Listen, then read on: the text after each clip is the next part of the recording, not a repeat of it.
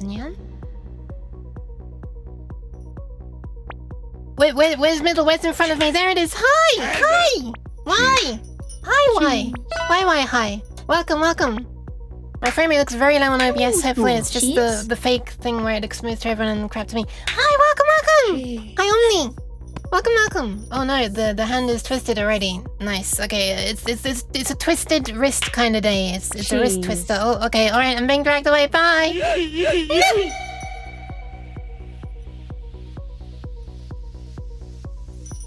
I couldn't quickly get to my ending stream screen for the joke quickly enough. Why? I'm back! Jeez!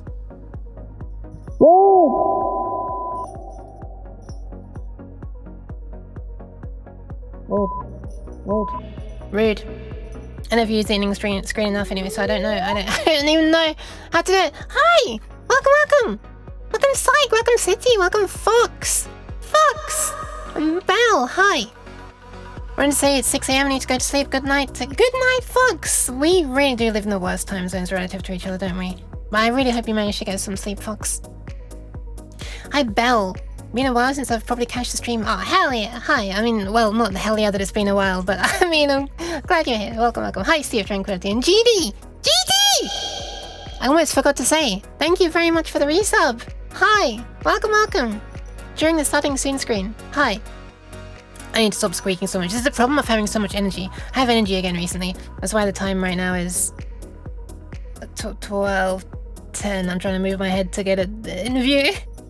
I mean, having some sharp pains in my throat, so maybe I should stop doing this. Anyway, hi Art Universe, welcome, welcome. And hi City Robo, welcome, welcome. And Omni, and Psych, and City, and Belgium, and Psych, and Belgium, and Omni, and Psych, and Fox, and X.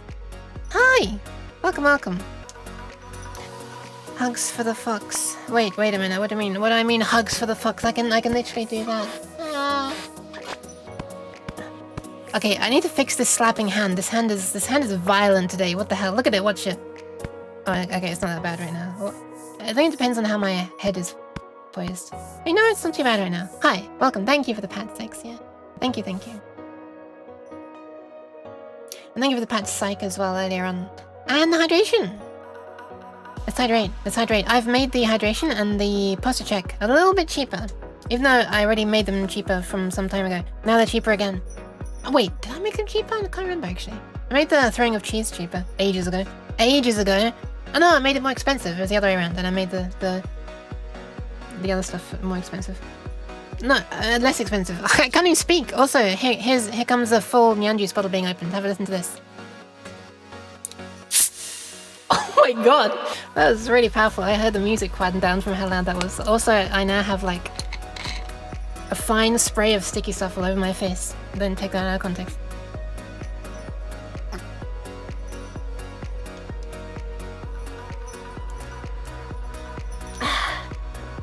There we go. It's gonna be fun to remove from my monitor later as well. Anyway, hi! Goes all over my hands as well. Welcome! Welcome, welcome. How are peeps? Hope peeps are doing alright. I know I'm streaming at, like, much earlier times than usual. I mean, I don't even normally stream on a Saturday, although it's not the first time I've streamed on a Saturday. Possibly the first time I've streamed on a Saturday this early, though. That's pretty cool to think, actually. That's pretty cool to think that after, like, 3 years, there are still some things that I... You know, there are still, like, unique ways for me to schedule myself. Not sure if that's cool or not. I don't know. I guess only relatively recently I was finishing stream around 5 AM. Which was, or was it gone 6 actually? I can't remember, it was stupidly late. Anyway. Hi Optic Fusion, welcome, welcome. And hi Nuge, sticky stuff on your face, I know. You designed with steady hands, crafting circuits bright and grand. Tracing paths with perfect grace, lighting up the working space. Sparks may flicker, wires may bend, yet her skill won't break our end. Bit by bit, her project grows and her craft, Fuichi, the genius shows. What was that? Visitia in the middle there. Thank you very much, Nuge. I hope so. The project that I'm planning on starting today is not really a new project, it's just a slight finalization of the current one, I guess. But I don't know, it's like a little in there after in her craft. She just went like I could make it reread the whole thing, but I'm impatient, so I probably won't be able to make it to the end. Let's try. Nope, I couldn't make it to the end. Hi, Optic Fusion. How are you doing? I'm not too bad at the moment, thank you. In fact, I'm good. I go so far as to say good. I'm so not used to being able to say I'm not too bad. I'm so used to only being able to say that. But actually, I think what happened to my eye tracking then? That was weird. I started scratching my head and I started like boom, eyes bulging. Weird. Anyway, yeah, I'm not doing too bad. Hope everybody else is okay as well. And the project today, it's not going to be too much lighting up the working space, and too bright. And that is to say, there are not going to be many LEDs on here. I'll probably put a couple of LEDs. You can't just not have an LED. That's illegal on a board. Oh, hold on. There actually will be a diode. Lights hum and signals blink, guided by the way she thinks. Every trace and careful line, shaping art and pure design. With each test, the lights ignite, glowing softly, burning bright. New traits with heart and mind, brilliance built and well-defined. Thank you for the pats, X, and thank you for the rhymes, Nooge. Super bored? Well, maybe I can help with that. Excuse me. My hiccup was not designed to help with it. It just kind of happens. I really hope that I won't be having any humming diodes or burning LEDs, but we'll see. I can't believe you've done this. Why is that so quiet? Oh, sound alerts are turned down to -10? What the fuck? Why? I'm turning them up a little bit. I'll probably be reminded of why I turned it down. Anyway, there we are. A little bit high now. I heard it though. I heard it. Yeah. So yesterday I was working a little bit. Yesterday I was working a little bit on the circuit boards, the ones that are made and like fully put together and like working and stuff, but they weren't quite working together before. I got a bad feeling about this. I had a bad feeling about it as well. It turned out to be working in the end though. Probably just on the verge of not working. But yeah, so as a quick recap, because it's been a hot minute since I was streaming this last. Hold on, let me get to the folder. I got to a similar folder, but not the actual one that I needed. This one, right? No, not that one. This one. Photos. Do I have photos of the whole board? I should have. Yeah, here we are. Here we are. Where's OBS gone? This is me alt-tabbing through so many things. Okay, there's OBS. There it is. Whew. Omni circuit boards? Wait, Omni circuit boards? Did I say Omni circuit boards? I didn't mean to.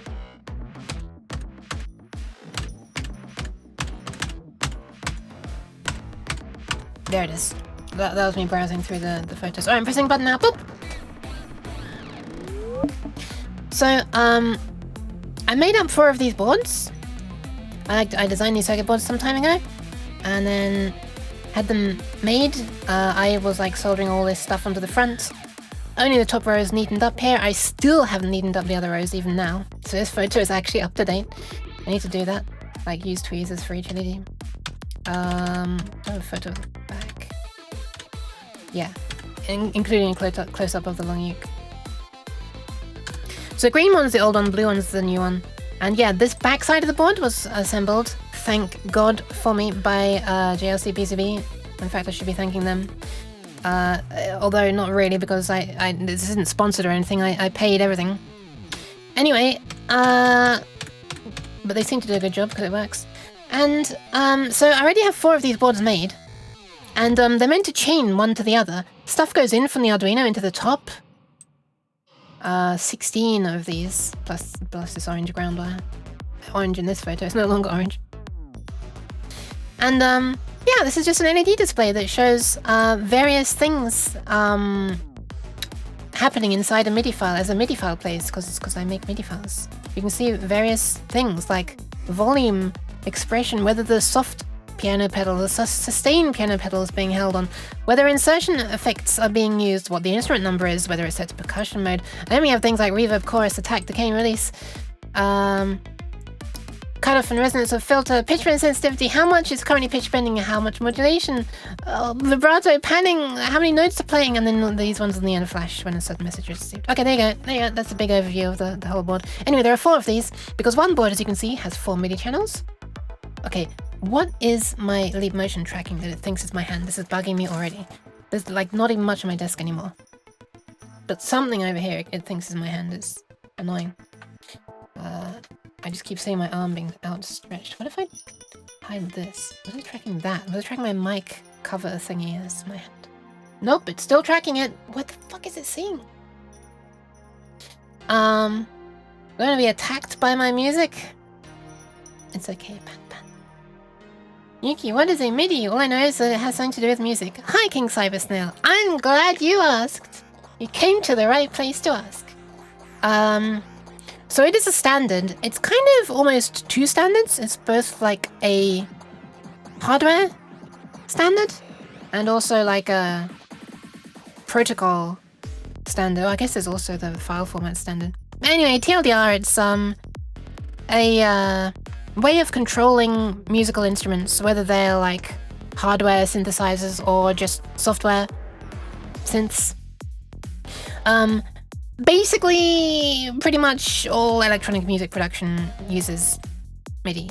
Either MIDI or OSC, but yeah, it's pretty much MIDI. Unless it's a proprietary thing, then it's probably MIDI.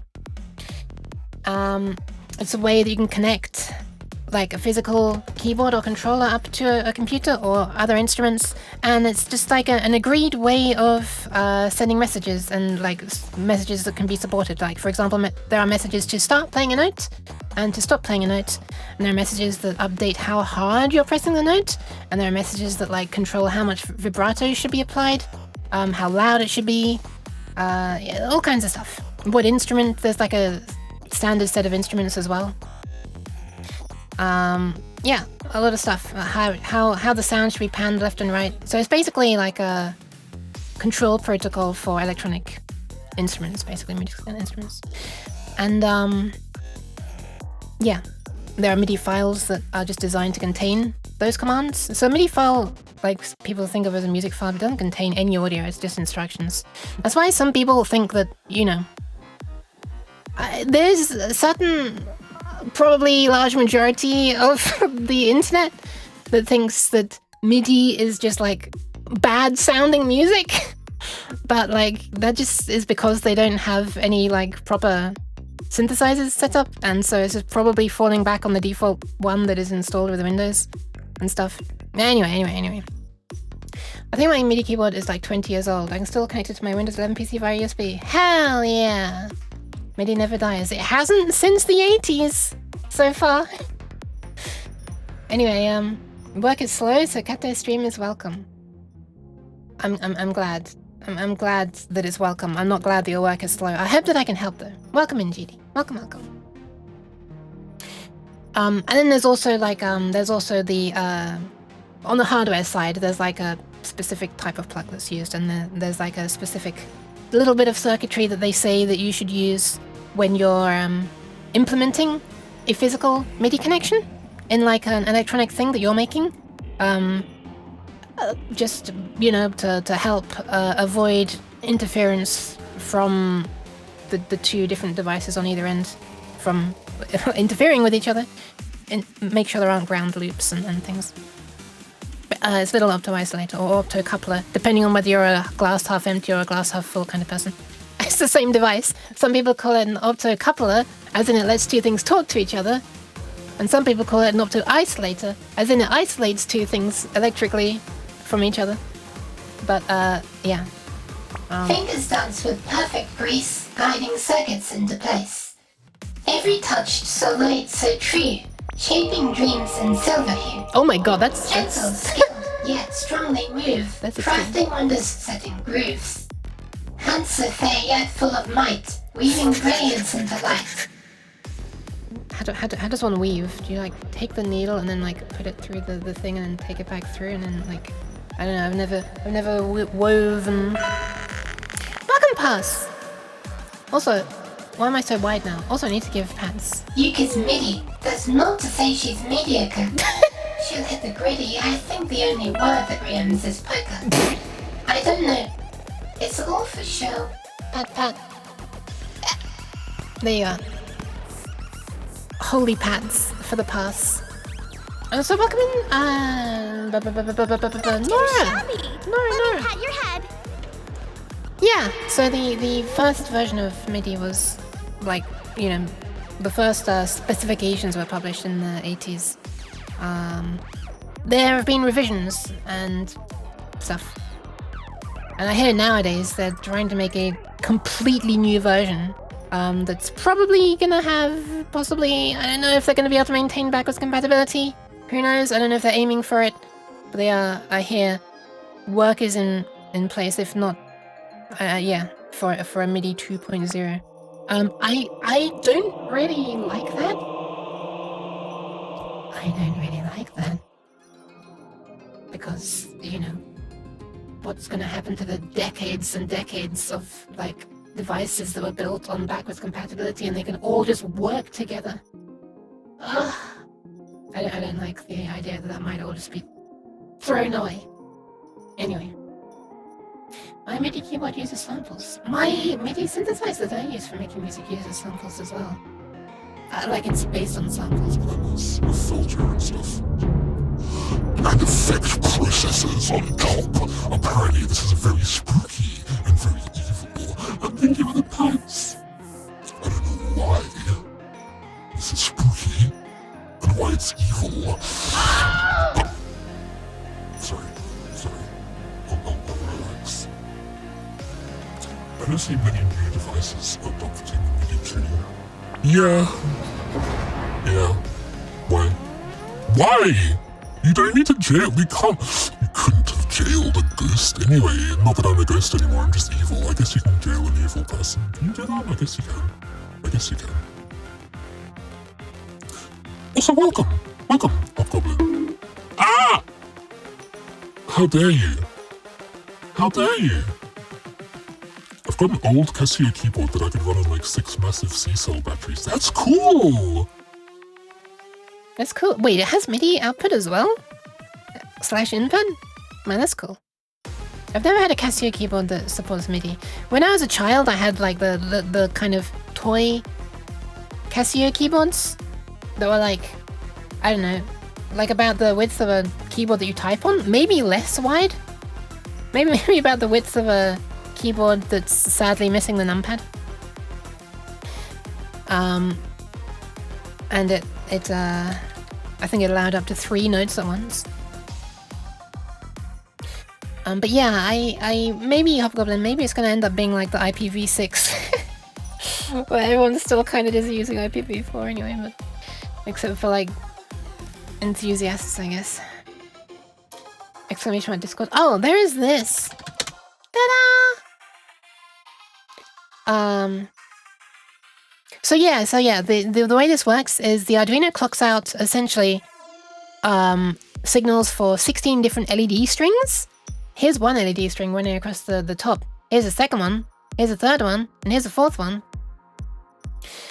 But you pass all 16 into the top one, and then out of the bottom you pass all the ones that weren't used down to the next board, and the next board uses the first 4, and it passes on the others that it doesn't use, and then the third board uses the next 4, all the way down to the fourth board, which uses the final 4. So there's like this, almost like a, not really a daisy chain, but like I guess a kind of daisy chaining, but it's just, yeah, a way of like continuing the electrical connections down through the boards until they reach the ones that you need.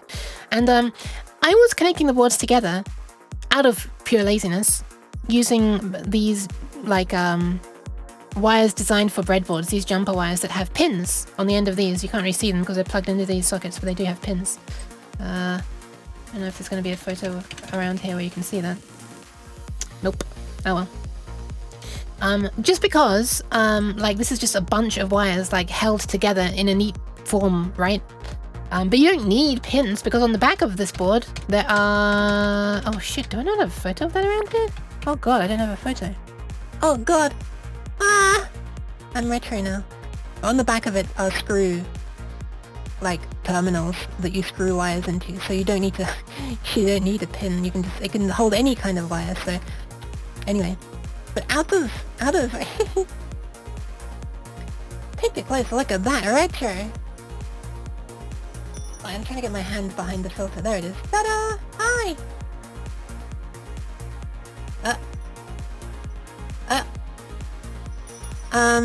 I'm still happy about this effect. This shader. Yeah, so I was using like 10 centimeter wires going from board to board, which meant the boards had to be spaced quite some distance apart a little bit. Otherwise, like if I tried to bunch them up, the wires would go like, you know, it was like this. You've got a board here. You got another board here, and they connect through 10 centimeter long wires. This is extremely not to scale. So the wires had to go like that, kind of between them, and it was this stupid ugly thing. Anyway, I finally replaced those. Yesterday I cut down. I swear. In the future, when I'm wanting to make design boards that connect to each other with a bunch of wires, I'm gonna look into ribbon cables. Like actual proper cables that I can just go like, yoink, okay, there we are, I just unplugged 16 things at once. Or, yoink, there we go, I just connected 16 things at once. Because what I had to do is cut off dozens of 2 centimeter long wires, strip each end of the 2 centimeter long wires, then screw in to the first board, the wires into the screw terminals, and try to line them up in the straight lines, and then take the other board and just like slide it along so that the wires of the first board went into the holes on the second board without like mashing up the wires at the end because they weren't perfectly aligned with the holes. Yeah, it was a bit of a pain in the ass. In the future, I'll use a ribbon cable, because right now the cables are so short as well. The wires are so short that I won't be able to like I can't like fold the boards over. So how it was before, I could kind of make a stack of the 4 boards, right? I could do this. I had a board like this, and then one underneath, and one underneath, and one underneath. If I wanted to store them, I could sort of store them like this, where the input to the first board would like come from the Arduino over there. The outputs were going to this board, then the outputs of this board were going to this board, then the outputs of this board are going to this board. And you could just sort of fold it up like this. So you'd have like the display up on this side, and then down on this side, and up on this side, and down on this side. But I can't do that now because the wires are so short. They're not long enough to bend around like this down to another board. So yeah, it's kind of a pain in the ass. So I should use ribbon connectors. Just for storage, I was doing that because like they take up quite a lot of space. But the plan for this in the end is to be like on one big board. I don't plan to make it like a foldable design once it's made. But just because it's incomplete and it was on my desk and there's not much space on my desk, I was trying to do that. I can't do that anymore. Hi Teske, welcome, welcome. Imagine someone would invent something like a side cutter to shorten cables. I mean, yeah, that's what I was using. For most devices that use MIDI for control that's not actual notes, like mixing consoles and lighting, OSC has basically replaced it already. Really? That's kind of sad to me because of how horribly inefficient OSC is, and the way you're just sending really long strings over the network and then having to do string passing on the other end. Just knowing the technical details of it is, and how horribly bloated it is, and seeing the performance impact being used. Like for example, for my Unity program, the motion data that's being sent from VCFace is being sent via OSC, and it's like hundreds of strings being sent per frame. And then seeing it's visible when you're monitoring when you're doing what's the word? Performance monitoring? Can't think of what the word is. Analytic? No, I can't think of what the word is. There's a word. Profiling on Unity. You can. It's a noticeable amount of time spent on each frame is just parsing the strings that have been received, when this could just be one bulk of, raw binary data, and it would take much less time. Anyway. I'm busy, but you get my like. Thank you. I use one high-end mixing console that uses MIDI over TCP. That sounds kind of cool. MIDI over TCP, sheesh. Open sound control. Yes. Should I post an image of my keyboard in stream chat? Sure. Yeah. I believe you. I'm just curious. I kind of want to see it. It's fun. Hi. But I like evil more. I'm sorry. I'm very sorry. Your evil milk is gone.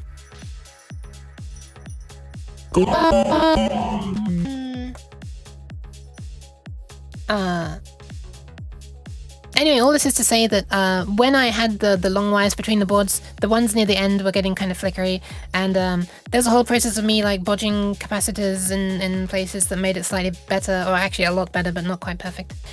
Anyway, turns out that changing from the long looped wires into these much shorter wires has kind of solved the problem, but I imagine that it's close. Also, hi Humsy, white cheese. Kind of close to failing still. So maybe I'll still bodge a few more capacitors onto the back of these boards. I don't have a photo since doing the bodge, I think. Oh, actually, I'm not sure. I might. I'm not sure. I don't think I have in my Discord posted it. Let's have a look. Stream chat. Whoa! This looks way more fancy than I was expecting. Can I share this on stream?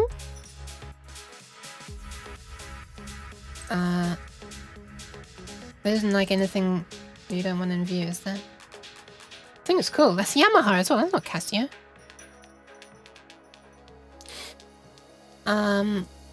Wait, or are those two different people? I'm not sure.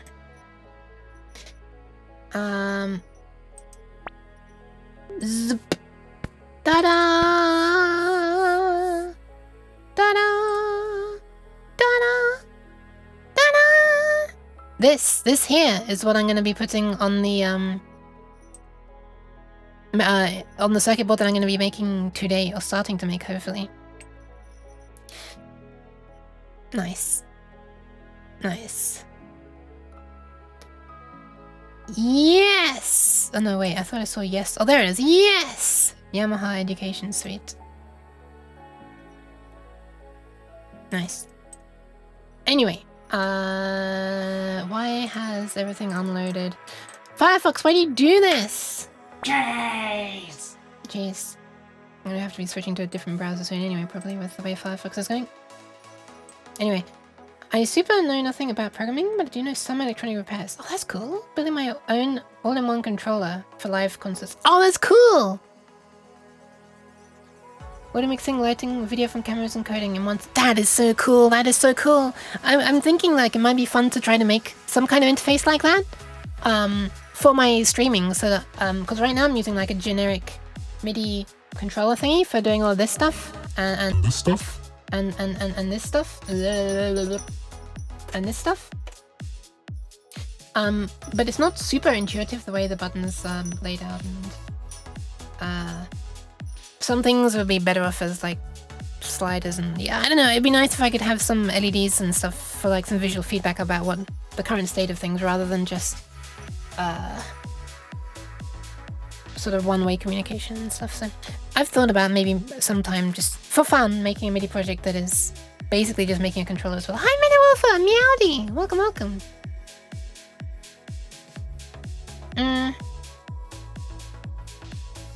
Yeah. I think if I would want to use sliders though, and sliders are fucking expensive compared to potentiometers. Even though they basically are just a potentiometer, but linear, instead of round. They're just used less often, I guess. And the kind of devices they're used in are going to be expensive anyway, so they can just charge the earth for them, relatively speaking. I need to turn down my brightness a bit. I turned it up much higher than necessary. I turned it up to like the I'm playing distance kind of brightness, where distance is very dark. Anyway, so what I'm wanting to do today is I'm wanting to make a circuit board that is a shield for the Arduino. So this is running from an Arduino Mega. Because of the outputs that it provides. I'm using basically these 8, which is 1 port. And 8 up here as well. 1, 2, 3, 4, 5, 6, 7, 8. And then this one as well. This here is the... So this little board over here, I'm kind of wanting to turn into a shield. And some other things will also be on this board. So this little breadboard here, ignore this area. This is not being used. This area is being used. This is my MIDI interface. This is a MIDI cable that comes in. And it goes over to here, an opto isolator that I'm using in a slightly weird way to get the response time of it high enough, because usually it's not. And it's taking power from the Arduino here, and it's taking the signals from the... This here is an optocoupler or opto isolator. It's being powered from the Arduino, it's taking the signals from the MIDI cable, and it's outputting an isolated version of that signal over to the serial input port on the Arduino. A serial input port, there are 4. And yeah, I would like to sort of put this functionality and a little bit more functionality onto a shield that you can... so a shield is like a little board that's designed, that's got like the same kind of form factor as an Arduino, but where there are holes here on the Arduino, there are pins on the board, and the board just like slots down on top, and all the pins are going in the holes. And it just adds functionality to an Arduino. So in my case, the shield that I want to make will add a couple of MIDI sockets, one for MIDI input and one for MIDI through, buffered MIDI through in the sense that like electrically buffered. And it has an opto isolator on it. It'll have an opto isolator on it. And maybe a couple of buttons and a few LEDs to show the status and stuff. Maybe the buttons can be used to put the program that's running on here into different modes, or to like run the LED testing routine thingy so I can test make sure that all the LEDs are working, which I did have to make one of those when I was soldering all the LEDs to make sure they were working, because some of them didn't. And the only ones that didn't were because I connected them backwards, and then in trying to fix them I also ended up breaking some of the things and had to replace one of the drivers. But anyway, so the test the brightness, sorry, test the LEDs thing would be useful. And maybe I could also do something that is to adjust brightness. I don't know. Optocoupler to isolate. Yes. So, hang on a second, I need to catch up. Project might have a week or two. Project might take a week to build. Plan and build. Oh, you haven't? Oh, wait, you haven't built it yet. Oh, building on my own. Right, sorry. Right. For some reason I thought that was the thing you'd already done. Sorry about that. 3 touchscreens. 2 large, 1 small. Using Reaper for mixing sound. Or Behringer Desk, I don't know what it is. I know Behringer. I assume they make software as well? Because Reaper is software, right?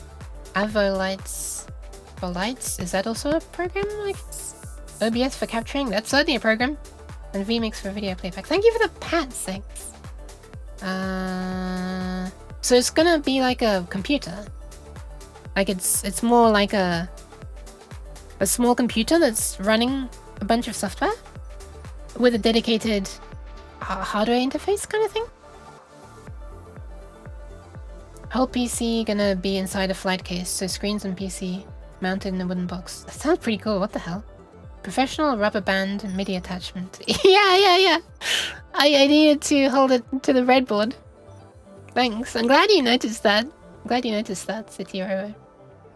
One of the bandwidth of the opto isolator is not very high until you do a special thing to make it faster. So I'm actually using an opto isolator that is not recommended for MIDI interfaces because it is too slow.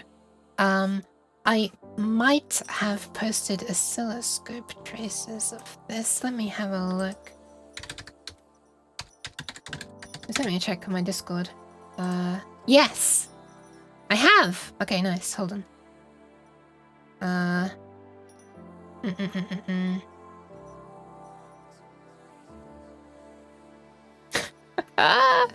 The message I posted on Discord when I was saying this was, in today's episode of This Should Not Have Taken 2 Hours, capturing a MIDI signal. Okay, let's get this up on the screen. Let's get this all up on the screen. So this is how the signal from the oscilloscope, this is how the signal from the output of the opto isolator looked when I connected it the normal way. And I think somewhere, did I link to it? Did I link to it?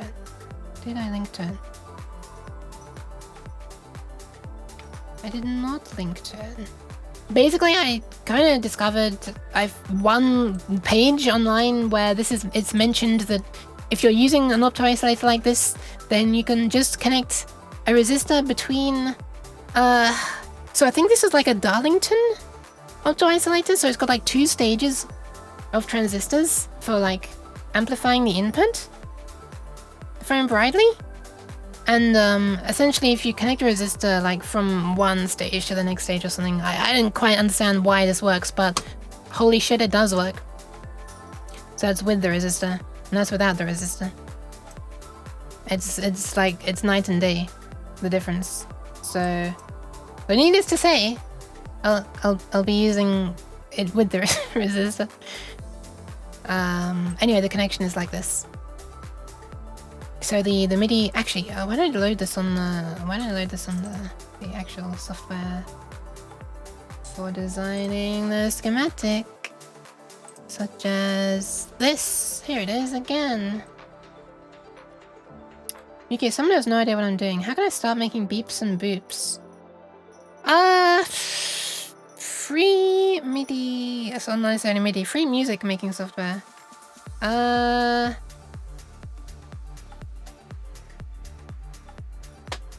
wonder. I mean, the program I'm using is Sesign, the MIDI sequencer I'm using, but I'm using it with a hardware synthesizer. But if you're using Windows, there is like a MIDI synthesizer already built in. It sounds shit, but it's there.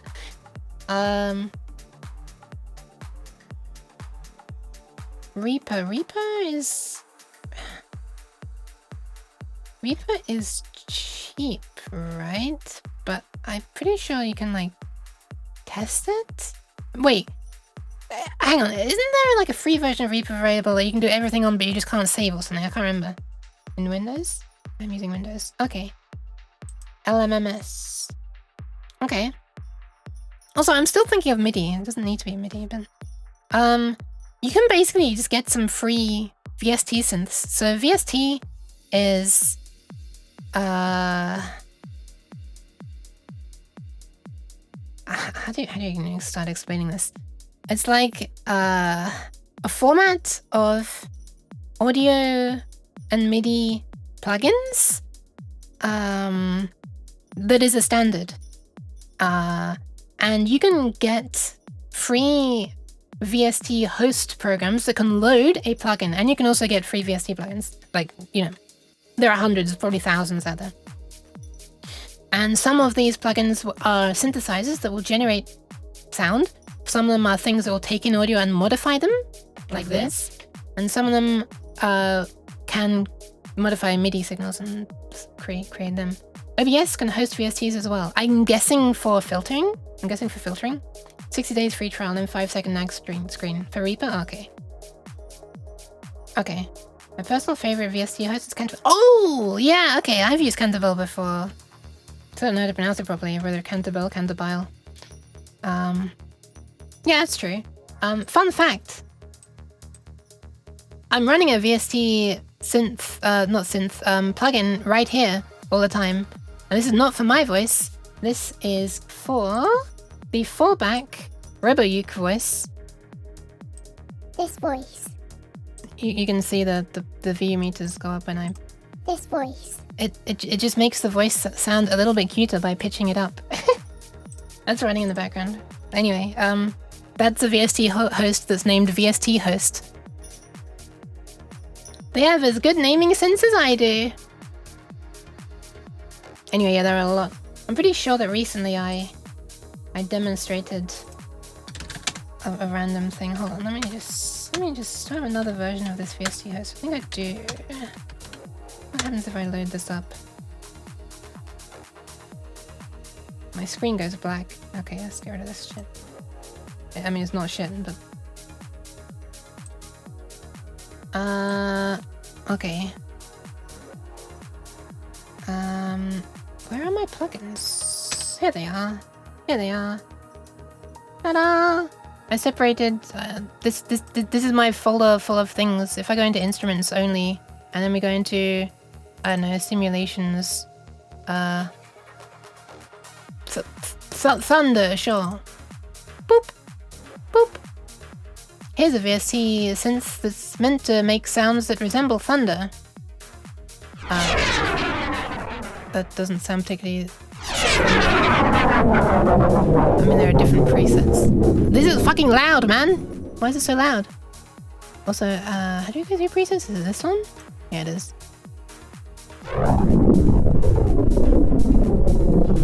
Anyway, there's one. There are some fun ones. There are also ones that are meant to sound... there are also ones that are meant to sound more realistic. Miscellaneous synths. What is this? What was the thingy? There it is. Why the fuck is my... Is there like some enormous delay? What's going on? There shouldn't be an enormous delay. What the hell's going on? Output port line 1. Wait, output port line 1? Wait, why the fuck is anyone hearing it? What the fuck? Output port line 1? Wait, what the fuck's going on? So why am I not hearing anything? Oh, this is a program that loads... This is... This is a... I think this is a VST plugin that loads VST plugins. This is possibly not the best example to be showing. Brass and wind, sure. Thank you very much for the follow, Rainy.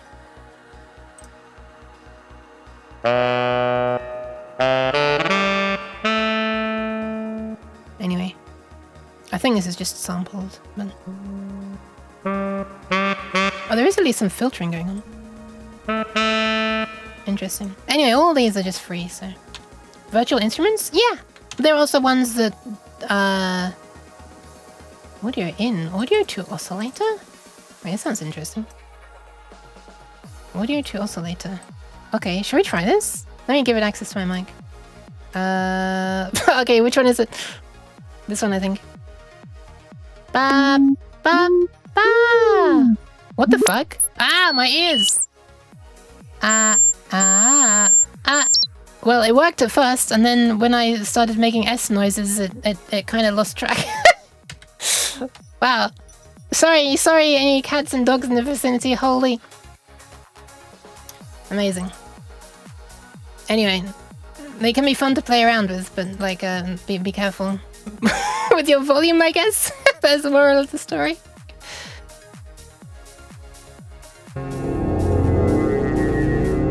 That sounds very cool. But generally they have many presets and stuff. So maybe, I don't know, playing around with stuff like this can help you make lots of beeps and boops. Oh my god, some of this sounds really cool.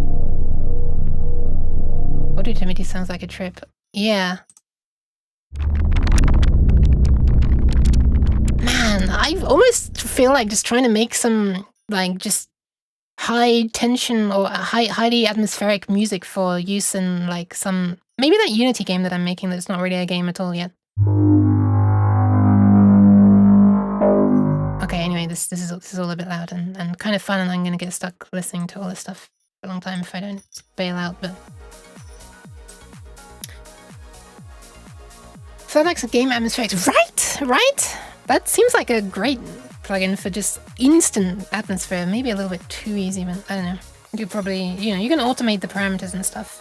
I don't think you can easily automate the parameters with VST hosts. Well, actually, if you have a MIDI interface, you probably could. A MIDI device, you probably could. With, like, sliders and stuff on it. But, yeah. Anyway, I don't know, does that help? I'm surprised you know that much about audio, which is cool. By chance, you know if someone managed to loop route RVC through a VST? What is RVC? I don't know what RVC is. Use Cantabile for real-time VST by patching audio through voice meter. Can you... Oh, wait, do you mean like, your mic goes into Cantabile and then out of that goes into, like, something else that you can then use as your mic or something? So then you can have, like, silly effects like this on your voice? I don't know. Retrieval of bass. Oh, right! That RVC. Someone managed to loop or route RVC through a VST. I mean, can you not just do that? Can you not just do that? I'm gonna do that right now. Let me do it right now. Hold on. Thank you very much for the follow, Fractal Cow. Let me do it right now. I have some old version of RVC which does not work very well with my sound card. I don't know why. It's always like there's some weird buffer size issue. It doesn't work too well, but let me see if I can get it working. There's probably a better version of it that I can use now. Is it this one? I don't even know which one it is. Is it MMVC server? Is this one? Is this one? It's loading. There are classic voice changes which are not real RVCs. I'm seeing a whole lot of nothing right now. What the fuck? This is not the program I was looking for. Oh, hold on. Maybe this one? It's doing something.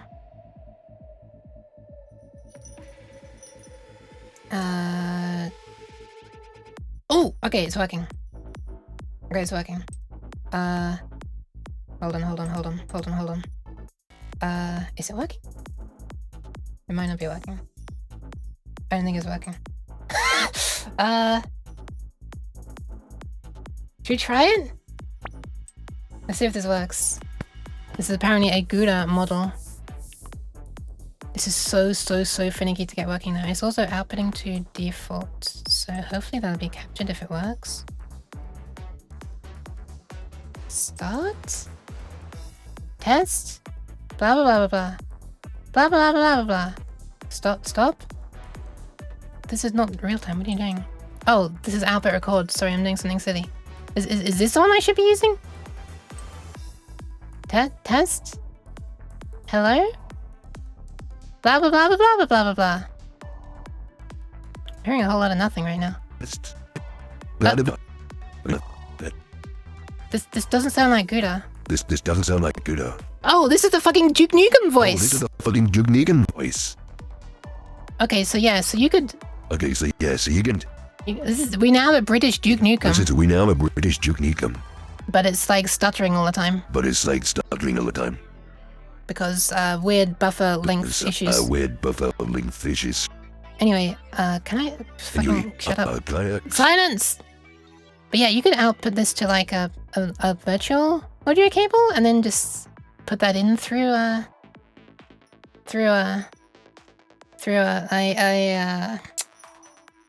into a VST host, right? Why is it like this is supposed to be good? Update default, download, reload? Question mark? Is that what I want? Reload. Well, now it says Duke Nukem. The fuck? I'm not. This is. It's. Okay, what if I select that? I've reselected it. Isn't that now gonna force it to load? Testing. But testing. I think it's working. I think it's working. Nice. Noise. I can't believe she just noised me. I can't believe she just noised me. Anyway, there you go. I cannot load it as VST into Reaper. I wish that was Gouda, supposedly. It did sound like her, but unfortunately, it can't magically change your accent. So you have to speak with the same phonemes that the voice was trained on, and I'm not American. I gotta do a really dodgy accent if I wanted to actually sound like her. Duke Nukem? Oh my god. Also, hi Pantopus. Yes. There was a place where there was a whole bunch of models. I'm pretty sure it was linked to from... I can't remember. Was it like linked? I don't remember where it was linked to. Probably from a Reddit thread. Let's be honest. Also, hi Vidivan and hi Myriad. I don't know if I've said hi to everybody. Hi Niche Penguin. Some Chinese symbols. Yeah, that's a Japanese program. But yeah, I do wonder. I'm pretty sure I even tried capturing from a virtual audio cable rather than directly from my sound interface, and it still had the problem, I think. So it might not even be a problem with my audio drivers. you know, my audio interface drivers, if it's even happening with the virtual audio cable. But maybe there's probably better clients that I can use now. If I remember rightly, I think I was in a Discord server where I saw someone mention that there is like now a more general purpose voice changing host that can like do RVC as one of the things, but it can do other things as well. Different formats like VITs, different architectures like VITs. I haven't tried that because I don't know. I'm lazy. There might be sample rate issues, bitrate issue, or even codec. Yeah, I'm guessing it's mismatched sample rate between input and output. And I thought maybe it's like it's recording at recording at 44 kilohertz, but outputting at 48 kilohertz. So there's like a little bit of an empty buffer time. But I couldn't get it to work. I was like tried changing sample rates, and I even trained like my own RVC model. And when you're training, you can choose what sample rate to do it at. I even trained one at 48 kilohertz. I had the same issue. I don't know why. Or lower sample rate, and I still had the same issue. Anyway. Let's be honest. Yes. Hi, Niche Penguin. You're using Event Sub right now. No, I still haven't updated.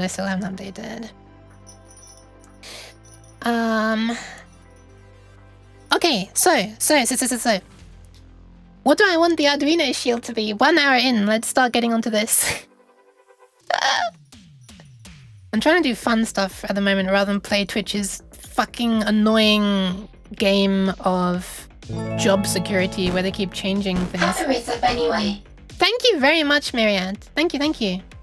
Does this tie back to the voice recognizer thing from a while ago? No, not at all. Jockey Pro. This is completely different. Thank you very much for the resub, Myriad. 26 months. Sheesh.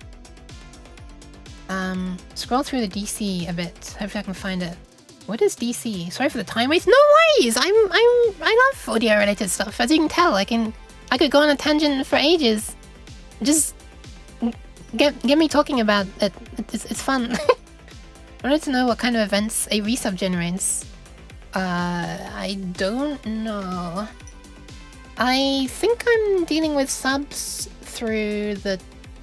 Am I dealing with subs through the... Where is my hand? There it is. I think I'm detecting subs through the IRC anyway. I'm not sure. Let's have a look at the log file. Let's have a look. Where's my log file? Compiled. Run. Boop. Boop. Boop. Boop. Let's take a close look at this.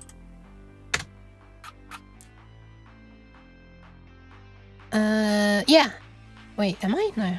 Am I?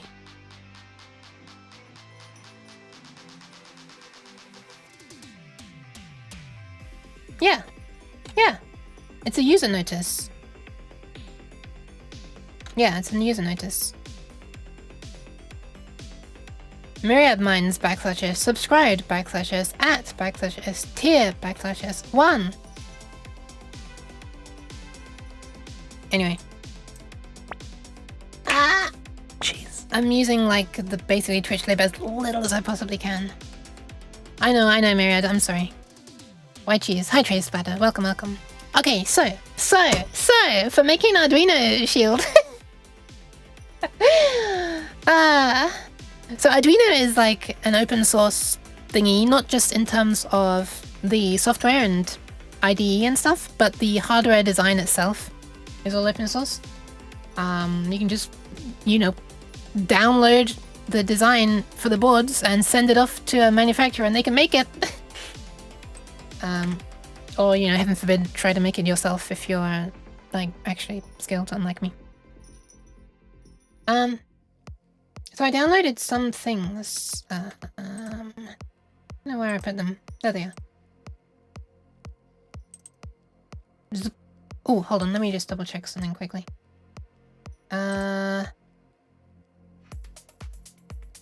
It's okay. No. Oh, it's crashed, hold on. Okay, it's real. But this is just a schematic. This is not the hardware. I don't really care about the schematic. There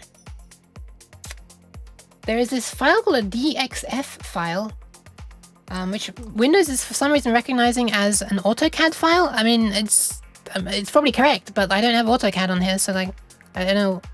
As far as I know, I don't have AutoCAD on here. Do I? Right-click properties. Okay, it opens with LibreOffice Draw, apparently. Let's see if it works. I can't drag the LibreOffice splash screen onto the screen, but...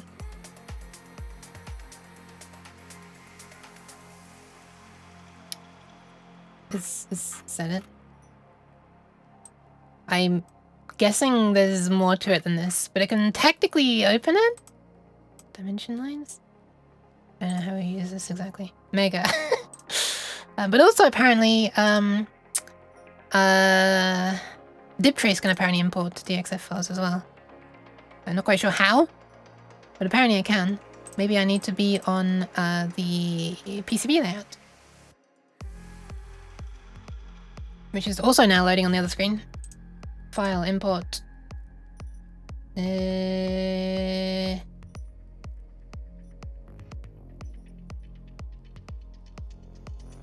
Not. Oh yeah, there it is. I'm fucking blind.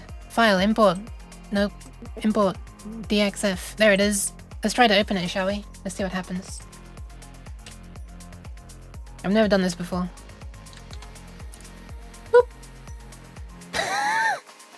It looks exactly the same. Amazing. There are blue holes here as well. Is this literally all it is? Is this it?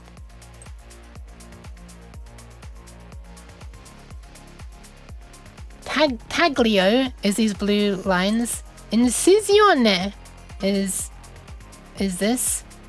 Dev points, which sounds decidedly less Italian, is this. I don't see anything. And 0 is this. Is this literally it? This is fucking useless. Well, not useless. I can tell how wide the shield should be, I guess. Just etch Mega to the board and it'll work.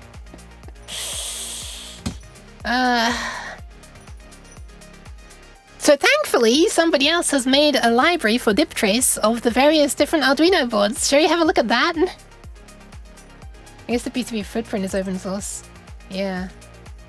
I don't know if anything else is. So thankfully, someone made this. And I'm going to download it now and try to use it. It's been an extremely long time since I've added a library to diptrace, and I actually can't quite remember the process, so... let's have a look, shall we? I'm going to download it first. To...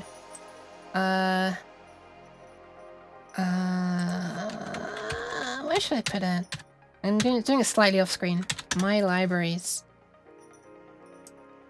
Arduino patterns for diptrace PCB, blah blah blah blah blah. Is this components? Would it be a component? It's not a model. Is it a pattern? Oh, it's both. Okay. So here we have some ELI files, and here's an ELI file. Let's download the ELI file and put the ELI file in here. And then also in here are some lib files. Let's download the lib file and put it in here. And we'll see if it works. I think I need to actually set something up on diptrace to actually add it as well. Anyway, let's download it. And save the lib file in here. And the ELI file in here. Alright, they're there now. I have to do a thing to actually add them, don't I? I'm pretty sure the tools... No file?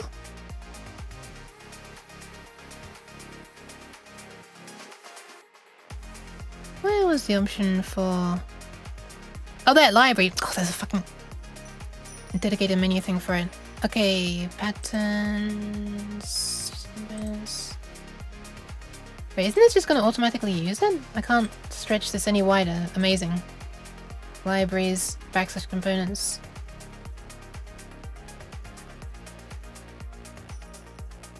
Maybe it'll just work if I reload it. Let's reload it.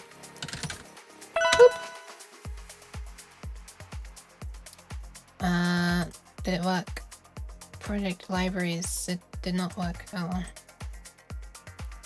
well. Thank you for the posture check. I'll do that.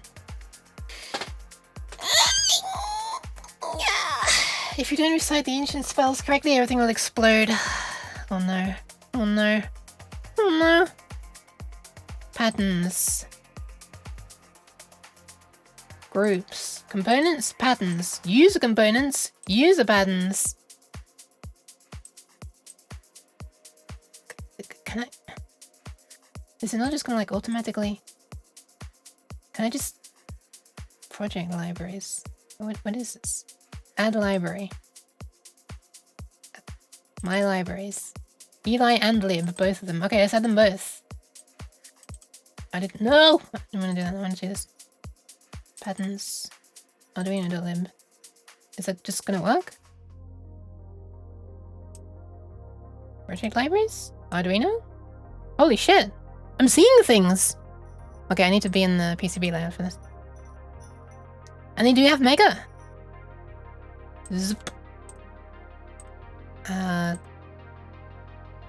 Boop? It's not showing up here though. The fuck? Patterns? Wait, why is it? Wait, why is it not showing up here? Do I have to do this separately for each? Oh my god, I actually have to do it separately for each separate one? Why? That's a bit silly. She said with utmost restraint. Okay, here it is. No, we got two Arduino. What the fuck? We got two different ones and they're like... They're in different orders. What the fuck? It looks like the same things are... Oh no, it's not all the same actually. It's not all the same. There's 2560. Okay, so this is... a thing. Okay, this is actually really nice. I have to double check the measurements. And the other one is... also a thing that looks kind of... the same? Question mark? I'm guessing this is ground? Oh, that's 5 volts and that's ground. Okay, I don't know why there are two of them. I'll just go with one of them, I guess. Hi, Hello Tempest!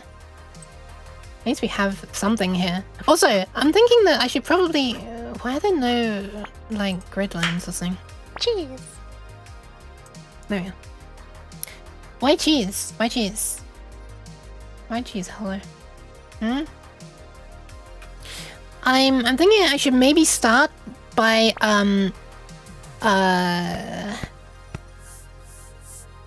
maybe like start by making the board layout almost. But I can't really do that, can I? Because I need to put the components at least as part of a schematic. Anyway, I'm gonna quickly like measure the distance between these and stuff and do a bit of double checking that this looks correct. Let's measure from there to there. 2.54. I'm going to now measure the actual Arduino, which is in front of me. Groundma reality. This looks like it is 1, 2, and like a half. Yeah, that's pretty fine. Anyway, I feel like I shouldn't just randomly trust this, right? I should double check that the things are right. Let's measure from one set of holes to another. 48.26. Let's have a look. If only there was like an easily findable thingy online for the Arduino hardware. I had to look for like 2 minutes and couldn't find it, so it might as well not exist. This looks like 49, 48, and a tiny bit. That is 48 and a tiny bit. Nice. 2.54 an official document. Have you found the official document? Can you guide me to where the official document is? Also, hi Goob Goob, and hi Doto as well. That really cute Mesaka pad. I closed it.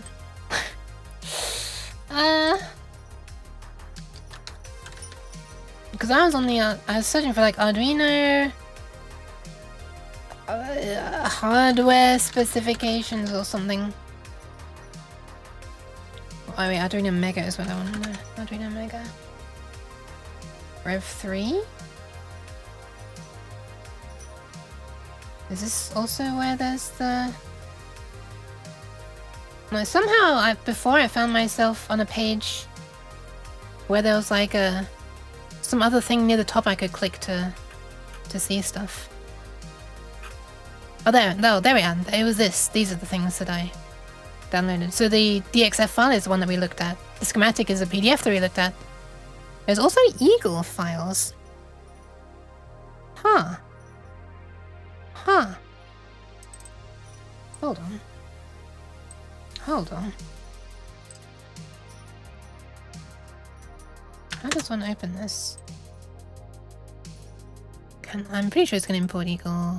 It can. Let's try importing an Eagle board that is this. Oh shit! Wow! The following nets contain only one pin and will be removed. Ground. Okay. Wow! Holy! Holy! Okay. That's the board rather than the schematic. They also have the schematic. Well, this is fucking nice. Alright, nice. Isn't that so cool? That you can just like look at everything. I've never done this before. I've never actually like... How cool is this? Man, it actually like understands that the pins are connected as well. It's like... supports this in a way better than I thought it would. Let's go through the layers.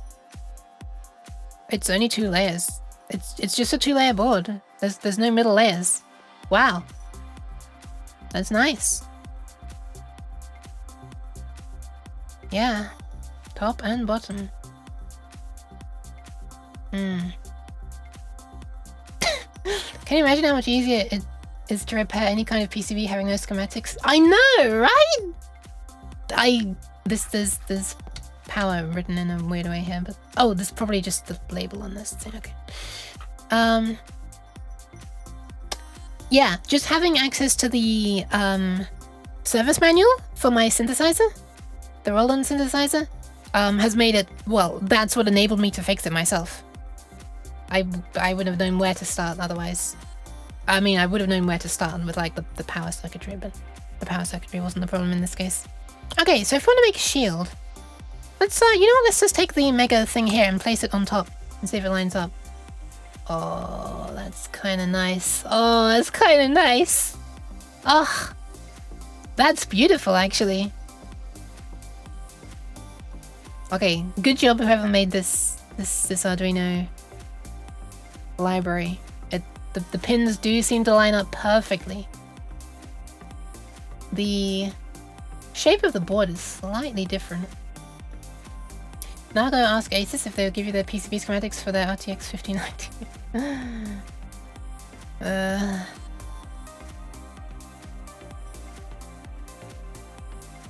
Okay. I've stamped one down.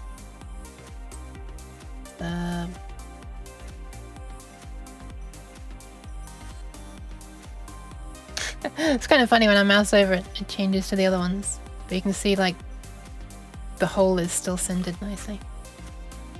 Productivity going up by 200%? I wonder. But yeah, look, the board outline is a little bit different. Slightly different. That therefore it cannot be trusted at all. I'm joking, I'm joking.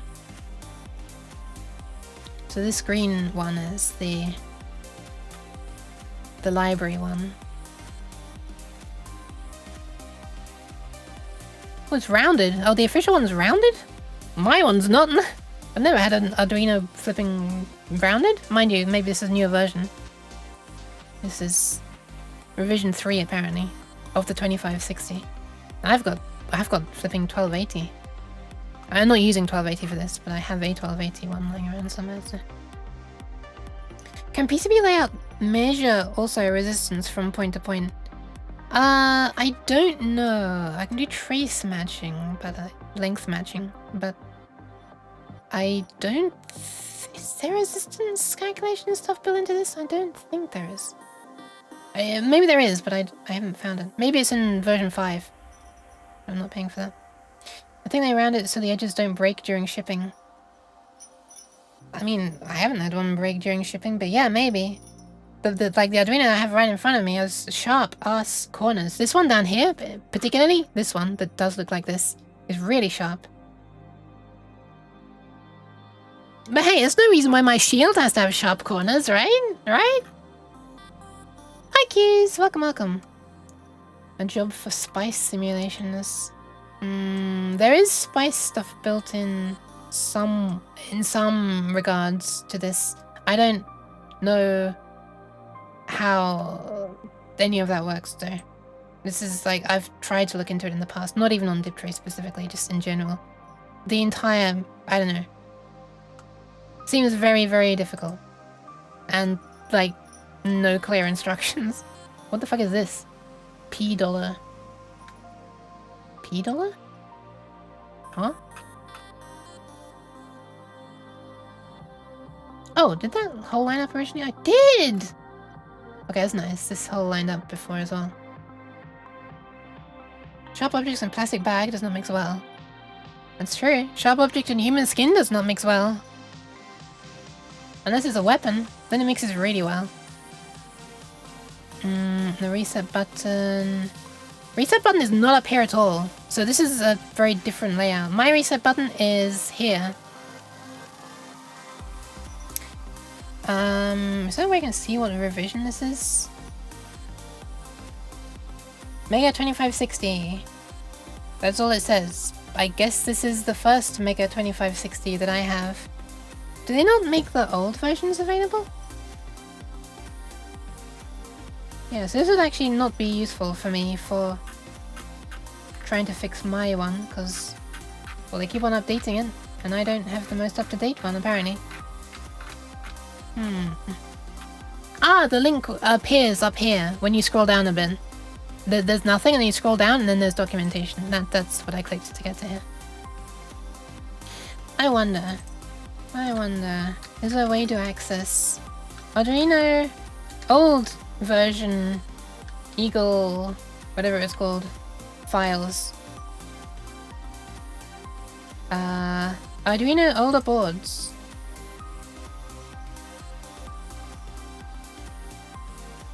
Okay. That's a JPEG, I assume. We don't... Archive libraries?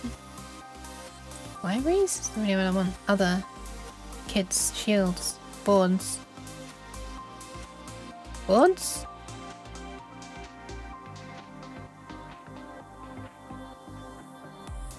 Is this a 1280 one? No.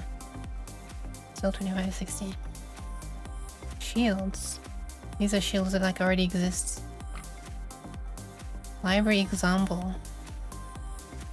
Hacking? No. I wonder how you can find the old ones, or if they just delete them, I guess.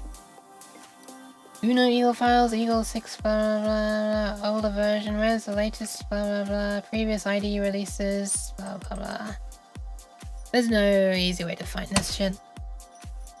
Man. Oh well. This will just be a guide for the outline only then. I don't think I can really get much more use out of this than the library version provides.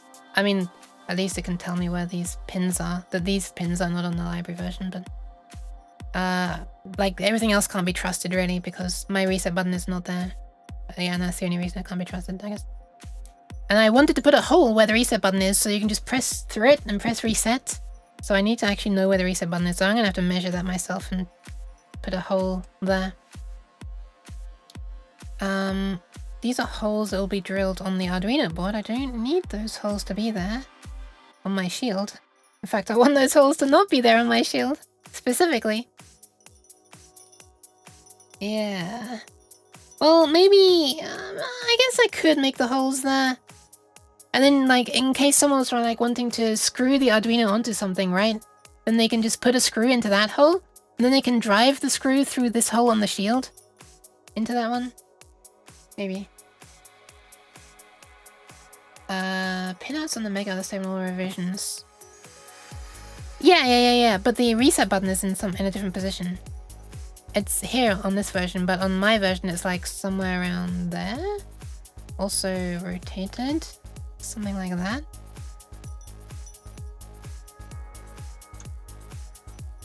At least the pinouts on the 2560s, all the 2560s should be the same, yeah.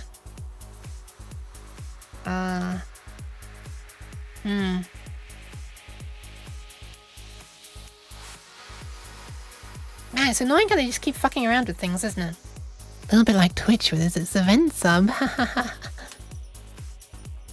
Anyway, what do we need? In the end, we won't need the power thing. We will need USB, but I don't need to care about that on my shield. Things that would be nice to have would be an LED to show communication on the MIDI input. That would be super, super, super, super nice. I don't know how... Hi, Sleepy Teal. Welcome, welcome. Twitch knows what it did. It did. It does. It did. It does. Ah, hold on. I just want to... So I have some pin headers, like some pins that are meant to go in these holes, but I only have single strips. The pitch, the gap between the pins is correct, but I only have like single rows. I don't have like these double rows. I just want to see if they are... If I can put two side by side and they'll go into the Arduino. Let me just test.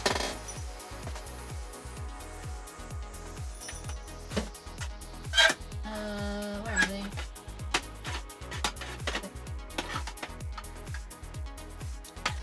You can put a button on your board and connect to the reset pin. To do that, I would need to break a trace on the Arduino that enables the reset pin.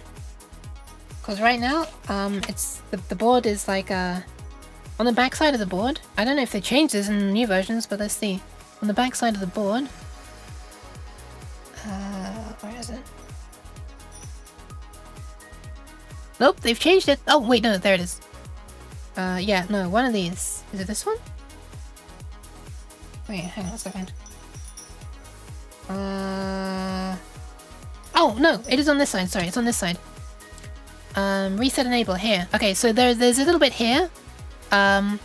These two are two solder pads. You have to join them together if you want the reset pin to be enabled. Otherwise, the reset pin does nothing. I think the reason for that is that you need to like be cleanly pulling it one way or the other. So yeah, you need to bridge these. That's on my version as well.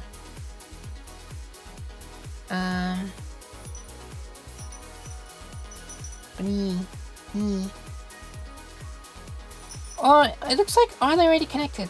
Are they already connected? You either need to break the joint or you need to connect them. I'm not quite sure. Can we move it? It looks like they're already connected, doesn't it? So maybe you need to break it, actually. Might be a thing you need to break rather than connect them. On my Arduino, I see like a tiny bridging of them, but it's not like on the board. There's like a little bit of solder, like a really, really tiny, like a whisker of solder joining them. So maybe that can be desoldered rather than something. Micro-tactile switch would do the trick. Yeah, but it would do nothing unless you know, break or make this connection. I'm not quite sure which. And then that allows this pin to be used. Oh, we actually have a look at how it works there, I guess. So this reset here is connected on the other side.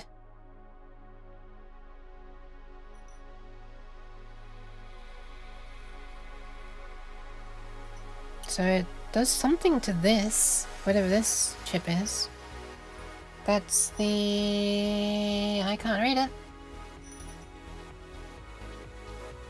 Oh, this light.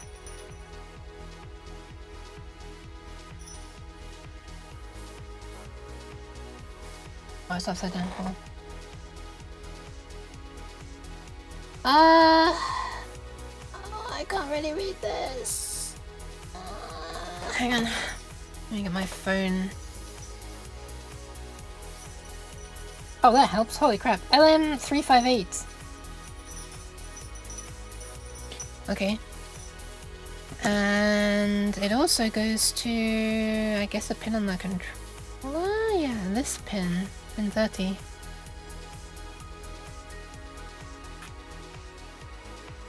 And so if you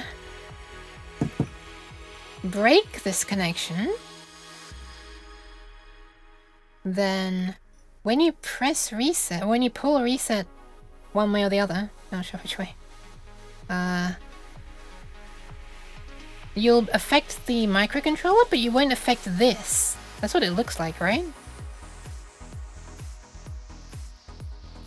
That's what it looks like. Probably wrong. I'm not understanding. This is going to be pulled one way or the other currently, right? is this just a way of pulling the reset thing high? Like maybe this doesn't really care? And just somehow it's providing a pulled up or down signal for this pin on the... See? This is a capacitor. Top glue. There's a glue layer. I've never seen that before. Also goes to this diode. So I guess this is positive, right? Because it's going to negative here. So I guess this is pulling the reset high. Currently. Question mark. Big question mark. Where is it? I don't know. Wait, why is it positive here and it's like preventing this from feeding back through this way, but it's allowing it to go into the positive here? Huh? Oh, for some reason I was thinking this was a battery. This is a capacitor. Amazing. To my head, this looked like a coin cell battery holder, and for some reason I just assumed it's a capacitor.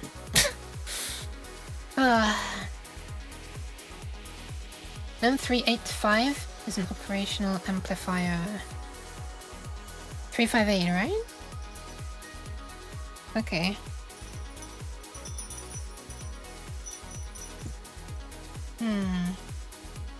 USB serial converter can reset the micro for programming. Huh. Oh! So, right. Ah, so that's going to be the problem. So that's why they don't have this enabled by default. Because afterwards, this won't automatically be able to reset this. So when you try to upload something, you'd have to manually press reset. Is that it? That seems like it, right? If this can pull it down and reset it when you start uploading a sketch, and you break the trace, well then there's no connection there anymore. Okay, let me see if these two things can sit side by side. Yeah, they can. They fit very neatly, actually. Obviously, it'd be even neater if I had a double pair of these. What I have right here is just a socket. So do I have the male one?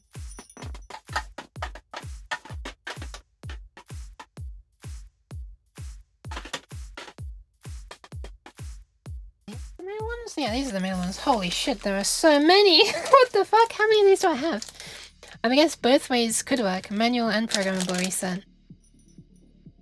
I don't know how that would work. That would work if this would, like, I don't know whether it needs to be pulled down or pulled up to reset it. But yeah, if they would just put this through like a resistor, I guess? So that yours can overpower it. Almost like this is a suggestion to whether it should reset, and this is a no, you really must reset now signal. Then that would work. I feel like I would need modification of the board though.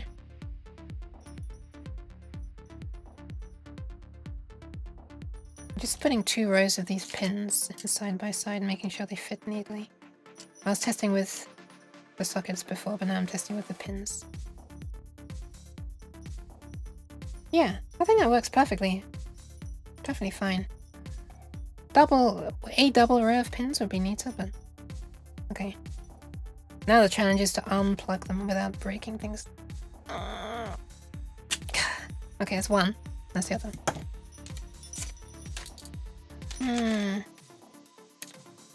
So this is why I was thinking it'd be easier to just drill a hole so you can press the reset button. But unfortunately the reset button is in a different position on this diagram. So I'd need to measure where the reset button is. Ah, right. So another thing I'd like to do is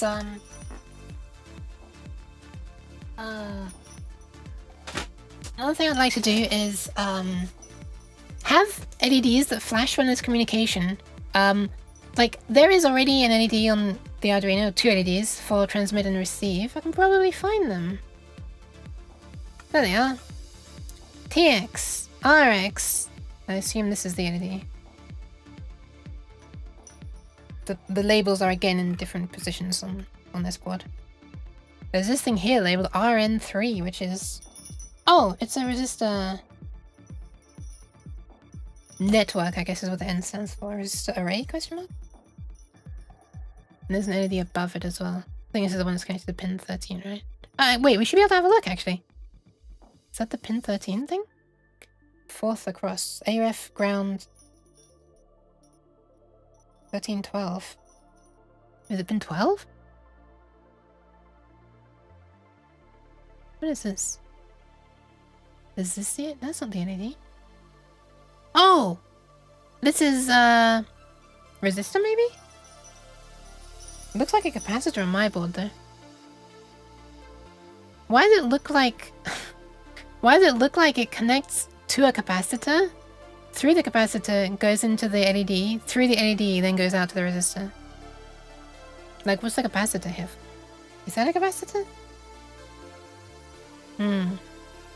C3. So yeah, it is a capacitor. What the? What the? It's also connected to this pin though. Oh! I see! I think I see. Is this... I'm gonna count the pins. 8, 9, 10, 11, 12, 13. 8, 9, 10, 11, 12... Hang on.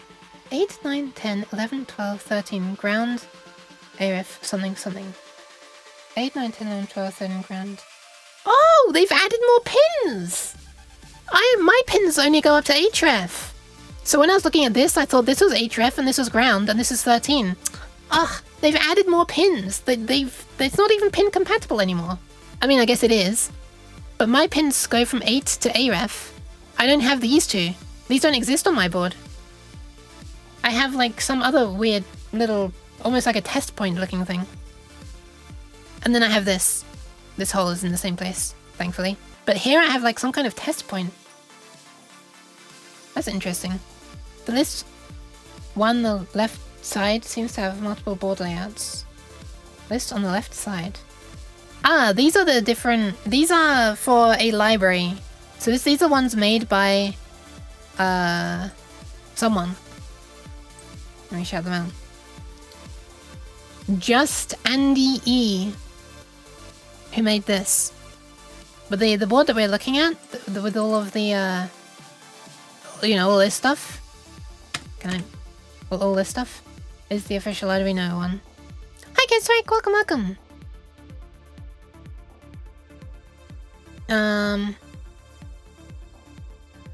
It's going alright. I'm being a little confused and bamboozled right now because I've got an Arduino in front of me. In my hand, it's invisible, but you can hear it. It's audible, it's not inaudible. And I'm looking at the official Arduino, like, hardware files. And the design has changed since the one I'm looking at, so I'm keeping on getting confused. Okay, let's see what this really does. Thank you for the past dedication. Welcome, welcome. 8, 9, 10, 11. Okay, so what is this actually? So this LED is connected to ground on one side.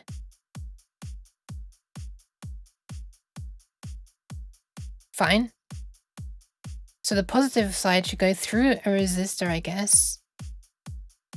Out to the pin? Oh, not quite. Goes somewhere else. Goes into here. Is this a simple, like... There's nothing on the other side of this, but it says that they're connected. It says that these are all connected, but they're not... There's nothing connecting them. Ground. What the...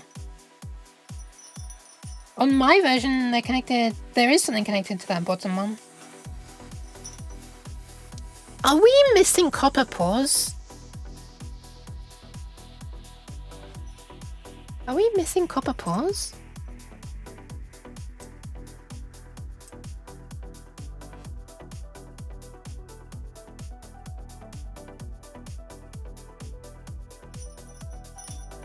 Like, I have some big, I'm guessing it's all ground areas on my board. Like right here, this entire area is like filled in. That's why there's a wire inside it, which does still exist on my board. It looks like we're missing copper pores. Huh. That would explain why it looks like this pin goes nowhere and it's complaining that it should be connected to ground, but it's not connected to ground. Because on mine it's connected to like the... Yeah, what the... We don't have copper pores. Ground filling now not visible? Yeah. Oh, and any other ones as well, I guess. Although it looks like all the ones that it's complaining about are ground. All the ones on with these blue red lines are ground. I think. Well, these ones are not. These ones are something else. Oh no, they are ground. No, these are 5 volts. Yeah. Okay, so no copper pores got imported. That's so boring. Remember it bitched about it when you imported it? What did it bitch about? I don't remember what it bitched about. It bitched about something, yeah. Let's make a new thing. And redo it. Different place. Bird. No, not bird. Yes, bird. Yes, bird. Sorry, this is eagle. Bit my hair already. The following nets containing 1 pin will be removed. Okay. But look, it's already not there. It's already not there. It's not like it's removing something actively. Or retroactively.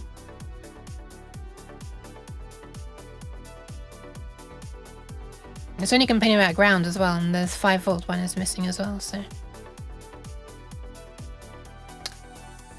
Copper pores? Oh, that's really cute. Both of you, Tusky and and Mirrored. Anyway, whatever. So I'm not trying to remake this. I'm not trying to have this board produced, thankfully. But I like these labels that are not even on the board. But I'll have to measure where the button actually is. So the button, let's measure it. Let's measure it. Where is it? Can't fucking download the real thing from anywhere apparently. The middle of the button is like 19.5 millimeters to the left of the left row of pins. So for me, this, might as well just disconnect the traces, is 19.5 millimeters to the left of this, roughly. 19.5 to there.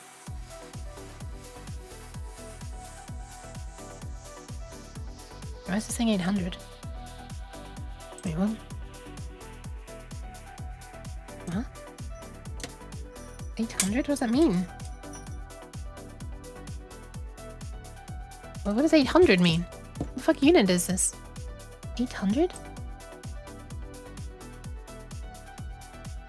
Oh, it's switched to American. Okay, there we are. So 19.5, somewhere around there.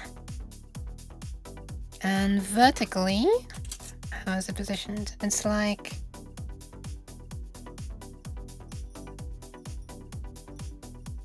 $21 to... Sorry, my tracking is going to go a bit weird for this. I'm getting close up. 21 to 3. Yeah, about 23 millimeters down from the top. Zip. Zip. Oh, I positioned it pretty much correctly. Almost. Yeah, somewhere around there. That's close enough for me to like drill a large hole around it, I'd say. Yeah, okay. 800 pork rinds. It's a new unit of position, specifically when you're making a circuit board. Nice. Okay, so it's somewhere around there. This looks like such a mess. Maybe we can just turn off the red lines, but... Well, actually, I'm just gonna remove... Can I just remove all traces? Root. Where's the unroot all? There it is. Boop!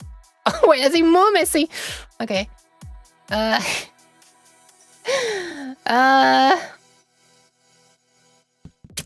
So a way that I can remove all the pins from nets...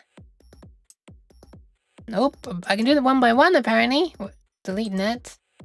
Sure. Can I can I delete everything? Okay. I don't think I really care about where anything else is positioned, do I? Well, I can't really trust anything because everything's fucking wrong. Like, this is completely wrong as well now. Like, these capacitors have some kind of diode here, but there is no diode on mine. And so these are actually rammed like much closer to the edge of the board. They're like, what the fuck, I can't track.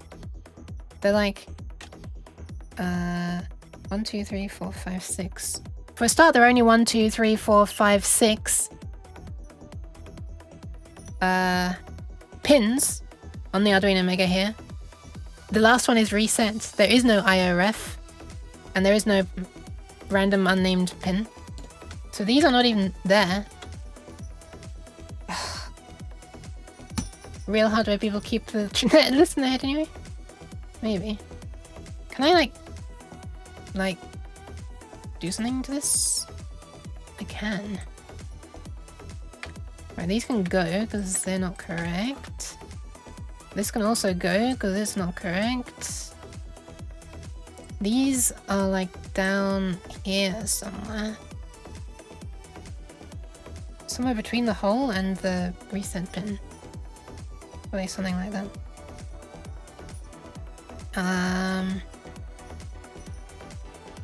So if I want to actually keep this like properly compatible with all of the 2560s, I'm going to want to do it with the fewer pins, right? I don't want extra pins stabbing down. Like, if I were to have made the board like this, with these pins, then, you know, my pins are going to come down and be like crushing the capacitors on my board. That's terrible.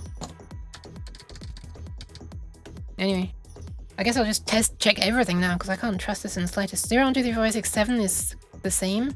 I'm going to assume their positions are the same, right? I guess I should measure them. 8, 9, 10, 11, 12, 13, 15 is correct. We've got the 2 grounds there. 53, 52, yeah.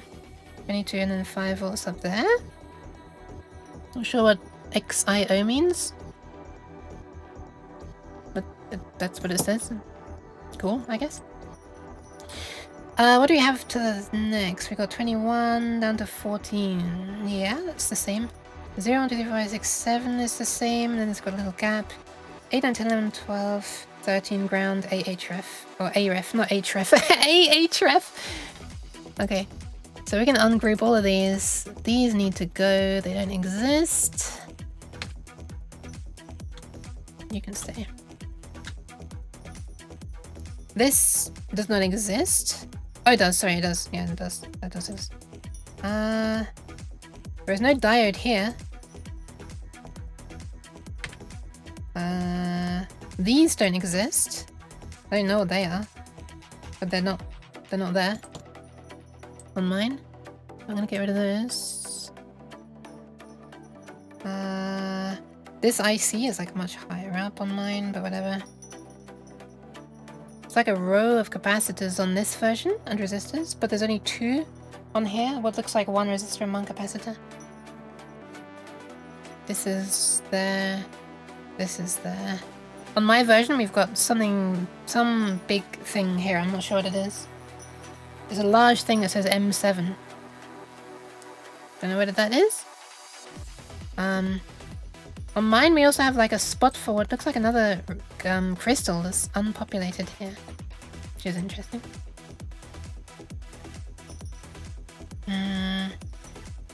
There is not a hole here. It says fiducial, but I also just don't see anything like that on mine, so I'm gonna get rid of it. This is the same. We're gonna hope that these pins are at least in the same position, right? We'll assume that USB and power are in the same position. They look like they're in the same position. Thank you for the pats. Bix! Hi! Oh, thank you for looking, Trade Splatter. Hi, Bix. How's the Bix doing? I'm looking at like the official design documents for the Arduino Mega board, and I have the real Arduino Mega in front of me. Here it is. I'm flicking it, also hurting my nail in the process. And turns out a bunch of stuff has changed in the design since Since I bought mine. I've been like deleting all the things that don't exist. I left some labels behind apparently. So that I'm left with only the things that exist on my old version. Because I'm wanting to make a little board that can slot on the top. And this is showing me, this is showing that there were pins there. Let me bring everything back. It was showing that there were pins there, but there are not on mine, and blah blah blah blah blah blah. Anyway. Hi! Thanks for coming to my TED Talk. Let me double check the measurements, like, of the positions for these. So for a start, this looks like it's in line. Like this one here is in line with these ones down there. And does that look right? Yeah, that looks the same. What about... Oh! Okay.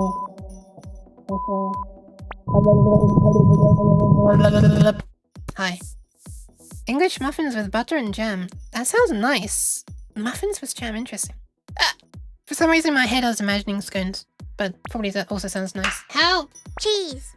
Hi Scarba, how are you doing? Why are you censoring me?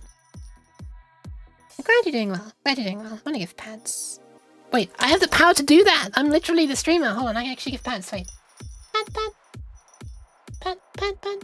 Sometimes I forget that sometimes I have some power. Imagine that. Imagine just having the power to give pads. Imagine. English muffins are kind of like pan-made scones. Interesting. Pan-made scones. Hi, Cool Coding Cat. Welcome, welcome. Thank you for the pads, C as well. And hi, Ex-Egoist. Welcome, welcome. It's so cool how like a whole bunch of people rolled in at the same time. Malware, guys. Welcome, welcome. This is fascinating to me. What is it about 1:49 in my time zone, PM? That makes a bunch of people join. Hi, Faye! Welcome! Hi! And now I'm wondering if there are some people lurking who are just choosing to say hi now. Hi. Also... There you go. Nyan for the bigs. Raises Pat into the air. I have the power! Pat. Night or noon? Noon for once. You're about to go to the gym and spa, but waiting for food to cook. Oh, that sounds nice. I'd like to ask. Okay, no worries. I appreciate it. Alright, what is this in line with? What is this like horizontally in line with? It looks like 1 and 2 here are lining up with 36 and 37. Is that the same on my version? Yes. Okay. I think I'm now left with all of the pins are at least in the same position on mine. So yeah, I think if I make my shield now, I'll have access to the correct pins and stuff. All right. The only thing I'm a little concerned about is the MIDI socket that I have. Wait, no, I have a different MIDI socket to the one that's in that photo. So in this photo, you can see. Oh my god, Rosen. In this photo, you can see that I'm using some MIDI socket which has like these solder lug tag things that stick out the back. But because I'm wanting to make a circuit board, I ended up buying different ones that look like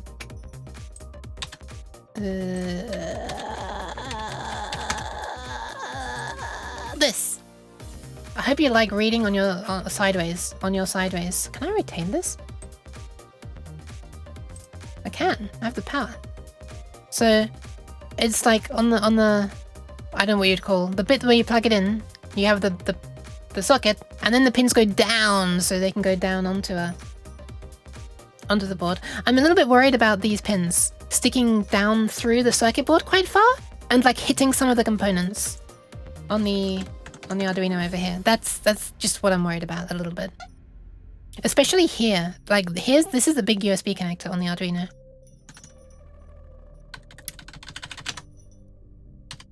There, this. Oh, hey, look, you can see right here. Look, there you go, look. See? My thingies, my capacitors are down here, and I don't have the extra 2 pins that I deleted, and there's no diode here. And up here, look, I have this thing that looks like a little test point thingy. I don't have the other 2 pins there. Look, I was telling the truth.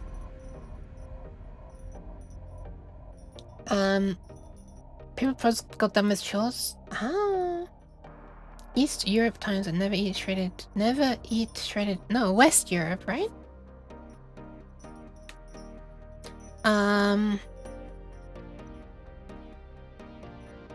-1 for me is UK, not +1. Time zone math is complicated. It's really annoying. Time zones themselves are annoying. They should be banned. Can we ban time zones? Can we make them illegal? With a side cutter, you could cut off the extent of the pins. That's true. Okay, let me just get these things out. These pins are going to be much thicker, probably, than those of the LEDs that I was trimming off. That's what I'm worried about. Universal Twitch time. UTT! Let's have a look. Oh, they are quite thick. Oh, these are thick. These are thick, boys. Really thick. What the fuck? They have no right to be that thick. I don't think my little side cutter thingies can cut these without squishing. My normal wire cutter's good, but...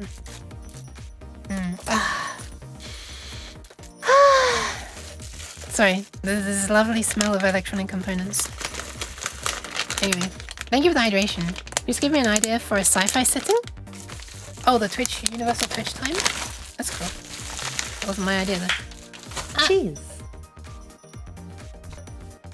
Thank you for the hydration, Sassixolotl. Welcome, welcome.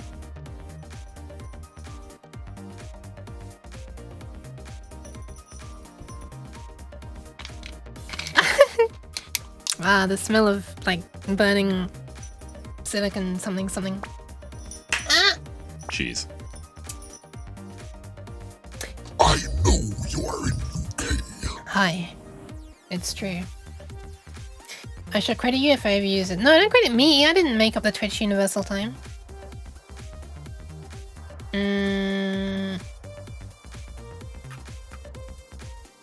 Okay. Alright, so this is the space we've got to work with. What I might do is... oh shit, I just dropped the Arduino. What I might do is... yeah, let me just measure how... I'm gonna measure how far down the pins on this hang. I mean, it says they're 4.1 millimeters. But I just want to see, like... how is that in relation to these big capacitors here?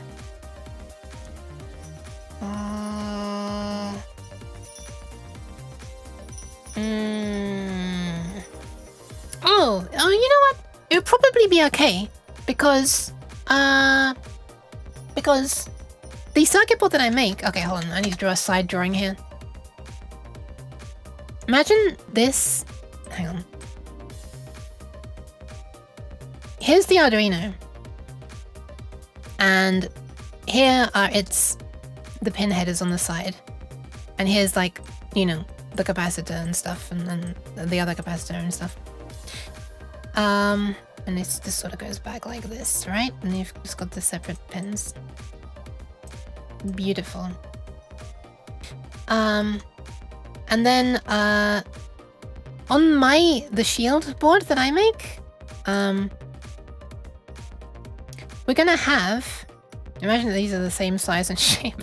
Anyway, the pins that come down like this to plug in, I don't like the way I can see that I'm drawing something, and I let go and the pixels change. Paint, why are you doing this?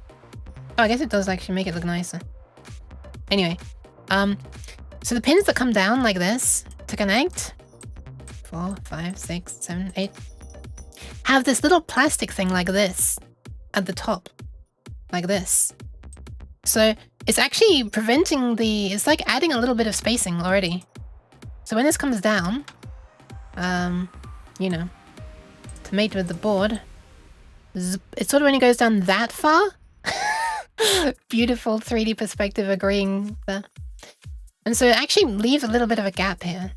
Like more than just this distance. You get this distance. 1:49 p.m. is 8:49 Eastern Time, North America. I see. The best part is when your partner's on a night shift, so your own sleep schedule is half hers, half normal. Oh no. I never paid attention to changes the pixels. MS AI NT. This is where name comes from. Oh no. Or is it MSP? Is it MSP Ain't? Ah? Maybe? Anyway, let me see. Okay, hold on. So if I try to push this down, then I need to get those pins out again.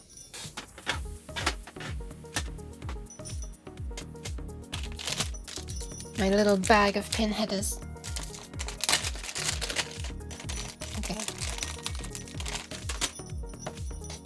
So I plug this into these three. I've got I just grabbed 3 little pin headers and I've plugged them into there right now. And I'm looking at the height. Oh, this is super safe. This is super safe. Well, they're not touching capacitors. Even assuming my circuit board were infinitely thin, 0mm, just putting the MIDI socket onto... So I basically just have the pins sticking in here now. And there's like this little plastic thing on top, right? That's like a little bit taller. Sort of like that. Just putting the MIDI socket, which looks sort of a little something like that. Just sitting it like on top here and letting the pin hang down from it. It's not, there's like a gap between like here and here of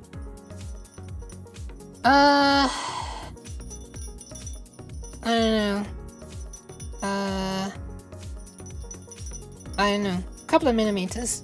I'd say it's safe, and that's with no circuit board thickness. That's with like infinitely thin circuit board, so it should be safe. I don't need to worry too much about what's below these these things that you can see me holding. These the MIDI sockets. I should be safe. I mean, I have to make sure that it's not going to be the USB socket or the power socket, but you know, I just won't go there. Hi Fractal Cow, welcome. What are we doing here? I'm gonna try to make a shield for an Arduino Mega that has a... Well, it's for a specific project that I'm making, which looks a little something like this. It's 4 of these circuit boards. So I want to make a shield to make connecting them to the Arduino easier. It needs to allow me to connect 16 wires kind of easily, like with screw terminals. That would be nice. And then right now I'm using a breadboard to bring a MIDI cable. Oops, I just middle clicked and apparently that closes. I always forget that. Currently I'm using a breadboard to bring a MIDI cable into a MIDI socket and then like into a little opto isolator here and then into an Arduino. I'd like to have this all built into the shield as well. So in the end you can just pop the shield on top of the Arduino and then just plug everything into that. The MIDI cable goes right into it. This little auto isolator will be being powered by the Arduino as it is now. This is the power and ground of the Arduino that's going to power this, but eventually it'll all be on the shield, so I can just siphon off a little bit of the power to that. Also, the power from the Arduino will be coming not by USB, but it'll be coming from the power supply that goes to the board, which is here in this case. Yeah, I'll have like another little couple of screw terminals for the 5-volt power supply on the shield, and that'll power the Arduino. So yeah, and then I'll like have a hole drilled so I can press this button, I guess. That does mean that if the Arduino... man, that does mean that if the Arduino... If I have to change Arduino to a new one, the hole for the button that I'm clicking is not going to line up anymore. I have another Arduino Mega above me, and the reset button is in the same position as the reset button on the one I'm holding. But apparently, according to the schematics for the new Arduino, the button's been moved. Fan Dual Casino ad again. I'm sorry. Pi Day coming in 13 days. Oh yeah, true. Mario Day coming in 9 days. What is Mario Day? Is that like a synthesizer? Kind of. It's to show you what's happening in a synthesizer. It's just graphics, it's just an LED display. But yes, you can sort of couple it with a synthesizer and it shows you like the current state of things. Basically, it picks up on the, you know, like it looks at the MIDI messages that are coming in and updates the LEDs accordingly. And then there's going to be a second MIDI socket that is like a MIDI through, if you like. It just passes on the MIDI signals out to the real synthesizer. So this just sort of sits like a man in the middle between the source of the MIDI signals and the synthesizer, and it just shows you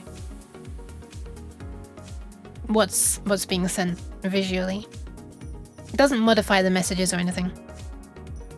We're just going to take the output of the opto isolator, which goes to the Arduino currently, and then also connect that out to the output MIDI socket. So basically, we just send a slightly cleaned up version of this thingy. I don't want to send the raw signals from here straight out, because when I looked in the schematics for the synthesizer that I have, which is a Roland synthesizer, there's like a what's the word? A service manual that has circuit diagrams and stuff. Let me just bring it up. Hold on.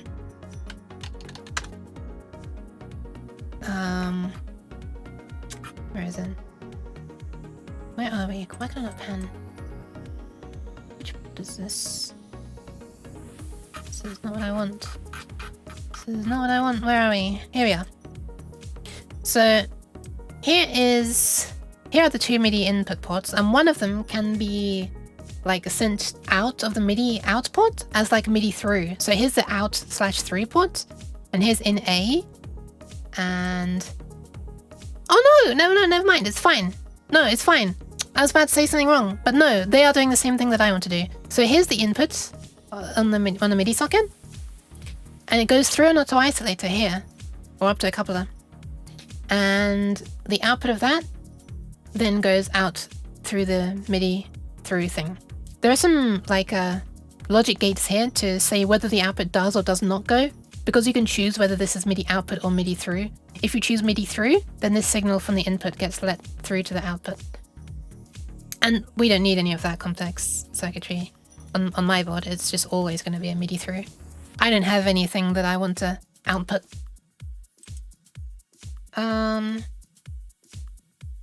A Raspberry Pi for Pi Day? Not sure if I have anything that I need a Raspberry Pi for at the moment. Where it is, March 10th, Mar-I-O. Oh, okay. It works in the American way of writing it. I see. It'll be Eomar over here. My old teacher told myself, if you have more than 20 LEDs, go for an LCD instead. Look. I'm not gonna try to have my own LCD manufactured. Also, where's the fun in that? You're not gonna have like flashy colors with an LCD? Oh wait, did they mean just a screen? Okay, well that's even less fun. Having like an LCD manufactured, you know, with the custom shapes and stuff in it, that'd be kind of neat, but also something that I can't do. But, you know, just using like a normal RGB screen, yeah, like an OLED. Why don't I just make it a Windows program then? I might as well just make it a Windows program and have it like on a normal screen and screen capture that. Where's the fun in that? Anyway, then you can all have it on your screens. Last time I used an autocoupler, it came with a white package. In a white package, which was fun. Yeah, I have some of those as well. It's the only thing I have. The only IC I have in a white package. It's here it is. It's 4N25. I wonder if that's the same one you have.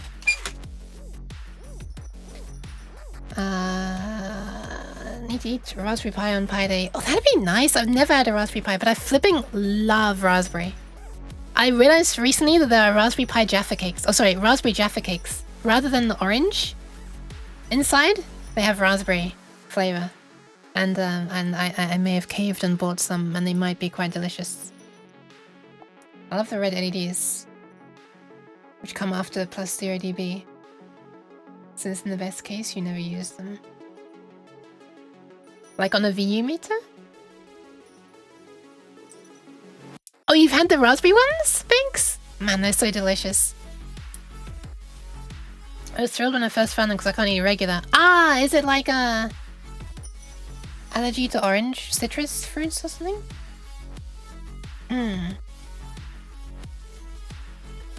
Okay, so let's go back to the schematic. Great, what a great schematic. Let's load the schematic.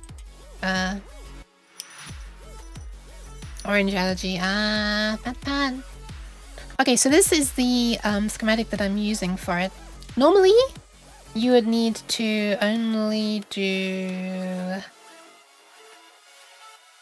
I want to say this.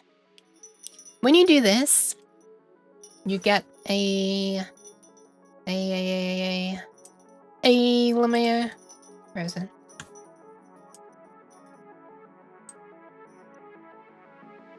An output that looks something like this, which is not great. This is meant to be a digital signal. This is 5 volts. This is 0 volts. Actually, it might be the other way around. DC 4 volts. No, this yeah, that's how it is. Yeah, because we're pulling up to 5 volts. Which is terrible. But I was able to find one pearl of wisdom on the internet. It's really hard to find. I just stumbled upon it more than like even looking for it. That if you add a resistor between here and here, suddenly your output goes to looking like this. Isn't that crazy?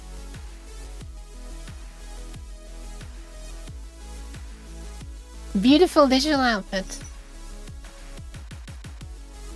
So it seems to just like massively improve the response time of it. I don't really know why.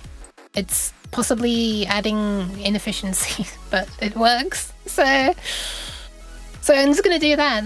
This is not the op-amp, sorry, this is not the opto isolator that people recommend for doing MIDI stuff with because it's this slow.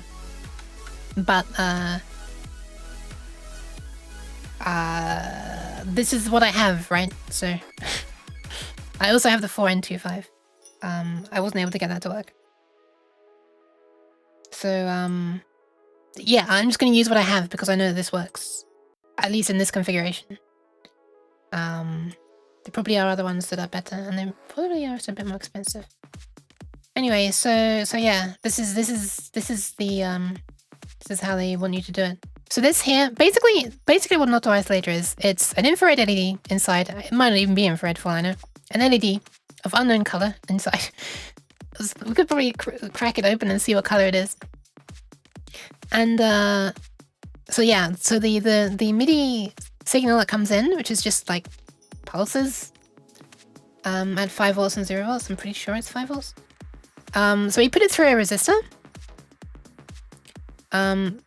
And let it run through the LED. And yeah, that makes the LED turn on whenever this is high. There's a diode backwards across this. This was, I assume this is recommended to protect the LED in case of some weird mistake where the power comes in backwards. And so in that case, it just basically, this diode can help out.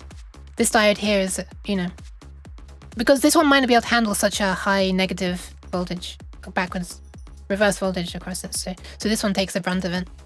And it still goes through the resistor. So we're not like shorting this if it goes backwards. We're just putting it through a light emitting diode if it goes in here, if it goes forwards. And we're putting it through a non-light emitting diode if it goes backwards. And then the LED that's inside here shines on a phototransistor, if I'm not mistaken. And then the output of that transistor goes into another one. Hang on, let me just get the datasheet up for this. Let me get the datasheet. Here we are. Zip, zip. Photodetector, Darlington split. Wait, a high gain split Darlington photodetector. Those are some words. And so what we're actually doing is normally the when the light shines on this transistor conducts, and the small amount of conductance or current that's allowed to conduct through there gets amplified again through this transistor as well. And so normally we only listen on the...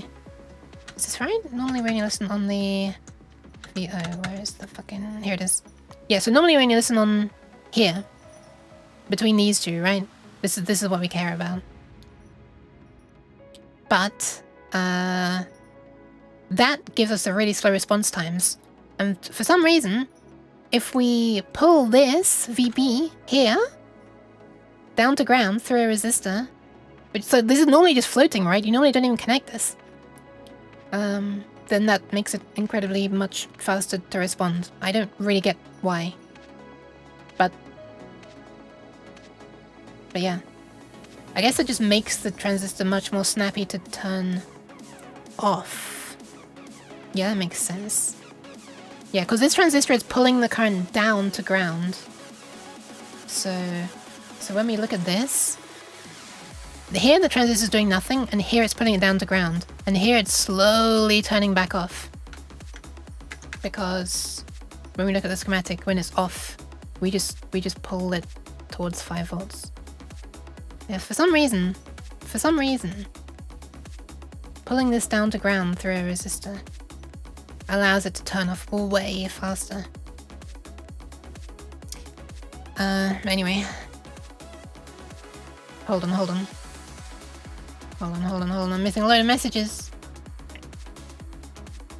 We do have cherry Jaffa cakes. Oh my god, that sounds delicious. Oh, might be limited edition. I really want to look for those. I've not seen those. Mind you, I've never seen raspberry either, so... Biscuits which are soft chocolate on the top and between some kind of orange jam. Yeah. That's the sort. Or raspberry in the case of these ones. And cherry, apparently. Just to pull down, yeah. May get arrested while expressing my disgust for those. Don't worry, I'll eat them for you. Just give them to me. I'll take care of them. You're safe. You're safe in my hands. My hands. If it's parallel, it won't protect it for reverse polarity. Overload protection. Wait, are you talking about the diode? If it's parallel, it won't protect it for reverse polarity. Well, shouldn't the voltage drop a lot? The voltage... I can't... Where am I? Oh, this, right, yeah. Shouldn't this diode cause the voltage to drop a lot? Right? It should drop to 5 volts minus whatever this reverse voltage is. Let's call it 1.2 volts. So it should drop to like... Sorry, it should just drop to no, it should just drop to this, the reverse voltage of this, right? So this is only going to be saying like negative 1.2 volts across it, instead of minus 5 volts, right? And the problem is that this might not have a great reverse... Well, we've got the datasheet right here. What is this? Reverse input voltage. 5 RC emitter. Reverse input voltage 5 volts? Is that right? Is that what I'm looking for? I guess it's that. That it would only be able to handle 5 volts, which is... you know. It's flying a bit close to the sun to leave it unprotected. Sometimes it's just magic. It kinda is. I sent you some wild flavors we have here that I just found. Everyone give you any cravings. Oh, it's gonna give me cravings right now! Right now! Why did the capacitor kiss the diode? He couldn't resist her. I saw it! I saw what you typed already. But, hearing Robo you greet it just made me laugh anyway. I'm having a look back. Oh my god, okay, I'm gonna open some of these up. What? Who's doing that? Reese! Hi! Thank you for the hydration, Stewie. I'll do that in 1 sec. I think I'm gonna get flushed in like 5 seconds, or 1 second. There it is! Stewie, I reduced the price of hydration and posture check. I hope you appreciate it. I will go and save the kidneys shortly. It's cheaper. Yeah, 25% off.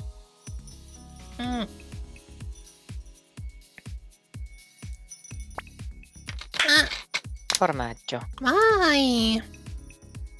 Thank you for the hydration. Thank you for the pasta check as well. I'm just gonna have a look at some Jaffa cake flavors that I'm blue Bixia. if I was green, I would diet. Oh wait, I just spoke over the end part. I'm blue if I was green, I would diet. Tired. Good job. Good job. Closing a bunch of folders that I need to open. I'm running out of space in my taskbar. As always. I'll save the kidneys right after I look at this. Soft cake. Legally not a Jaffa cake. Or is that just how they're...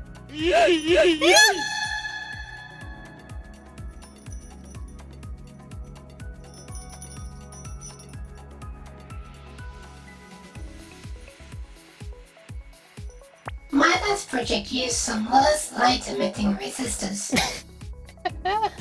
How dare you? Is this just what Jaffa cake is known as here, or is this just a legally distinct thing? Anyway, lemonade ginger. Pat Muckatek. Also, hi Muckatek. Ooh, wait, cherry with... Is this like white and black chocolate? Wow, this looks fancy as fuck. What the hell? Oh man, I want to try that. That must be so sweet though with the white chocolate. We've got strawberry, nice, nice. Raspberry, hell yes. That's the sort that I got.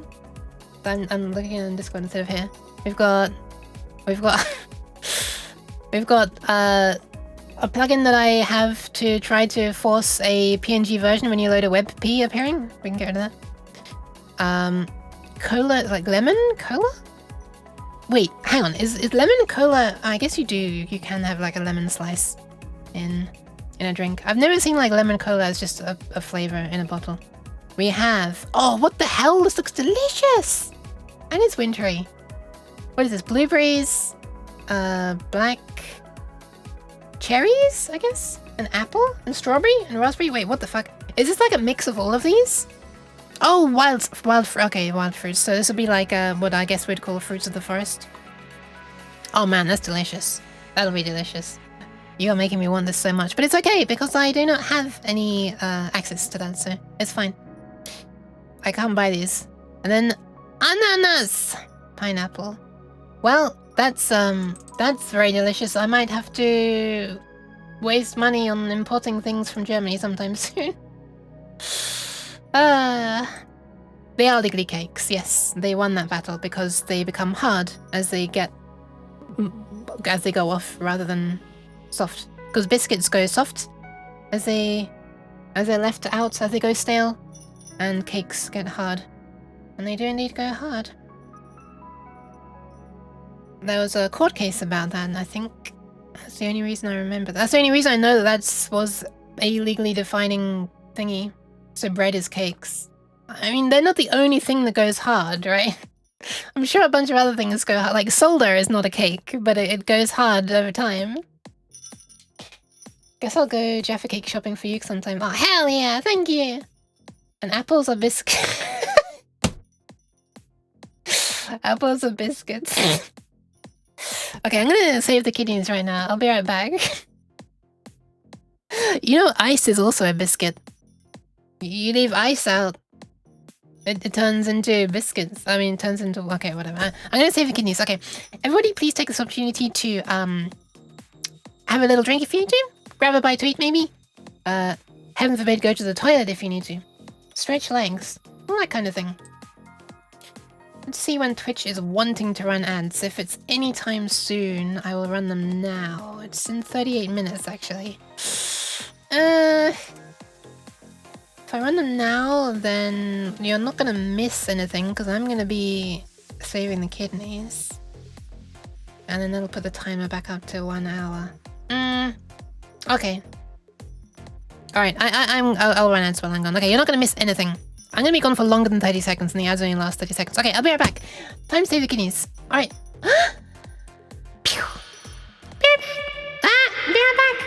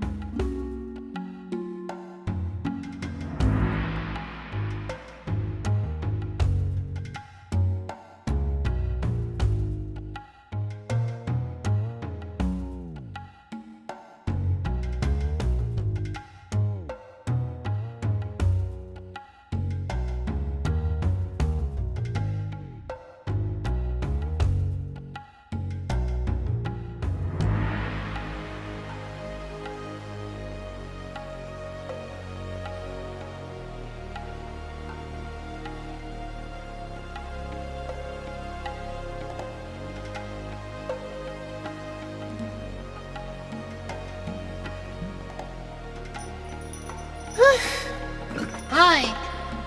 Welcome, welcome. Not welcome, welcome. I mean, hi, not welcome. Well, I guess welcome to my presence. What a weird, what a weird,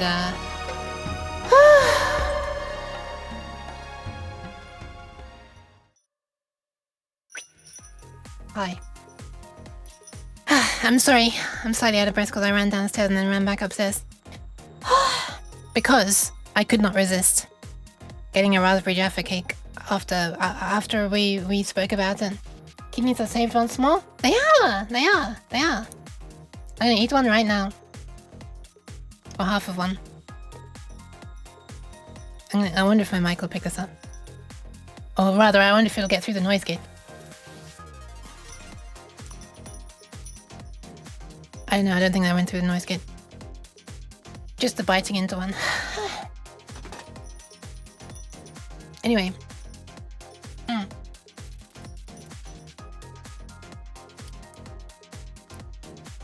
Can't believe I'm masticating on Twitch. Anyway. So this is the input of the MIDI thing. We're also gonna need an output. Also, I think I haven't even let me hang on. I'm gonna see if I even have the actual component of the MIDI socket. They are cool. Hi, Freefall. I know! It's so food! Oh my god, nice. That's really good. Nice. Nice. Good one, Jack bro. Also, hi, Freef. I'm just gonna temporarily turn off the noise gate and see if it hears it. Also the music. There you go. Very, very soft crunch. Not really a crunch. That was just the chocolate. Let me chew on that. Oh my.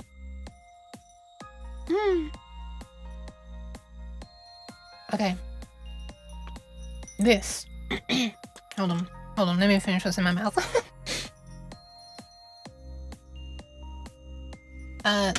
Not this. This.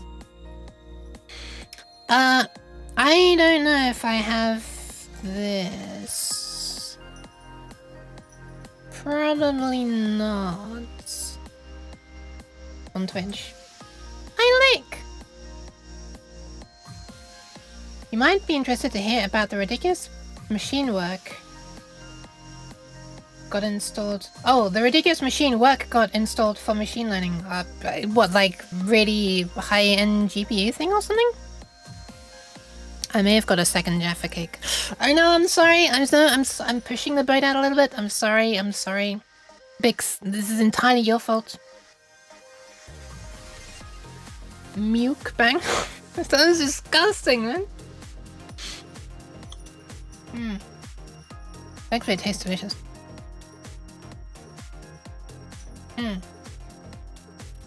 So yeah, I don't think there's a component for this on DipTrace, so I'm gonna have to make one. Which is fine. I actually kind of like making components. When the diagram is really well labeled like this, I think this contains all the info I need. It does even contain the fact that the back ones here are wider and, you know, like rounded, sort of like 2D rather than, yeah, whatever. It looks great. The front ones here are wider, like basically the front ones are sort of horizontal and the back ones are sort of vertical. I don't really know how to explain it, but you can kind of maybe see it. Won't be sorry for treating yourself. You treating yourself? Ah, thank you. Thank you for taking the responsibility. I'm gonna have the rest of it right now. Oh. Holy.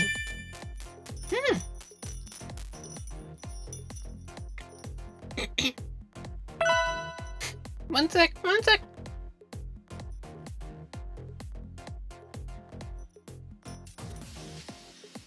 There we are. Now I've swallowed. I didn't want to speak to you with my mouth full. But thank you very much for the follow. Hi. I'm not choking, don't worry. I just didn't want to sound disgusting with chewing. I will yearn for you in just one moment.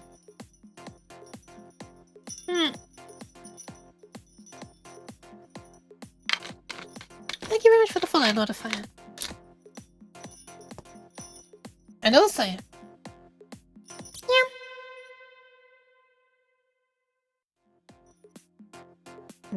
For the Lord.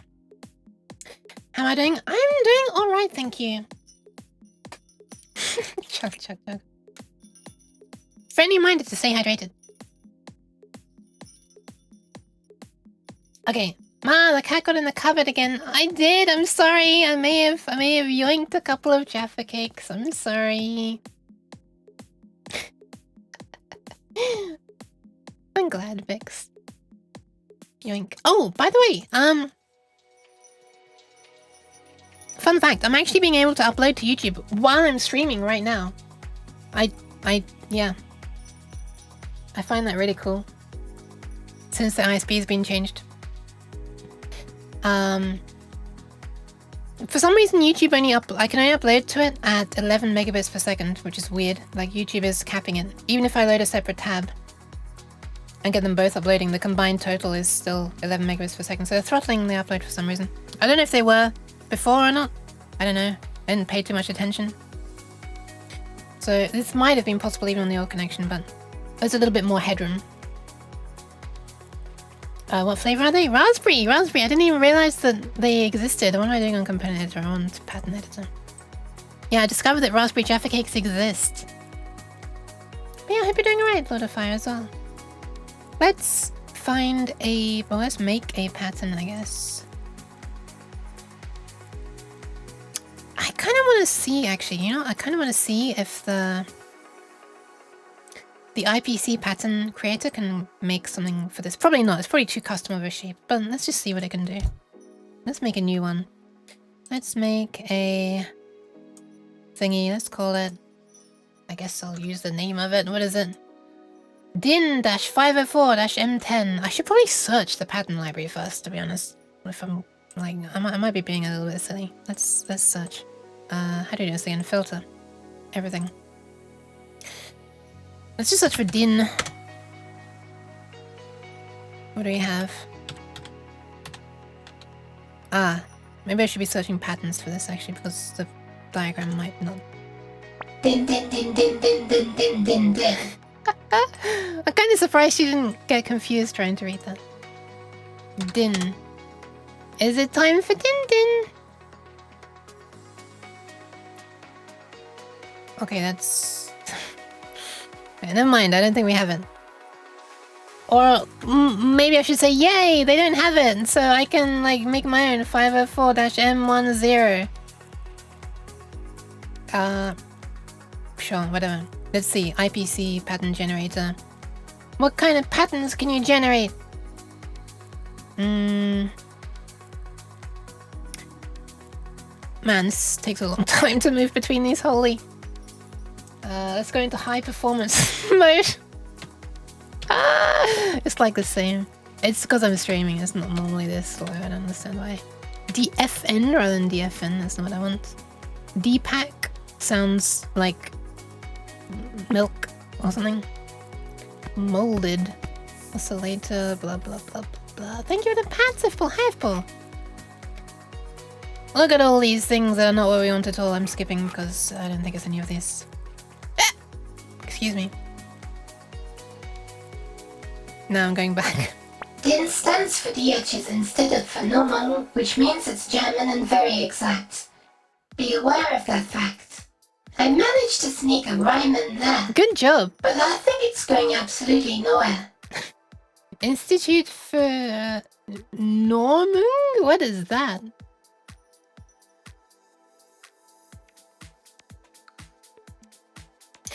High performance. The app stays the same. Wait, is that actually what it...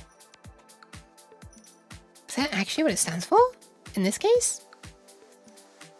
The act of applying norms. Oh, okay, so it's like a standards organization. Like ISO. I see. The app stays the same, but we attach high performance to the names of components, so we can charge for them more. ISO or BSI? I see. I forgot the BSI was even a thing. Or just BS. Boop. Alright, let's design it. So I only care about how this looks from the top, not the front. But the front will help guide my positioning. Yeah, left and right. Yeah, electronics. Okay, let's do it. Let's make a thing, shall we? Let's do a thing. Let's make a thing. PCB layout. Oh my god, is it actually just... It's already making it super easy for us by showing the PCB layout. Wow. Okay. So, let's put the holes. Should I just make the holes round? They're saying to make them round. But I could make them slots or ovals. Like, that's the thing I can do. I can make them ovals. I can also make them round. Does it say the diameter of them? On here? Nah. Okay, so this is just for the positioning. Round sounds the easy way. True, true. The back ones are much bigger though. These ones are much bigger. It says they're 1mm wide, and this says they're 0.6 millimeters wide. What the? Cheese. Why? Make them uke-shaped. Just the outline. I guess you could say that any hole is uke-shaped because he's got a big round head. Why? Jeez. I saw it. Now look when you've started on the... How dare you? Uke makes ISOT. None of the BSI nonsense. ISOT. ISOT. ISOT. Make them around sound. Doom a thing. I was like, dome thing? I can like work out what you're saying. Anyway, this thing is sideways for some reason. I don't know why. But let's just do it sideways, I guess. Which is the same as this diagram. Alright, so 10mm apart. Let's put some holes down, some pads. Place a pad. What is this? Are we on the correct units? Earlier, we were on not millimeters for some reason. 2.3, 12.3, 14.6. Jeez. Yeah, these are all kind of nice rounded things for millimeters. Why? Can we? I guess we could. Customize grid. Oh, okay, so you can just choose your own numbers to appear there. I guess. But I can also just type a number. 0.1! There you are. I told you I could type a number. Okay, so these are 0.1 apart now. I could also put them down in the shape, but these aren't really very... Stop! These aren't really very... common. So here, middle click pans around. Here, middle click pans around, like, relatively, and you release the mouse button and it keeps panning. And... oh my god. And here, middle click closes. There's no agreement on what middle click should do, but close is quite the weird one. Anyway, 10mm. So let's try and keep this roughly symmetrical. So we're gonna do 5mm above and 5mm below. I haven't even chosen a size for these holes yet, but I'll change that later. Where are we? This is far too zoomed in. Please! Why? Alright, so 5mm by 2. Oh, there we are. That shows how zoomed in I am. Why? What the hell? Hi, Malphobeth. I've questioned the existence. Yeah, I have. Sorry, I was showing my friend your cheese redeem. I hope he, I hope they weren't too offended by the lack of my response. I'm just used to your shit, Omni. With all due respect. Why am I being sprayed? What is this? They're showing a gap of 2.3mm.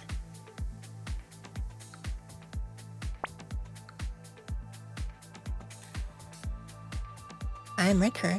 Can you catch it with your hand? No, I should actually make it so that I can though. But I can't. And I would need to change how I'm detecting collisions and stuff. I'm doing it extremely naively with my hand, which is with my head, which is why the cheese comes in fast and then slows down towards the end. Cheese. If you hadn't noticed that it does that, you'll never be able to unsee it. You're welcome. Get hydrated and stretch. Oh yeah, sure. Thank you, City. I thought I only just did that Guaranteed headset? Yeah, it's cat skull head seeking cheese, unfortunately.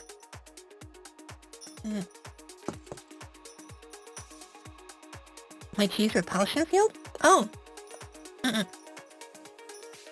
You mean the retro thing? Man, I love how these little clicky sounds sound. It sounds like actual sound effects in a game. Unfortunately, the cheese just goes straight through it. It's no barrier. Cat has been stretched. Okay, so I'm guessing this is the front of the socket, right? And then the pins are behind it. It says 2.3 there, and this says 14.6 to the back. And...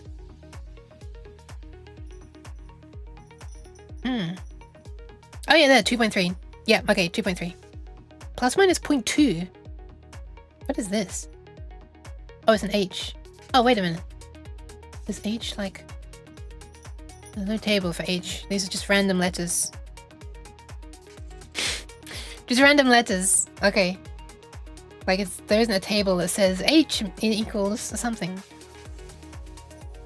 This is very nice though that it has a PCB layout like this. This makes it easy for me. I need to stop insulting. So 2.3 millimeters to the left is the thingy. So let's start drawing a line. Or a rectangle. Where's the... Here it is. Sure. 2.3 millimeters to the left. So this is 2.3. Not quite sure why I'm doing it this way, but I am for some reason. I'll move these over to the middle. And it goes up to... How wide are we? 21 wide. 21 wide. So we want 10.5 above and 10.5 below. And is that right? That doesn't seem right at all. Really? 10? 21. That's what it says. Looks way too wide. Let's just do it anyway. Vibrating you. Why am I vibrating? Yeah, I can see that actually. Hold on. Is that fixed? That's not fixed. Hang on. What if my camera's doing the weird thing where it captures... Why am I vibrating?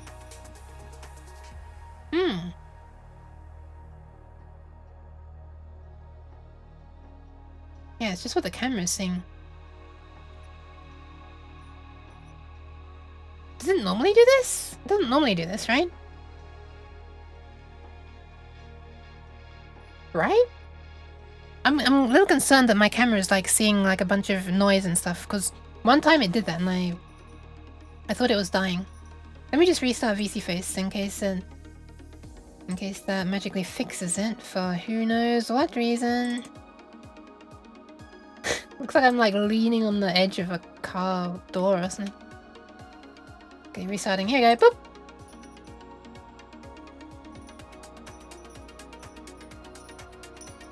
Am I still vibrating? A little bit. A little bit. I'm not normally vibrating. Okay.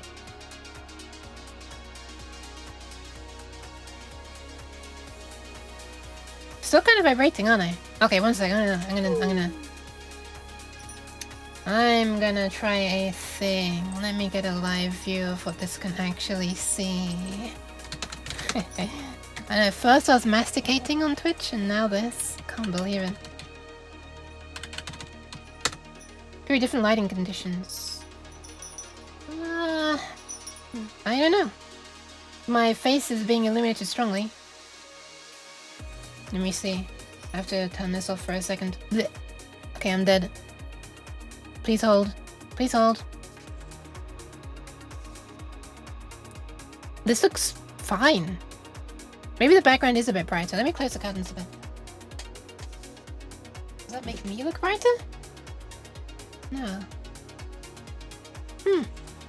I actually look kind of... Oh! Right!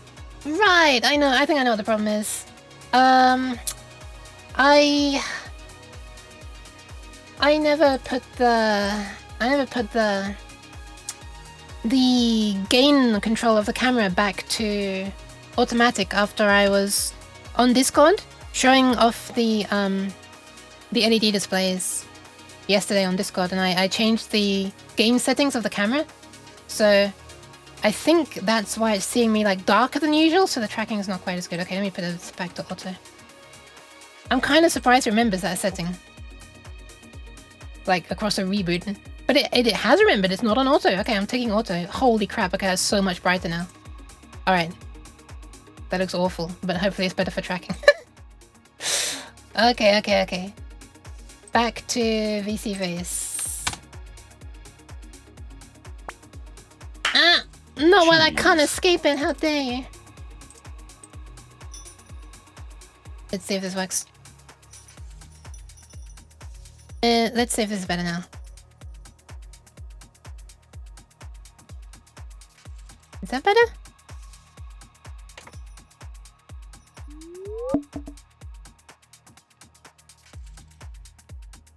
Yeah, that's definitely better. Hi, Happy! Hi! You came in at an absolutely thrilling moment where I was just trying to stay as still as possible and see if my tracking was still vibrating. I fixed it. I swear I'm not doing anything lewd on Twitch, I swear. How's the Happy doing? Welcome. If that question is legit, which software do you use? I'm using VC Face for the tracking. But it's not actually doing the rendering. VC Face is here. It's a grey screen right now. I can make it do the rendering, but you'll see an old version of my avatar. Watch this. Boop! Look at these terrible reflections on the bell. So, yeah, it's sending the motion data to a streaming setup of my own. How's the Happy doing? Hi. Welcome. It's cool to see you here. Little Uke. Hold on, I could zoom out actually. I guess I could zoom out. Zip. I don't even remember how the avatar, the camera controls work on here. Okay, it's not mouse wheel. Right click? Shift, right click, shift, left click, shift, middle click, control. Okay, control, right click moves. Alt. Alt. Okay, there we are. Oh, my skirt is not even illuminated! I have got the transplanted legs though. That was after I changed the legs. How do I rotate? Ah. Why is my tail broken? Oh my god, it looks like I'm taking a poo. I'm not doing that, I promise. Okay. Well, my tail on my version is working better. Look. It's not a poo. It's like, I don't know, the shape's a little bit better at least. It's clipping through the dress, but like, don't pay too much attention. How do I position? There I am.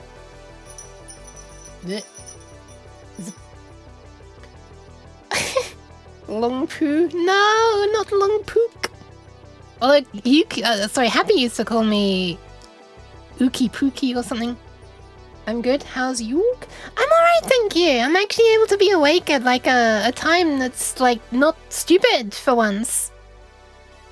It's kind of crazy how it started versus how it's going. I do change the clothes a bit, but at least my tail stays not broken and the skirt is like glowy. Even if I change back to the old clothes. I didn't realize before I looked at the two that your middle hair swish is actually bistable. Wait, what? The one with the ribbon on it? Okay, wait, now I'm curious. I've got to bring it back. I'm good. I'm glad you're good though. You're from another age. Yeah, the age where I was like, hadn't even made the VSF properly yet. Are you using the NVIDIA tracking backend? Nope. I didn't even know that was a thing you could do with VC Face. Oh, hang on, where is it? How do I move? Ah, there it is. Oh, I didn't have a collider on the middle part, so it's just sinking through my hair and into my head, I think. Okay, yeah, this strand of hair is like sinking into my... Whoa! Hi! Welcome! Hi! Thank you for the raid. Hi. Welcome. Hi, Gyrus. Gaia. I wonder if one of those pronunciations is correct. Probably not. Hi, welcome Welcome, Vanity and Meister Tipkit. Welcome. What are you up to? I'm gonna see if I can type your name correctly. I think I did. It's much easier to type than it is for me to say. Hi! Oh my goodness. Okay, I have to give head pats. I know it always looks weird when I'm doing it, when a VTuber's doing it to a flesh tuber, but I'm gonna do it. I'm sorry. Also, holy crap, 11 hours? 11 hours? Holy. Have some rest, please. Thank you very much. What were you up to if you want to stick around and say, but also please don't feel obliged to. Hi. Welcome. I should introduce myself, I guess. Hi. It's me. I'm a weird cat. I'm also like really high up right now. I don't know why. I'm normally like down here. Anyway. It's Gaia, like in GIF. Well, joke's on you. I pronounce it GIF. Hi, Nice Vest. Welcome. Yeah, I'm a weird cat. Sometimes I do some programming in well, I guess usually it's C, to be honest. Also occasionally C#. I have a long-term DOS project, kinda. I'm wanting to make a game in DOS. Tried to build an auto builder for Debian. On Debian. I accidentally built a bad relational database. Wait, what? That's like the meme, help, I accidentally built a shelf. Then switched to VR stuff in Vulkan. Oh my goodness, VR in Vulkan, wow. I have a friend who's done some Vulkan stuff. It's very scary. It's scary looking to me. I should accidentally build a shelf.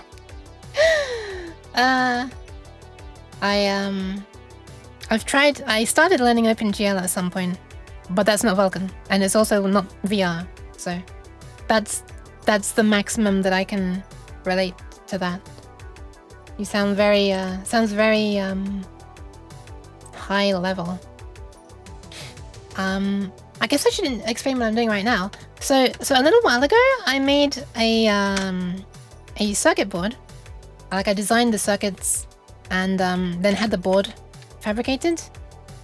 Just this side of it because it's got all the tiny components that I can't solder by hand, frankly. And then yeah, I put all the LEDs and then some of them are like wonky and not straight. Look at the top row, that's how they're going to be eventually, but I have to use tweezers and straighten up every LED, so I've been lazy, I haven't done it yet. Anyway, and there are 4 of these, so there are 16 of these rows in total, right? And yeah, it's like an LED display. LED display to show what's happening inside a MIDI file as it plays, with the volumes and the speeds and the effects and the pitch bends and the panning and the number of notes playing, and then these things on the side flash whenever a certain type of MIDI message is received. Thank you! Hi Fifi! I thought you'd seen it already, but hi, welcome. And so right now, and that kind of works.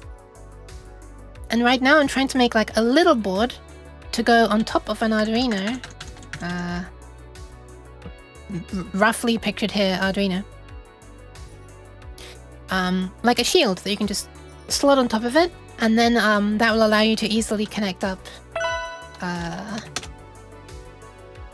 this, like the wires that go to this board, and also the stuff that's on this breadboard will be on the shield as well, and a few other things, maybe a few buttons and LEDs.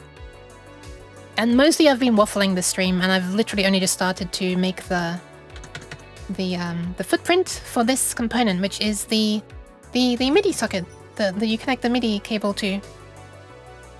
So I have to. This datasheet for it is very nice. It has like, it has the PCB footprint that is like how it looks from a bird's eye view, already on here with the measurements, rather than you having to sort of infer it from like these full drawings and stuff. Anyway, hi Anacoded. Have I already said hi? I might have. I have a terrible memory. I'm sorry. Also, Nyan. There you are. You're actually eating gyros tomorrow? Wait, what? Is that a food? I took a CNC mill, took out the spindle, and replaced it with the nozzle of a hot air station. Wait, what? That's how I sold the small stuff. Wait, wait, what? I'm not understanding this. Okay, hold on. Wait, mill. CNC mill. So a mill is like the... Oh, I'm thinking of a lathe. That's why I was confused. Okay. So lathe is the spinning kind, right? Like this. And you have like a drill or something and you put the object there. That looks like the radioactive symbol. So a mill is like this kind? Where you've got like a drill or something from above. And you can sort of carve shapes into something like that. Is that the mill? Took out the spindle. Okay, so you took out this part and replaced it with a hot air. This is me trying to draw. It looks like a rocket taking. It looks like a rocket taking off. Actually, it looks like an angry bird eating the subject of this. But, interesting. That's how you solve the small stuff. That is kind of genius, actually, because then you can just like program. Oh wait, that's actually really genius. You can just program exactly where it needs to go, and I guess you can toggle the hot air on and off as well? Wait, that's big brain, what the hell? So each part is heated up for 5 seconds. Wait, that's really clever, what the hell? Annoying to use. Is it annoying because you have to like program, you know, exactly where it needs to go? But like the nice thing is that at least if you're trying to like mass produce things, you need to do that once, I guess. Although obviously you gotta place every component still.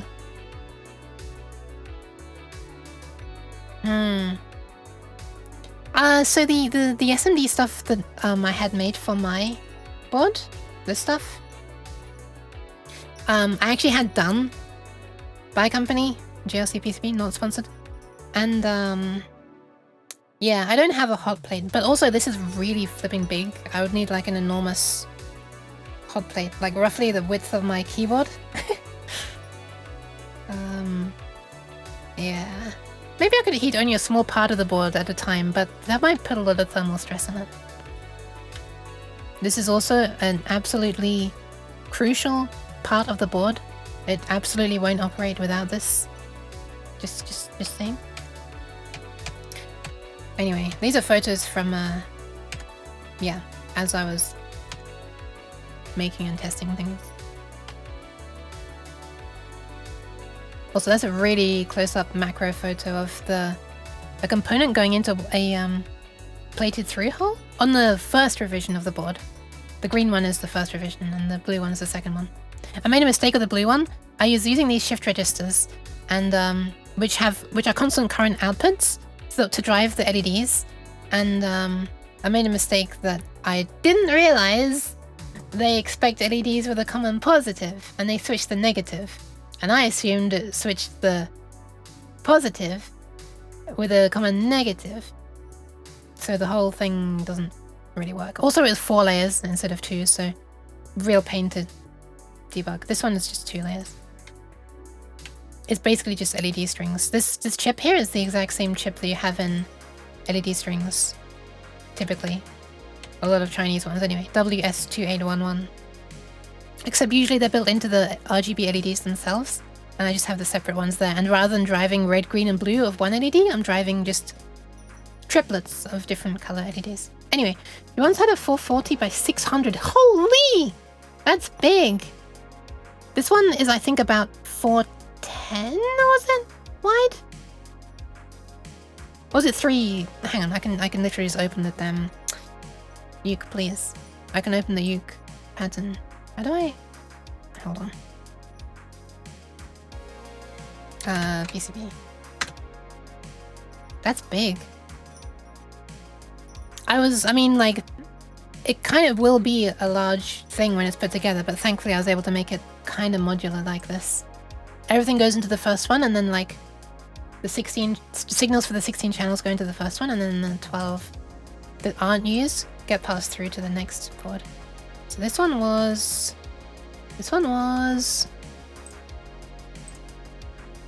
Zip. Zip. Oh, I'm not quite measuring that correctly, hold on. Boop. Boop. 330 centimeters, roughly. Millimeters, sorry. Yeah, 3.3 meters wide, no. 330 millimeters. This is the biggest one I've ever had made. So, wow. I can't even imagine what would that board be like for. Was it like some enormous power thing? Because I'm thinking of motherboards, but that's bigger than a motherboard, right? I think it's bigger than a motherboard. In like an ATX motherboard. LED wall with custom placement. Interesting. Got an email from the Chinese fab. This is too large to verify. Is it okay if we just send 3 extra without testing? Wow, what the hell? That's funny. Too large to verify. 535 WS2812. Ah, it took a while to solder. Yeah, I can imagine. It was something like 2,500 LEDs in total across my 4 boards.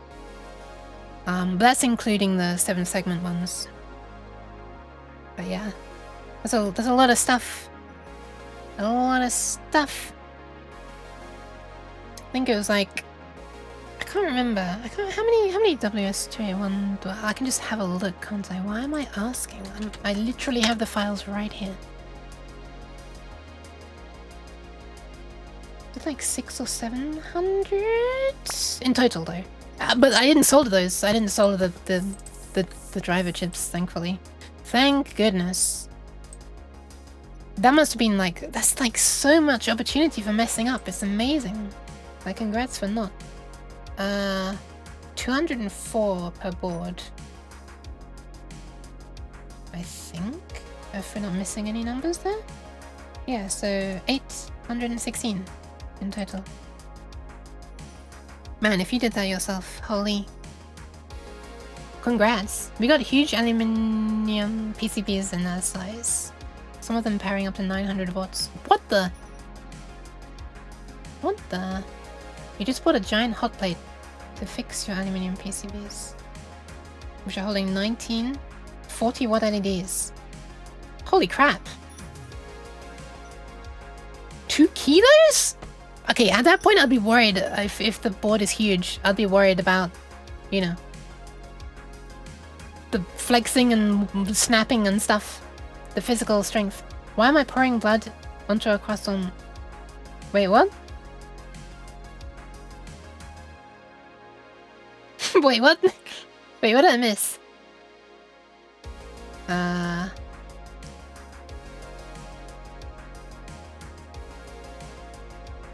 Mill is where the tool spins and lathe is where the part spins. Okay, that's an interesting way of differentiating them, yeah. With hot air and the CNC, it was doable. I see. One layer for obvious reasons. Interesting. I don't know what the obvious reason is, actually. Taske? I'm gonna be honest. Okay, let me. I'm painting in paint. This. Oh, my painting, sorry. Not you are, but you're painting. Still sad cat noises. Sad cat noises?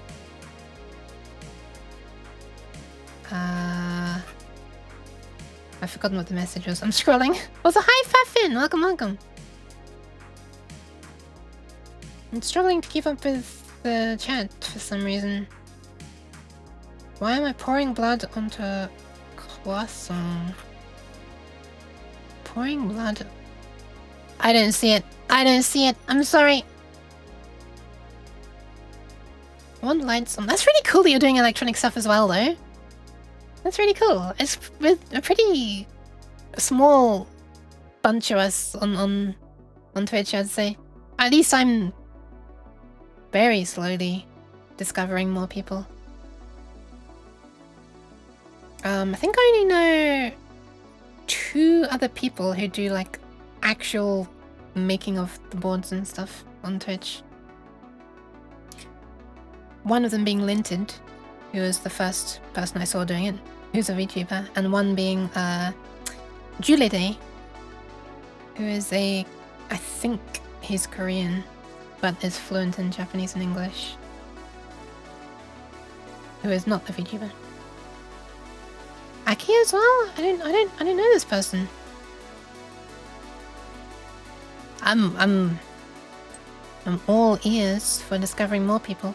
Oh, actually, Actually, there was a VTuber who was trying to get into that. Akinyanya. What a good name.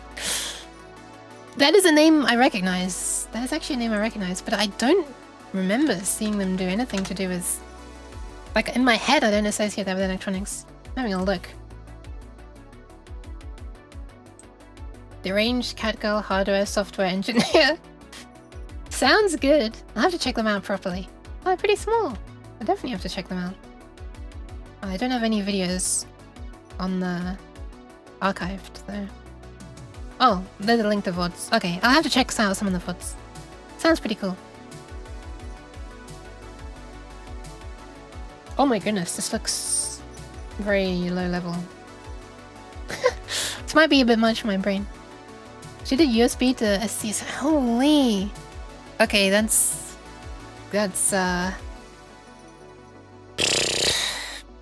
yep.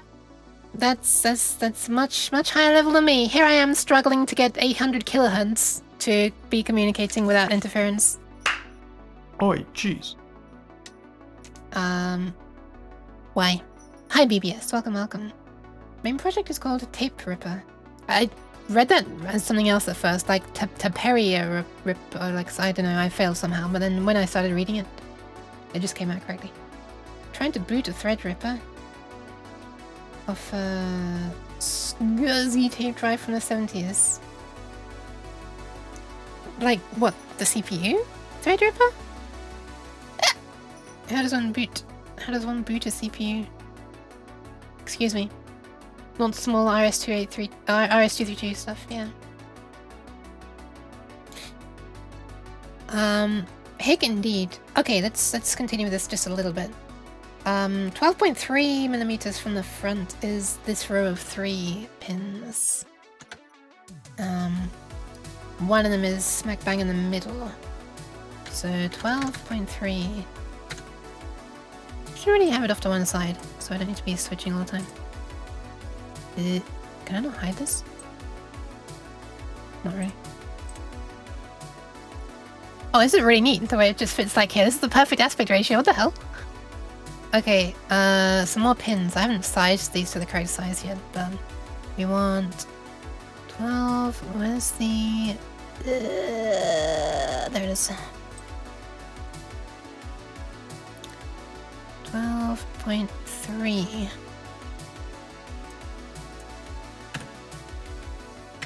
Yoink. Yoinky sploinky, dare I say. Why is someone still named... Why is someone still named 1? These are probably not even the right numbers anyway. Oh, they're not the right numbers. This is actually going to be 2 eventually. I think the ones at the front are just for physical support. Yeah, okay, the ones at the front... I see how it is. I see how it is. So the ones at the front... behind the, like, plastic front of this, there's like a plastic front, like this. You know, which has like a groove cut, and then the like little notch, and 1, 2, 3, 4, 5. Behind this, when you look at it from below, I guess. Okay, this is kind of from below. I've just decided. Sort of goes back like this. Oh, this is terrible perspective. What am I even doing with the perspective right now? It sort of goes back like this, something like that. Anyway, when you look here underneath it, you can see that there is sort of a metal thing inside here, going around here, and that the 2 pins at the front are just coming off that, like this. So essentially the front 2 pins are just support for the metal ring kind of thing that's inside, behind this. Jeez. They're not like electrically... Well, I mean, I guess they're connected to the ring. Why cheese? They're connected to the ring of the cable.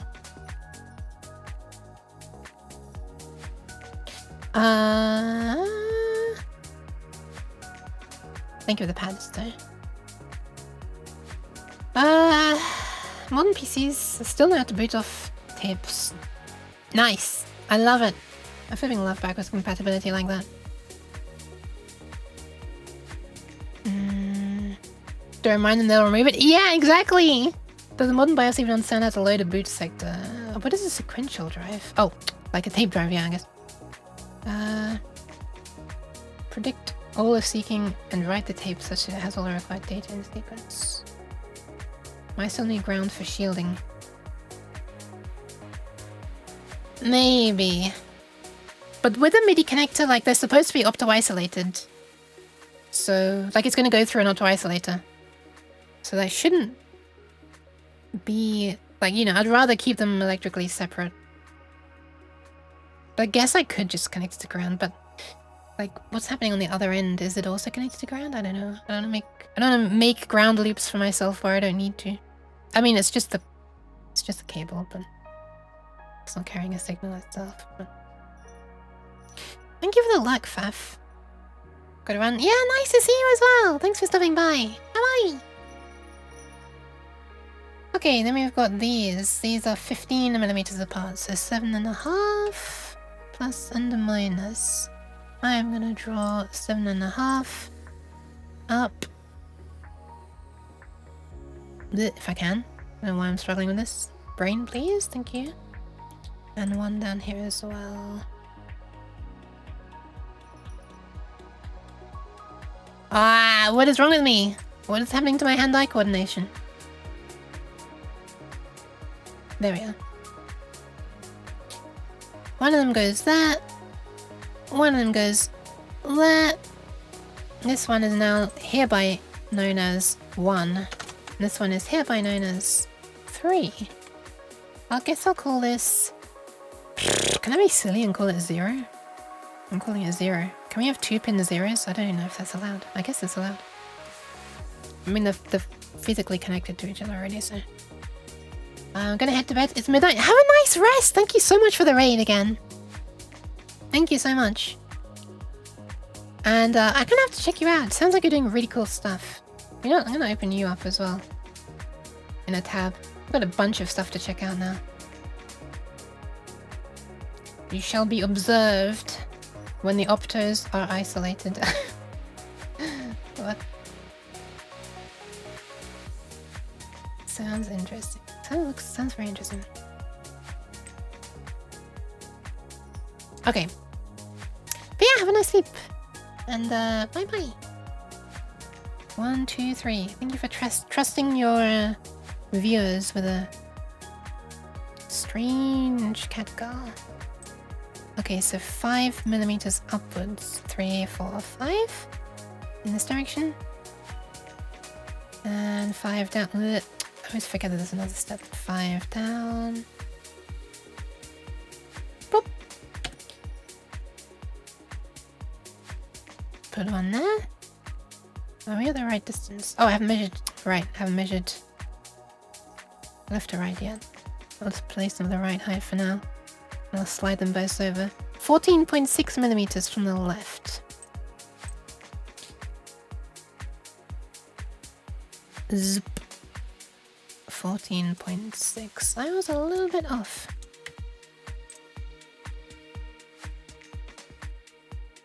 Boop, boop, boop, boop, boop, boop, boop.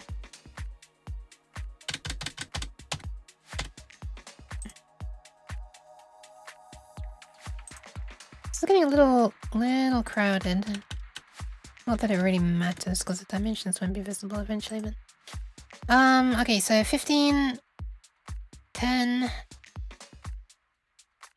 Guess I could have these go around the outside like they are on the diagram. No, that's silly. Ugh. That undo history is also silly. The following pattern numbers of current pattern are repeated. 0 and 3. Oh yeah, right. Hold on. I haven't even named these ones yet. That's 4. This is 5. And that's 6. That's the wrongly typed. Let's try again. 5. Okay, now what did it actually say? This may cause problems while attaching pattern to a component. Please use at the end of a pattern number to automatically connect pads together. Yeah, do it. Thank you. 0 at. That's not a thing that I knew was possible. I swear in old versions that was not a thing. That's nice that it's now possible. Anyway, now I need to make these the correct width because these pins are quite wildly different sizes. We've got big fat 1mm ones on the back. They're not even showing the tolerance. Never mind, yes they are. Up to 5mm plus minus 0.1. Do you reckon that applies to the pins as well? They don't have tolerance mentioned here. Plus minus 0.1. So I should assume that this can be as big as 1.1, I guess? And then I probably want a little extra on that, right? Maybe? Maybe 1.15? I don't know what the rule of thumb is for how much wider to make through holes. I sent a picture of a damaged copper PCB.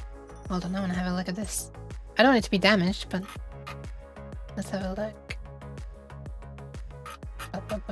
Oh my goodness, there's... Oh, I see. I was like, wow, so much stuff has been posted. And some stuff has been posted, but it's just because I was really fast scrolled up in a chat to find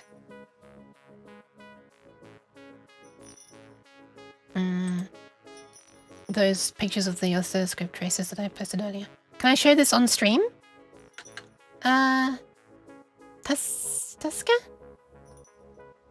Let's have a look. Zip. Look at that. This is a long one. That's pretty cool. So it's like, so it's really long. I'm so scared the way you're holding this. Is it not flopping? It's a big PCB. This looks cool. That's copper. The board itself is like a... Huh. Interesting. Must be expensive as well. Oh my god. Oh, wait. Is that... thermal compound? Wow, look at it. You can see the copper there. Okay. I see. That's cool. I've never seen or like held a board that's like copper like that.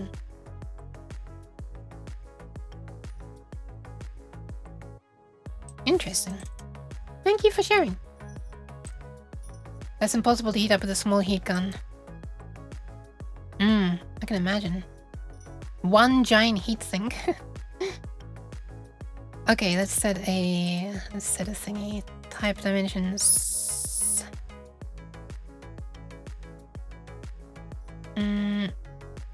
It's actually made a default of 1.44mm wide. That's probably not bad. I mean, it's 1mm wide. And I could actually make these ovals, right? But I'm probably just asking for trouble if I do that. Because these pins near the back are just long and thin. Probably asking for trouble if I do that. But it's tempting. This is the first component that I will have made a board for that has very... Oh, it's not even true. That's not even true. Never mind. I was just about to tell a blatant lie. It is not the first component that I've made a board for that has pins that are like, kind of, you know, not round, but like that.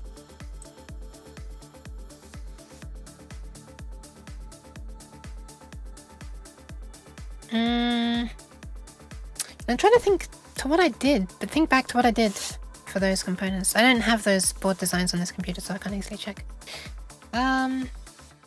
It's for a switch though. A switch with many pins, and you could like toggle.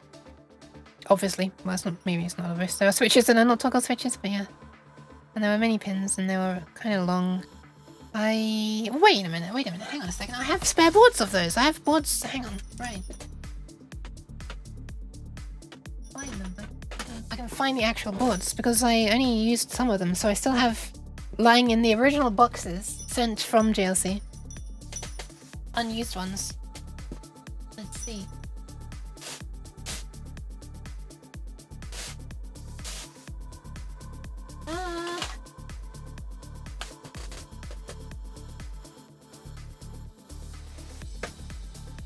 Please hold. The weird cat is finding the boards.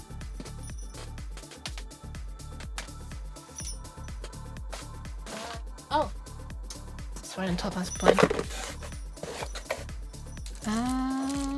I did make them oval! Okay. That did make them oval. Or I guess a better thing to call them is rounded rectangle. Okay, I made them rounded rectangle. I don't know if that's what DipTrace calls oval. Or... Okay.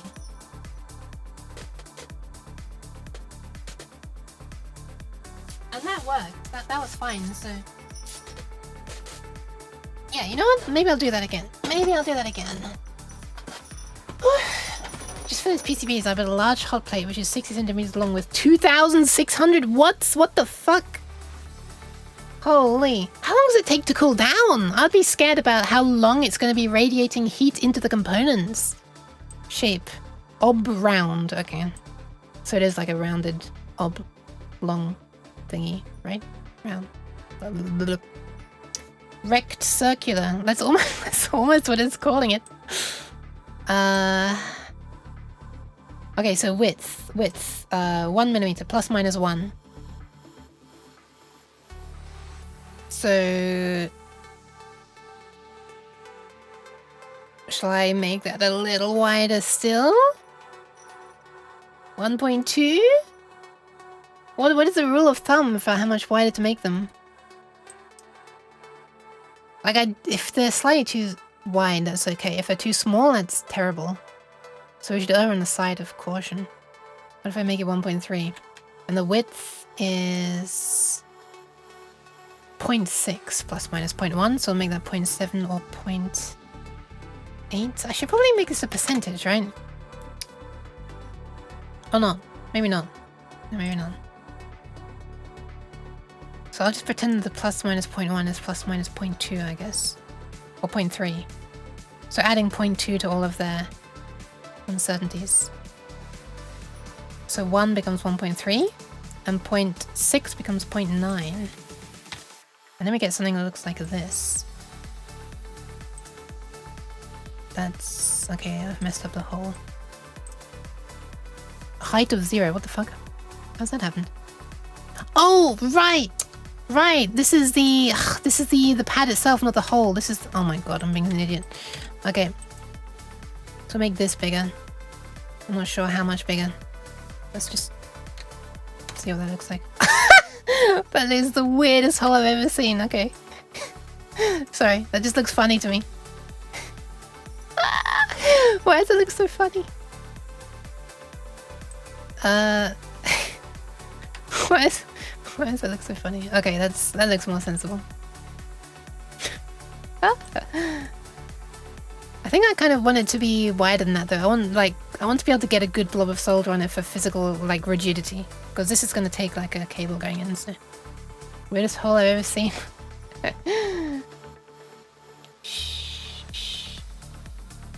No need to make notes. That's a really cute avatar. I think the board that I made actually has the holes rounded and the solder pads was square. So it looks a little more... oh, you can round them as well. So it looks a little more like that. Yeah. That's what's on the board that I made. You can also round them a little bit, which is interesting. So you type a percentage and it shows it in millimeters? Is that what that means? Yeah. Wow, this is fancy. Never done anything like this before. What a... that looks so weird. I should stop being so rude to these holes. It's me who's making them weird. Anyway, a little something like that, maybe. The thing is, I kind of want to make sure that the... you know, let's just make a square and fit the square inside there. Because, like, the square itself... let's make the square the... what they say it is. So 1.1 wide, 1.1 wide and 0.6, which is 0.7 because of the thingy, right? Yeah, so you see this would not actually even fit, like the corners of this might not fit. So I'd actually need this to be even wider. And at this point, I'm wondering why do I not just make it 1.3 everywhere? If I did make it 1.3, this is going to be really thin at the top and bottom. Then that actually still looks like it wouldn't fit. I wonder if that's why people tend to go for wider holes, because if it's square, then can I like click this? Then the edges might not fit in. PCB shaming? Hey, I'm not shaming any PCBs. Why are you peeking around the corner now? Wider holes, you say? Yeah, I just need to widen it up a little bit. You know how it is. Maybe, I don't know.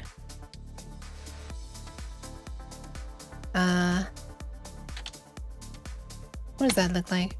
I'm just like experimenting now. Okay, this looks kinda... This would fit. This would fit. This looks excessively small though. Also, I kind of need to realize, but the thickness of these lines is a whole thing, right? Line width. Can I just make this like stupidly small? Oh my! Does it still show up as 1 when I zoom out? Yeah, it does, okay. Yes, this is probably wider than it needs to be now, huh? I wish I knew like a rule of thumb for size of these. And I could just make them round if I'm... I just want to be fancy, right? It's rare that I get the opportunity to make something that's round. Excuse me, stretch my hole. I'm doing it. Since there's a plug and play port, keep the solder area large enough to withhold physical stress. Yes, exactly. I want to make the... I'm probably going to make it wider still. I want to be able to put a good blob of solder to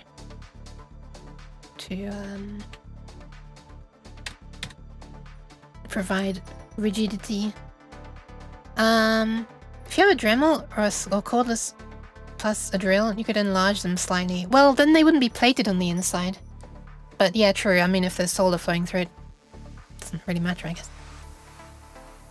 If pin is 0.8, plus minus 20% is enough. Okay, so this is 1.1. So if we do 1.1 plus 20%, where's 20% of 1.1? 1.32.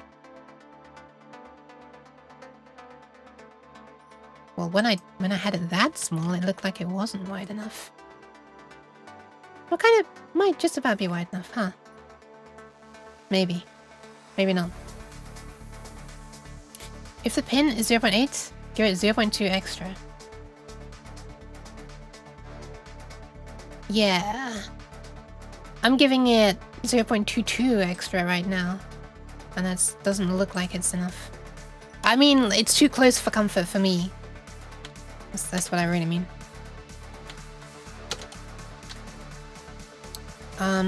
Wait, what is the size of this? Did I make this the size that is... Yeah, this is the size with the tolerance of this applied. The plus minus 0.1 millimeters applied. And this looks like it would fit. This looks like it would fit.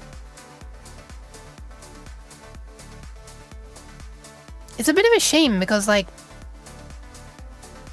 I can't really make it super narrow because if I do that,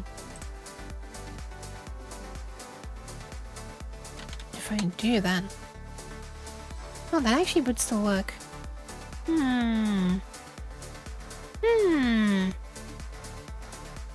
Keep in mind how accurate the manufacturing can drill. If they round up to the next 0, x, it's for 0.x is for nothing. If they round up, that's fine. I'm happy with them rounding up. I still want them to round down.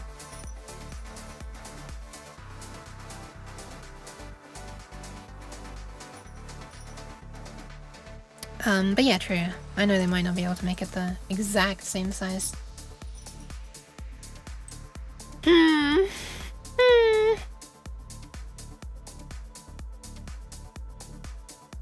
you for the follow, Fluffy. Welcome. 1.1.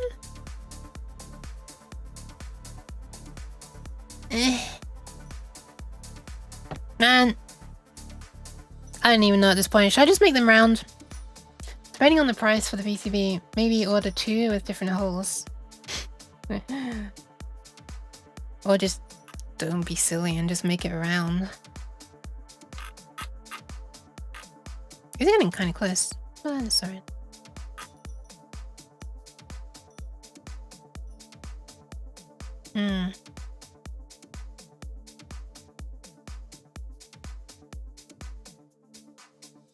Like square soldering area. Because then you get like the extra bit that the solder can tack onto. But I mean, I'll make the square bit round, but I might make the I'll make the square bit round. What am I talking about? I'll keep the pad square, but I'll make the inner bit just round, I guess. I'm too scared. I'm too scared that it won't be able to fit. So now I got this instead of this. Does look like a bit of a waste, doesn't it?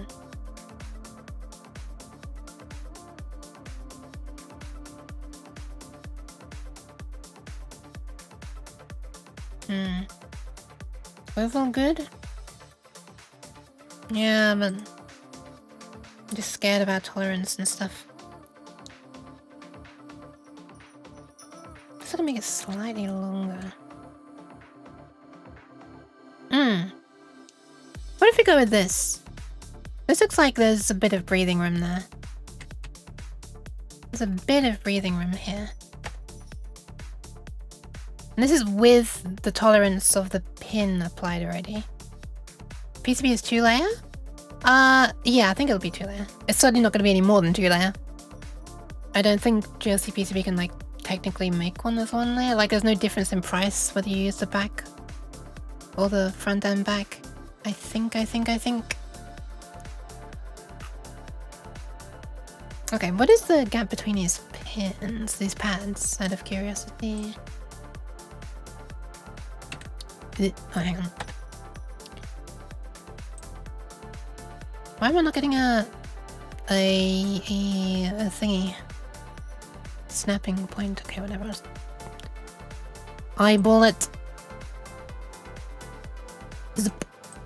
Somewhere around 0.5 millimeters. That's a lot closer than I was expecting, actually. It's a lot closer than I was expecting.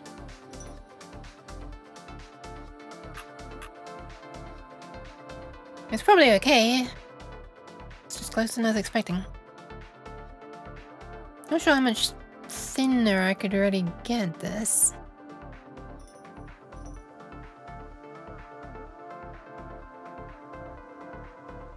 If I wanted it to be any thinner, I could have it thinner, but I'd want it to be longer.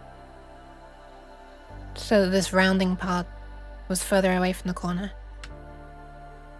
Let's see what that would look like. If we put it from 1 to 1.1 down to 1. Let me enlarge this. Yeah, that still looks okay.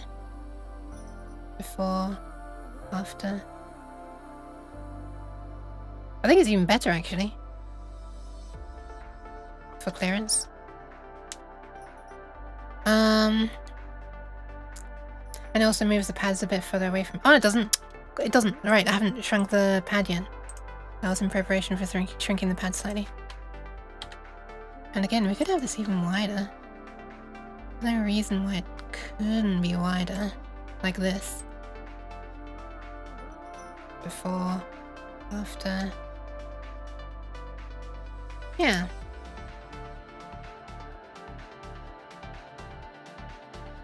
That's probably okay, right?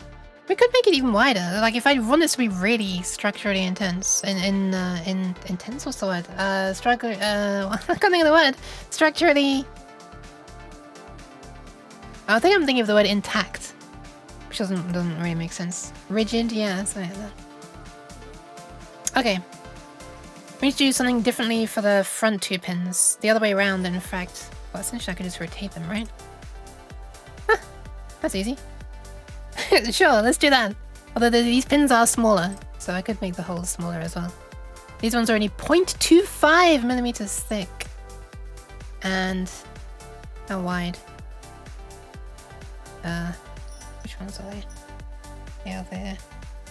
Innermost.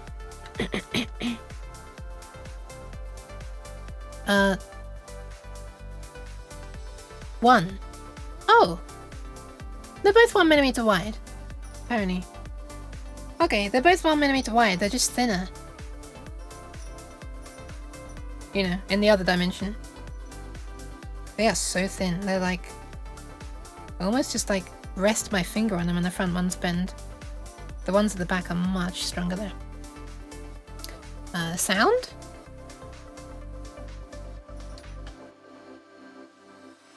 Oh, structurally sound, is that what you mean? I thought there was a problem with sound for a moment. Is my sound okay? Structurally sound, yeah, I think that is the phrase I meant. Man, I was worried there for a moment. Especially when 2 people said it. Okay. Alright, I think I'll just keep this as it is. I'll keep this as it is. I think. Yeah. We'll do that. Let's get rid of this silly thingy. Boop. Alright. This square here, is this correct? Is this the correct depth? The whole depth itself is... Why can't I zoom in there? The whole depth itself is 18.9. Is this 18.9? Oh.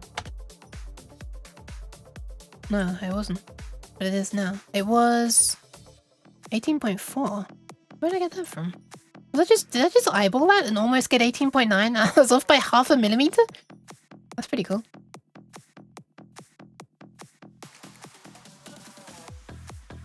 Diameter 40. Okay, I don't really care about that. I don't really care about any of this height-wise thing. I do care about the depth of this a little bit, but that's okay. We've already dealt with that. 2 and 3, 12 and 3, 14.6. Yeah, we've used all these measurements. I think that's it. I think that's it. Oh, I should probably add the... I should add the tolerance, actually. Let's add the tolerance of this. Let's say that this could be up to plus 2 millimeters further in this direction. Or, I guess, 1 further in that direction and 1 further in this direction. And this one as well can be 1 further in this direction. And 1 further in this direction. Think that'll be okay? Your eyeball is surprisingly good for guessing measurements. It kind of is surprising actually. 10 seconds later. Oh no, I did my stream die again. Oh, it reminded you of a situation, sorry, where a streamer asked for a hotkey to interact. Whole chat wrote F. That's amazing. That's amazing. That is really funny. Nice. Okay, that's our MIDI socket. I think that's the only non-standard thing that I'm using. As in, like, thing that I need to make a pattern for myself. And hopefully I can change the... Hang on now. Do they have the numbering? They do. Okay, they're numbering it 1, 2, 3, 4, 5. And is that the same as this? 1, 2, 3, 4, 5. Beautiful! Beautiful! Okay. So all I need to do is just change the pattern of this, which is... There is no pattern yet. This isn't even a component yet. Oh! This isn't even a component yet. This is just shapes. Can I turn this into a component? Man, if I could just turn this into... Wait, maybe I can copy and paste the shapes onto the component editor. Let's try that. Tools, component editor. That'd be really nice if it could do that. Yoink. Alright. Own generic. No components. And this is... What is it called? No, I'll just copy and paste it. Too lazy. Zip. Oh shit, I hate that. I want to make a new one. And we'll copy and paste these shapes. Boop. Fuck. Wait, is it? No, I can't. Uh-huh. Right, like this track. Me too. Me too. Apparently I cannot copy and paste these shapes. What if I ungroup them? Now can I copy and paste them? Fuck. Man, that sucks. I shall yoink it. Hell yeah. Yoink, ma.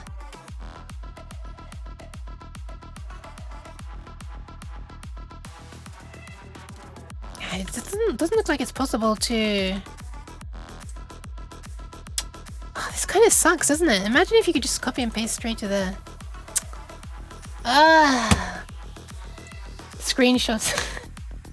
I was trying to oh, you know what? Hang on. I might have a big brain solution to this. Hold on. This might not work. This might work, it might not work. This works with some programs and doesn't with others.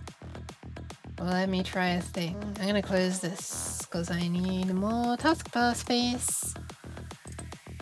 I might have a big brain idea, but I might not. Wait, what was it called again? I thought it's called Class 2K or something. I can't find it.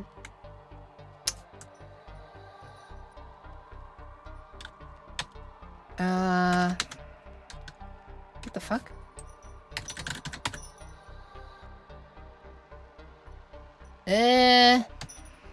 Can't find the program that I was wanting to use. Oh, never mind, I was in the wrong directory. God damn it, you could please. Okay, let's try it. I've forgotten the keyboard shortcuts. Oh, I was pressing the correct keyboard shortcuts. No, I wasn't. Was I? Anyway, component editor, let's see. Hey, there we are. Okay, now I can see through it. It works! Okay, it works. Nice. So as long as we get the same zoom level... That's... Can we get the same zoom level?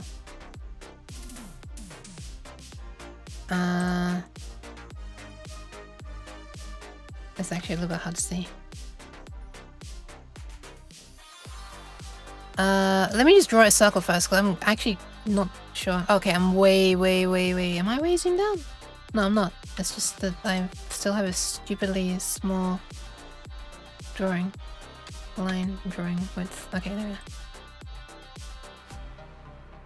Also, what do we even... oh my god, I can't even see. Let's put this grid size back to what it was. Is it actually set to that? Why is it not snapping? Oh, hang on, this is enormous. Wait, this is enormous. Why is it... This is like an inch already. Also, why is this line so big? What was it originally? Was it 0.012 before? Doesn't seem right. Is it like a specific zoom level? Scale. 100. Okay, right, we can use this as an absolute reference. 800, sure. Let's do the same one here. View. Scale, 800. Okay, we should be matching now. Let me see what... Can I see what the width of this line is? Yes, 0.333 millimeters.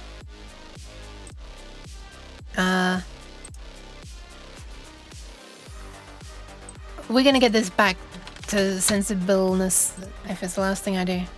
Okay, I think we're back already. Oh wow, look at that! The grid line's dual line now. Okay, nice. So the middle of the circle is like right there. There's like some kind of rounding errors on some of these lines. They're wider and some they're not.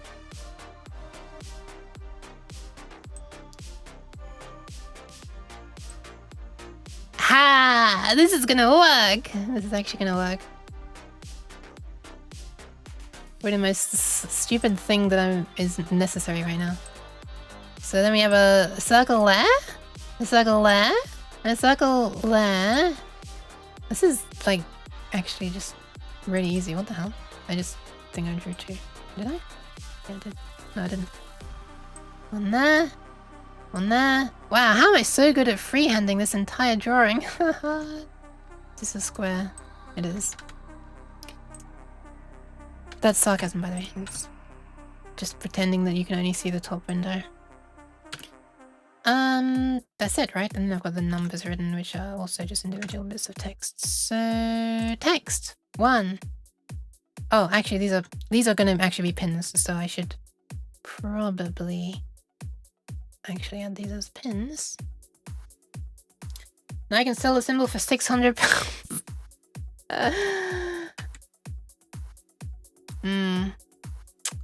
We're gonna have to have them like this. Oh, it doesn't really matter actually because I'm only using pins 4 and 5. So who really cares? Anyway, this is pin 1, which I can move the labels separately, right? Yeah, I can. I could put that there. Pin my or my 1. Yeah, sure. This one we'll put on this side. I just wanted something that was like visually representative of the thing, you know. I know this isn't like very well. What the fuck? It's not like very schematic-y. This is not pin 5. This is pin 3. Thank you for the hydration and the posture check. Yeah, I didn't realize the 1-inch scale, Tusker.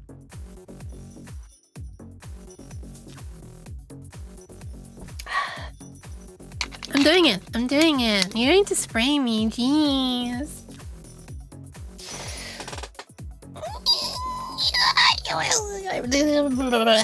Thank you. Jeez. Why? Are you not? Look at this stupid. Name 3, number 1. Do I have to give it a name? I don't even know. Let's make them the same in case. No, let's make the others go down. Sure.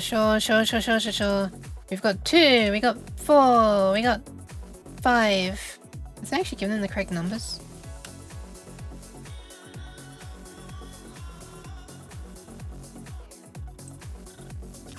Wait, what? No. How's it inserted another... This is weird. Anyway, let's rotate. Boop, boop, boop. Well, that looks kind of cool. What the hell? Why is this so satisfying? I wonder how many steps I just added to the undo history. Ah, man, is this going to be rotated? Wait, no, I can do this, right? Yes, thank goodness. 2, 5, and 4. I can live with that. I could use that. Sure. And the related pattern is this. Let's just do a little sanity check. 1, 2, 3, 4, 5. 1, 2, 3, 4, 5, and wait, these don't need to be. I only made these looking this color, right? Because wait, are they the only ones used? Are they the only ones used in MIDI? Yeah, maybe they don't need to be that way. Like colored in black like that, but for now I'm just gonna make that. We got 1, 2, 3. 1, 2, 3. 4, 5. It looks correct. What can I say? It looks correct. Let's save it. Let's put the transparency back. Let's put the transparency back with the correct keyboard shortcut. Okay. Nice. Get out of here. Get out of here. Correct mistake. Correct mistake. Alright, let's insert that component that we just made and get rid of this filter.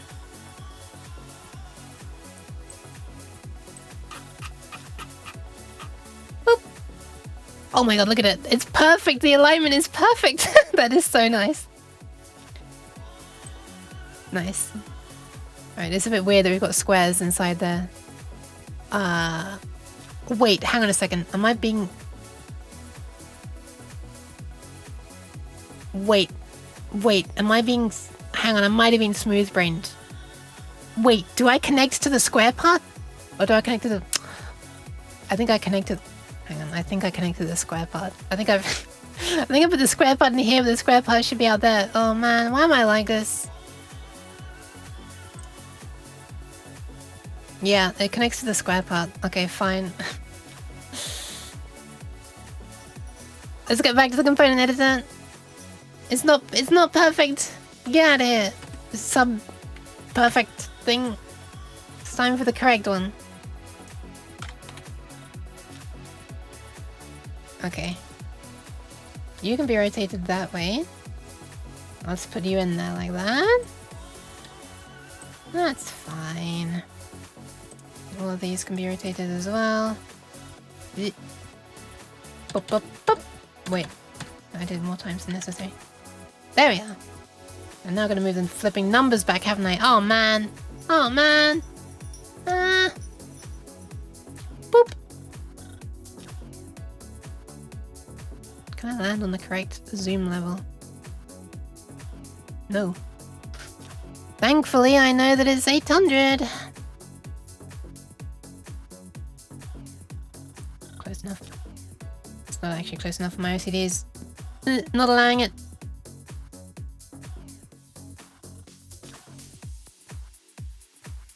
Whatever.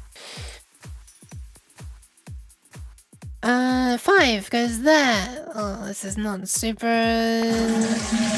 Stew! Super stew.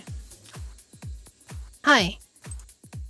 I will do that in one moment. Man, I really want these to be the same. 5, 3, 1, and 4. Okay. Maybe now it's perfect. Let's see. Let's just save it.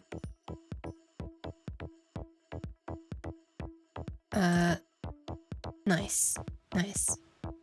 Looks almost like a weird smiling alien, or not quite.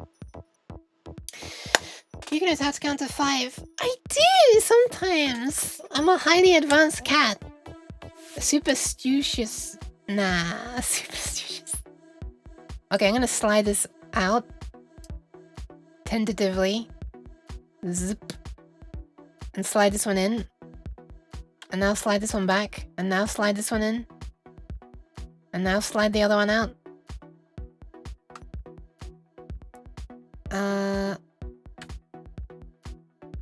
Okay, let's connect this up properly.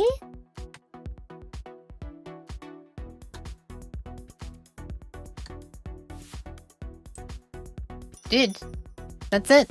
We now have it like as an actual component with a footprint as well. Kind of wish the dimensions didn't show up there.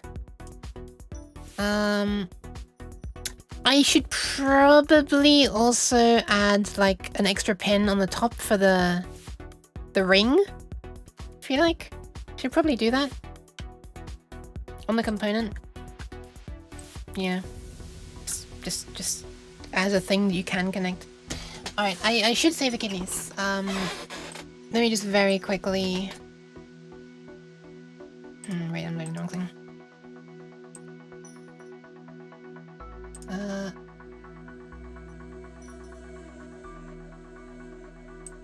Let me just very quickly add this, and then I'll go. Man, I can't believe how little I've done. What have I done today? I've looked at the Arduino Mega thingy, and I've made one pattern and remade one component. How do people get things done on stream? How are people productive? I didn't get it. How does it work? I'm gonna call the number 0 and the name is ring. How productive? How to productive? Wait, this is like the opposite of what I want. I want it to show the name, not the number.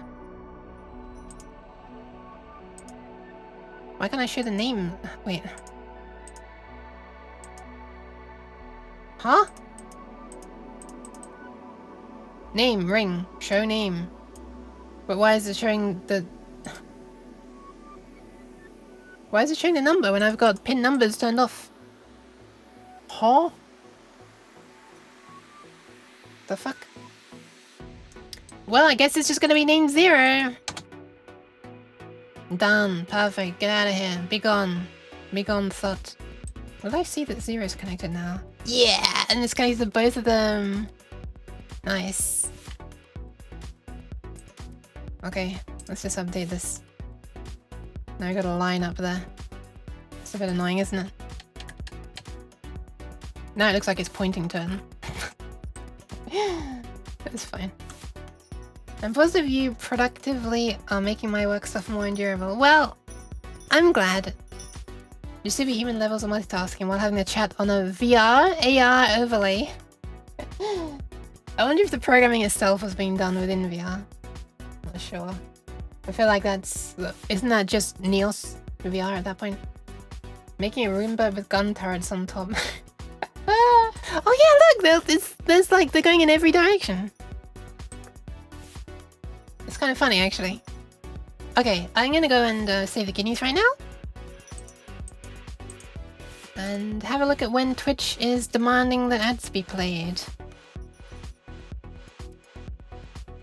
While waiting for this to load, it's taking its time.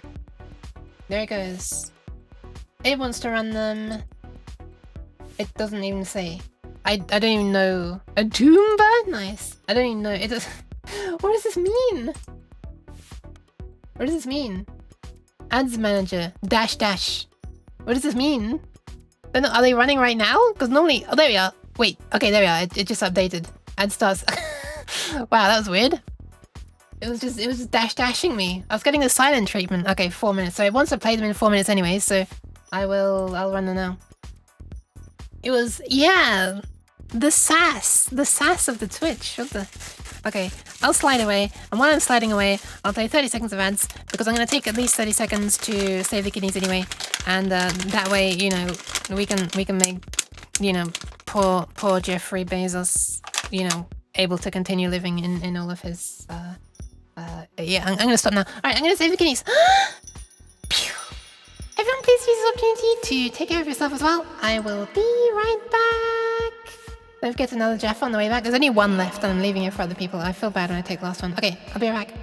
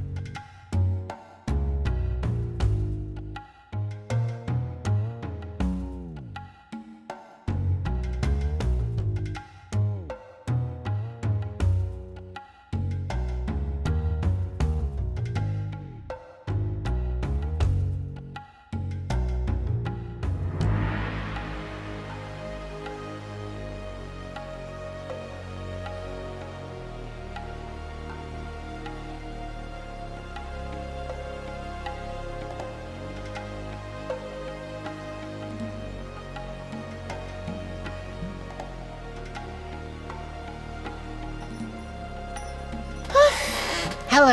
Hi. It's me. I returned. I'm gonna get rid of this tape measure.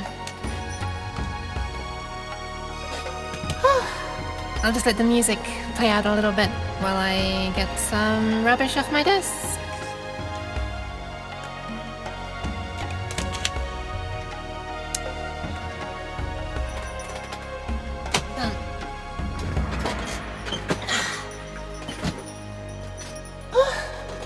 I walked past a present, a box of Maltesers, but I have to hold back because they're not for me. It is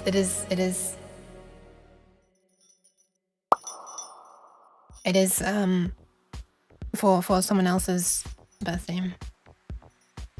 So as much as I want to steal one, I can't.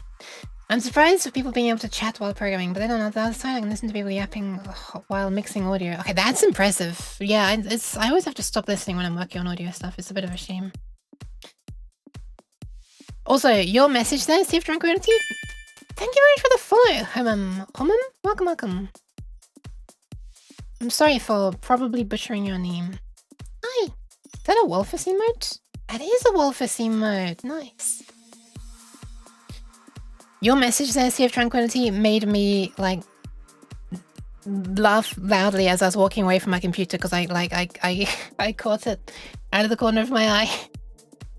Maybe some alien hijack the rocket and kidnap him. Very few would be sad. Maltese? Yeah, wait. Is that a... Wait, you... Oh, okay. Yeah, I was like, wait a minute. But you spelled it right, and then I realized, wait, no, you didn't spell it right, so you probably don't know what they are. Yeah, it's like a little chocolate balls that are like kind of like with a honeycomb thing on the inside, I think.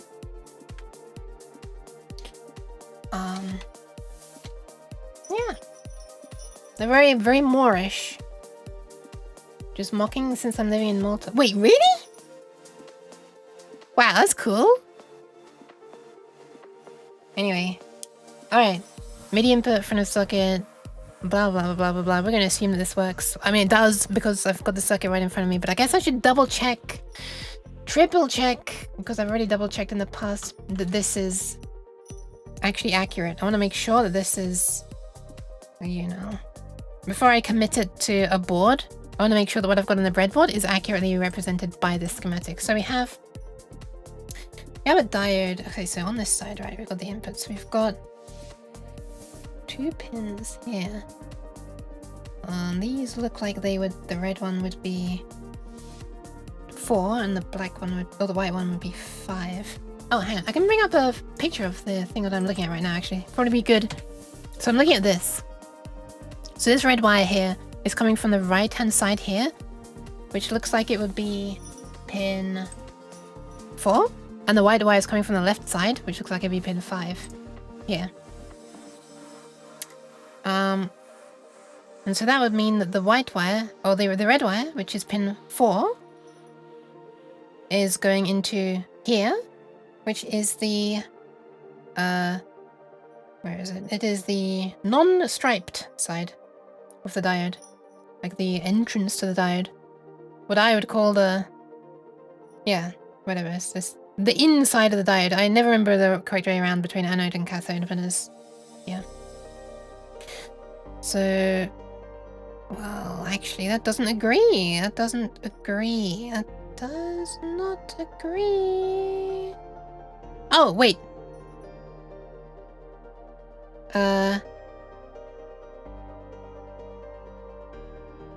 Wait, hang on. Which way around is this? Which way around is this? Oh my god, I'm glad I checked. Oh, it's upside down! Ugh, okay, the port is upside down relative to what are we looking at here. Okay, I'm just gonna rotate this around, but I'm a bit worried I might break the shitty solder connections off, but okay. The port is now rotated around on the breadboard, okay. Okay, so I was looking at it upside down. So actually the red wire is the pin 5 and the white wire is 4. Okay, so the white wire is going into the resistor, yes. That's good. Oh! Long time no see. Hi Monty! Welcome, welcome! It is a long time no see. 23 years! Oh my god, that's nearly a quarter of a century! Hi! Long time no see. Long yuk no see. Hi! How are you doing? Welcome, welcome. I'm looking at a thing and comparing it to the schematic and making sure that it's adequately evil. Sorry. That is correct. How beeth someone? Oh my goodness, a Nyan? Okay. Wait, I'm gonna give you a deeper Nyan. I don't think I've done this before. Nyan. There you go. I usually go Nyan, but you got a different one. I don't like how that sounds when I go Nyan. Nyan. Nyan.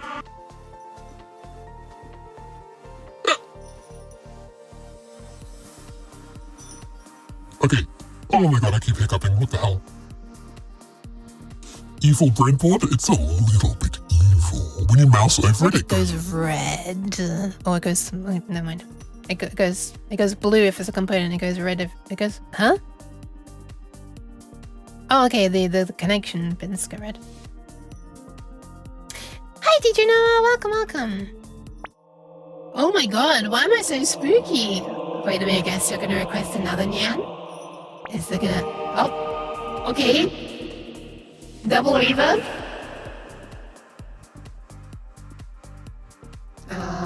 Okay, so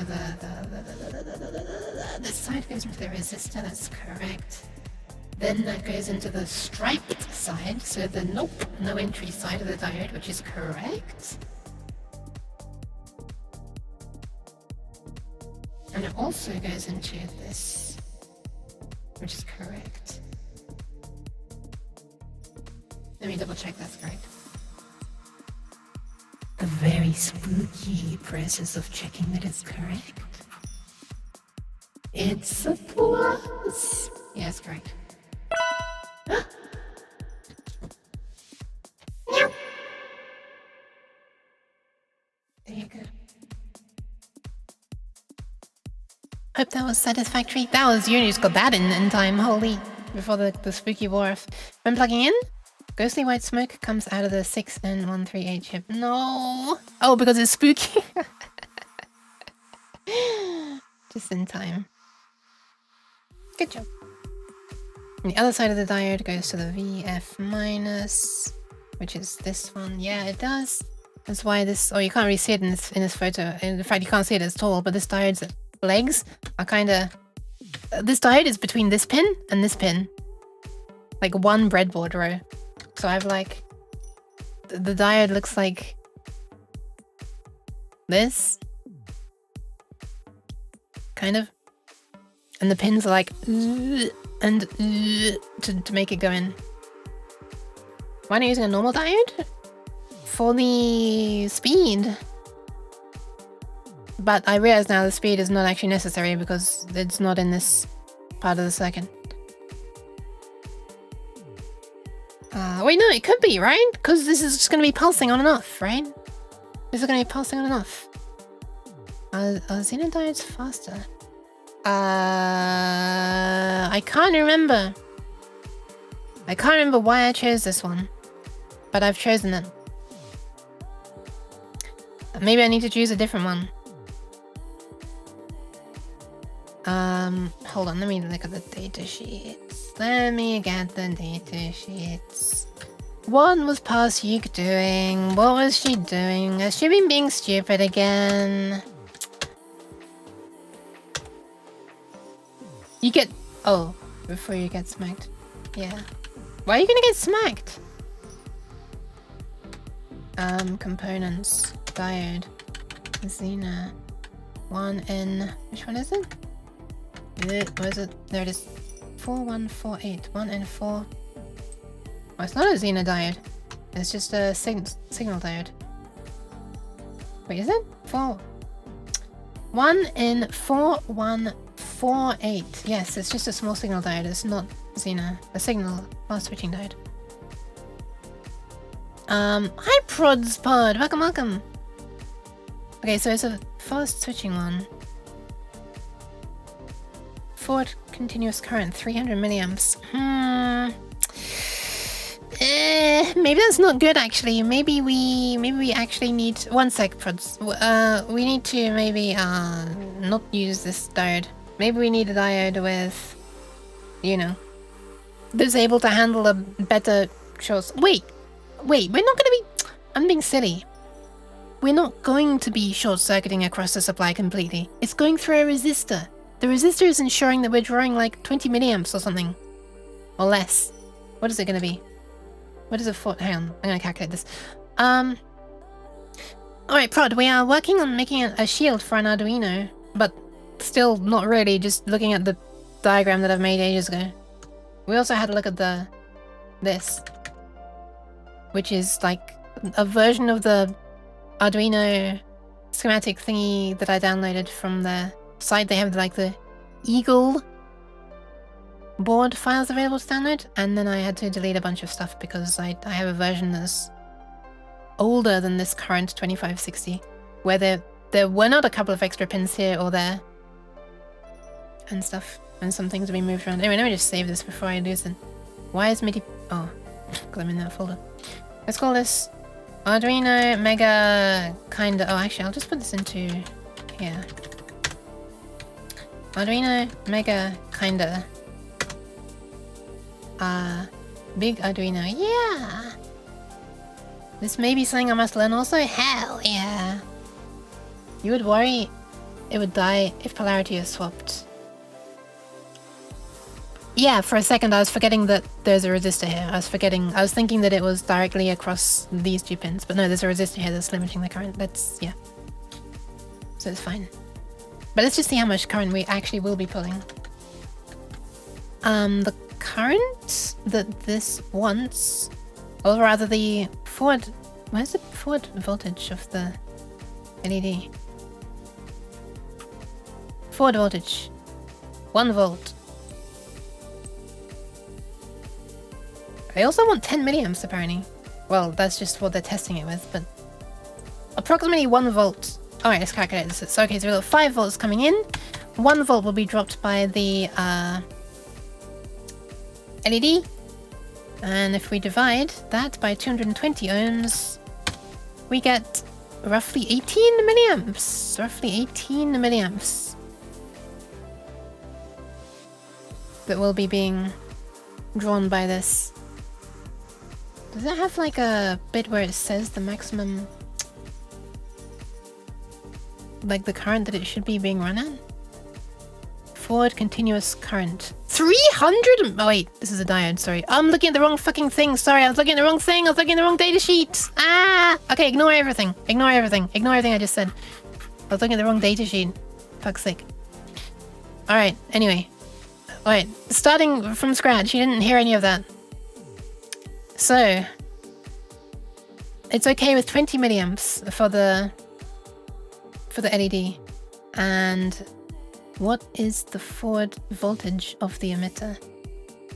Forward input current, input, reverse input voltage. What is the forward voltage? Supply voltage, output, blah, blah, blah, blah. What is the, oh, this is absolute maximum. Here we are. Okay, 1.3 to 1.7 volts. Let's assume a worst case of 1.3. Well, it also says typical, so this isn't exactly that untypical. Okay, it's recalculating everything. Recalculate everything. We've got 5 volts coming in. We've got 1.3 volts being dropped by the LED. That leaves 3.7. Can this picture please fuck off? And we divide that by the 220. And it's roughly 17 milliamps. Okay, roughly 17 milliamps we're driving this LED at. Or this diode at. if it's backwards. So roughly 17 milliamps. And oh my god, I'm all tabbing for my life here. And it's okay with 20 milliamps maximum. Maybe it doesn't need to be that high. But we're letting it take 17 milliamps by the look of it. Which I guess is fine. Thank you for the follow, Brest or Brasta. I don't know if I'm pronouncing that correctly. Isn't MIDI using only around 20 milliamps? It is supposed to be a 20 milliamp current loop, as they call it. Yeah, if I remember rightly. So like the hardware probably wouldn't be designed to supply much more than that. You know, the output of a device probably wouldn't be rated to supply much more than that. But, you know, we have to limit it. We can't just put that directly across the LED. Going strong today? Thank you. I'm not quite sure what you mean, but thank you. 6 monitor setup can help. No, it's going to be even harder. I'm going to forget which monitors things on. Also, hi Kingzilla as well. Hi. Ignoring everything. Thank you. Good job. Jeez. Why? But hi Ezra. Welcome. Jeez. Okay. So this all looks correct. Let's just double check that this is an accurate representation of what is on here, I am still unable to read resistor color codes. So I'm gonna be lazy and grab my multimeter. I've just never been bothered to learn. I'm sorry. I'm sorry. I should.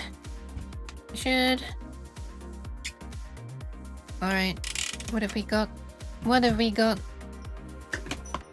We've got very sharp probes that I don't want to stab myself with. That's what we have.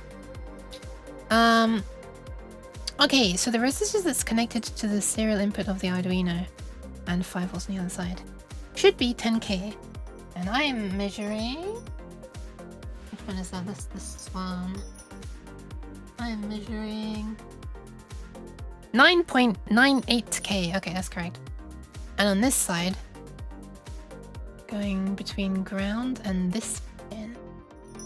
So this pin and ground is 4.66k. Okay. I have labeled it correctly. Good. Good.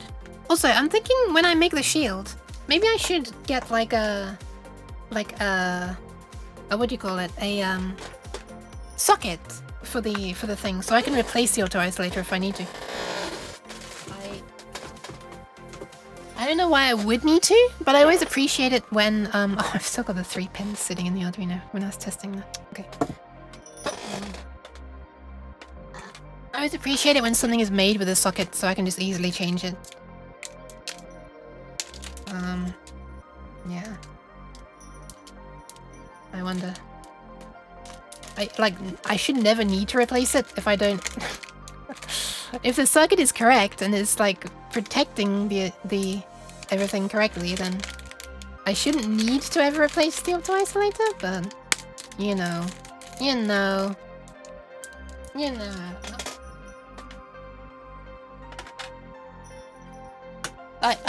I'm Nuke, so I'm probably gonna make a silly mistake somewhere. But I don't think I need to get any more components if I don't socket it. Happy birthday? It's not my birthday! Did you miss the great cheese taste testing stream for my anniversary?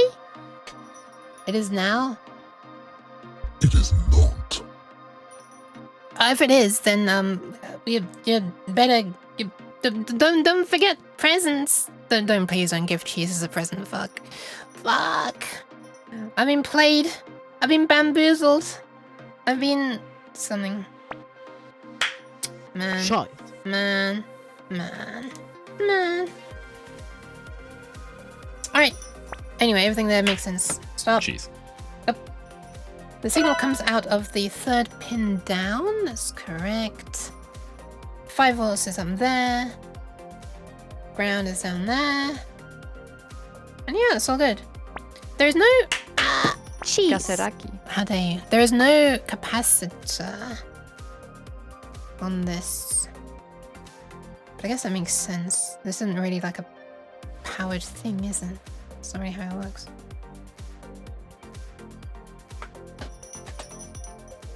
Alright, so this is correct. We got this. Whoa! Happy birthday? Thank you! Thank you for the 5 bits, Bix. Thank you for the 5 bits. Man, so many people are getting like cheesed emotes. That is so cute. Look at that poor little. Look at this person. They're so happy, and then there's like, look at that frame immediately before it hits. Hold on, let me screenshot that. I think I caught it. Oh, my headphones are failing. Okay. Did I catch it? I did not. Let me try again. I'm gonna try and catch the right frame. I think I caught it that time. I didn't. Let me try again. I think I caught it. I didn't. Let me try again. I think I caught it. I didn't. Let me try again.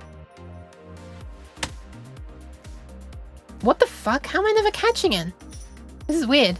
Are my screenshots delayed? Jeez. I pressed really far in advance that time and I caught it. Look at this. Look at this poor thing. Also, why cheese? But also, congrats, you got the new piffle cheese sound. There you are.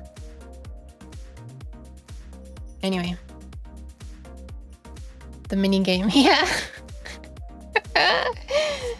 Actually is. Why? Cheese is expensive these days. Well, you're flexing then. Did I hear something about a birthday? You don't. You did. I don't know why you did though. Oh my god, you just got accident as well. So I just moaned over the top of her like whinging. Okay, this is the MIDI input front of socket.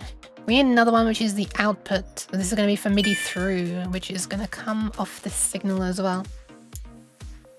Thank you for the full water bottle reel. Closure destroy as well. Welcome in, welcome in. Ah! Casseri. Why? Okay, we need this to be the... What the fuck? Why? Cheese. We don't need it to be the cheese. Also, cheese. Why?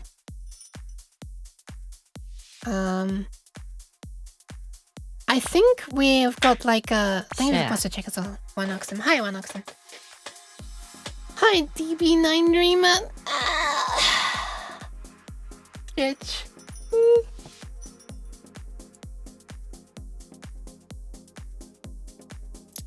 Why does Crunchy Pickle have so many cheese-related emotes? I'm curious. I'm feeling a deep affiliation with this person. Thanks, Pix.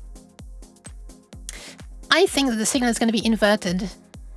What's coming in here turns on this LED. And when the LED turns on, it's pulling the 5 volts down to ground. Like this floating 5 volts. Well, not floating, this pulled up 5 volts. It's putting it down to ground. So this is inverting it. When 5 volts comes in, this is becoming a 0. When 0 comes in, this is becoming 5 volts. Right? I think. This is actually something I can easily measure right now with my multimeter. Right now, live! On the air! I have to make sure that I connect these power things correctly. These are disconnected right now.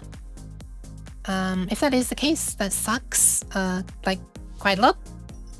And I might need to make another inverter thingy out of it. Which, you know, guess I could do with another chained opto-isolator, but every time I'm going through an opto-isolator, the signal's going to get shaped in a slightly different way. Like, slightly different from what it should be, so the signal quality is probably going to degrade a bit, despite being digital. Okay, so the top is 5 volts, and at the bottom is ground, yes. So that means blue is ground here. Let's plug it in, blue. Ground, green, 5 volts, and this thingy is the output. Okay, I need a USB cable. I'm just using my Arduino as a 5 volt power supply. 1 sec.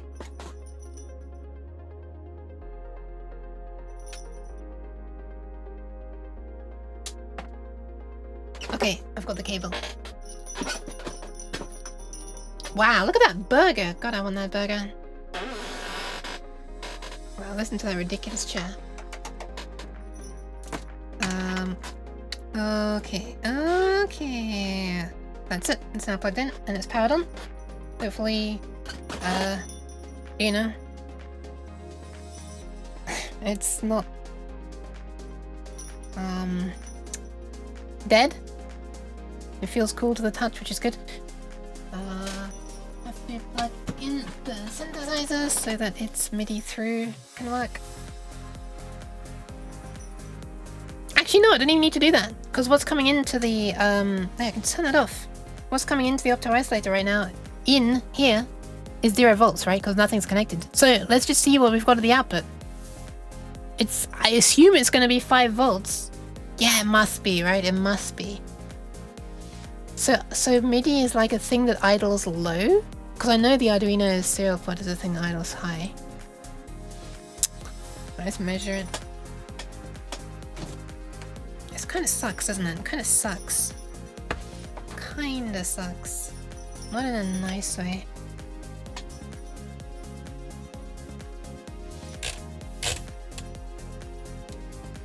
Alright, coming in is 0 volts. I just had to do a sanity check. Oh, actually it's 0.01 somehow. Okay, no, it's 0. And coming out between ground at the bottom and VO, slightly higher, is... yeah, 4.8 volts. Man! Man! That sucks. So I'd need to invert it back again on the output. Okay. I can do that, right? Have a happy meal? A happy meal? Like a McDonald's Happy Meal?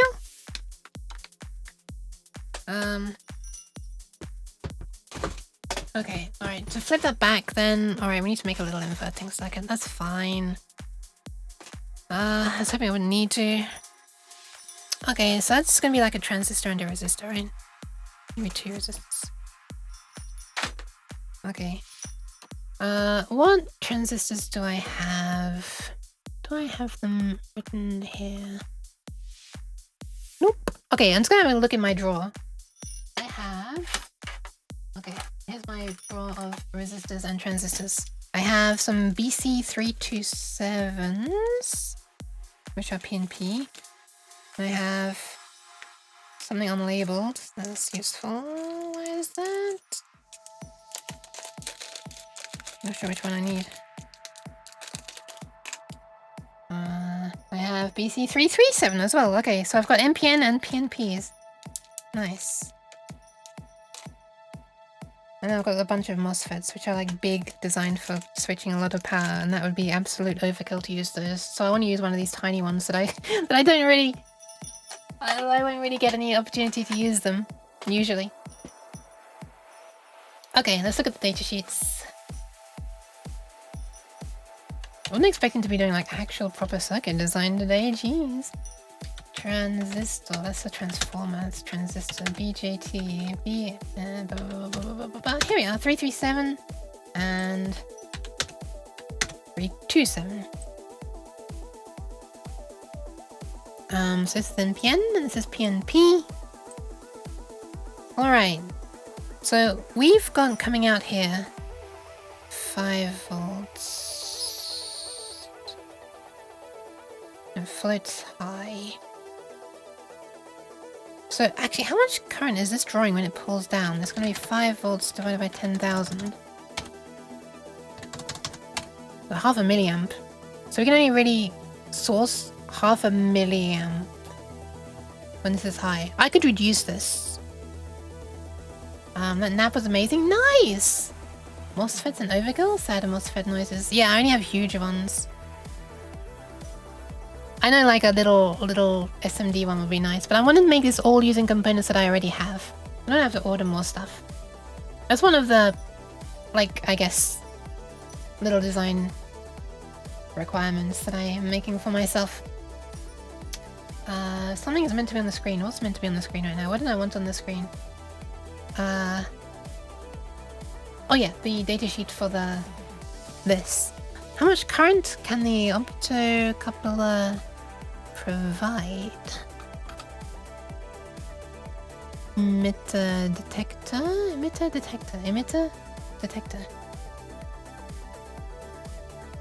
Average output current 60 milliamps. Holy shit. Okay. Well, this thing can provide a lot of current, and we're using 0.5 milliamps currently, and it's okay with providing up to 60. I reckon we can push the boat out and reduce the value of this pull-up. Like, if we make this only 1k instead of 10k, we'll still only be taking 5 milliamps, which is like quite a lot for just a little conversion like this, but it's like well within range of this. Maybe I'll do that. Because that would then allow us, we'd then have like 5 milliamps at our disposal for driving a transistor that we're then flipping back.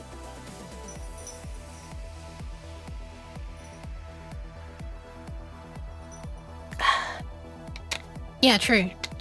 True. I wasn't expecting to have to make like a little inverting circuit. But since we're going to be driving a transistor, as opposed to a MOSFET, to flip the signal back again, actually, what is the kind of speed? What is the speed of these transistors?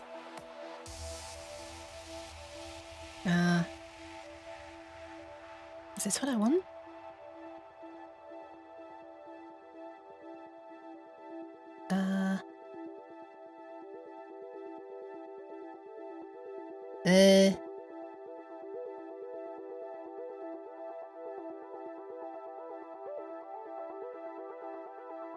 Oh, there we are.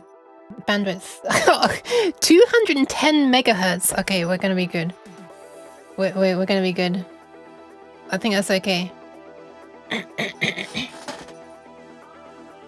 210 megahertz?